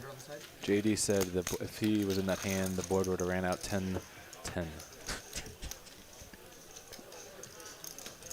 Oh, so he's saying his run good would have saved him. It didn't matter what he did on the flop. Yes. I wonder if that 30. What did we say? It was Jim had 34,000 in a stack. Whatever the size of the pot was. If you think that's the biggest Wednesday pot. It might be, honestly, because we've seen some 30K pots. we've seen some 20K, 25K, even close to 30K pots, but I think that might have just topped it. Yeah, Producer Cooper says it has to be, but what does he know? He just does all these streams. I don't know. All right, this is gonna be the last hand. Looks like we're gonna be. I guess we'll come back to the booth if you want to sneak in, so they can get a look at you. Oh, you want to see this face? Yeah. But yeah, it's Aaron, player here at TCH. It's been a pleasure. Hope to see you again. Definitely. And, I'm definitely gonna see you again, at least tomorrow, Probably or tomorrow. Friday or next week. But it's been a lot of fun. Hope everyone's enjoyed the stream. Tune in tomorrow. It'll be 2-5 live from TCH Austin. So y'all have a safe night and enjoy the stream. Yep, enjoyed it. Yep. Take See you care. later.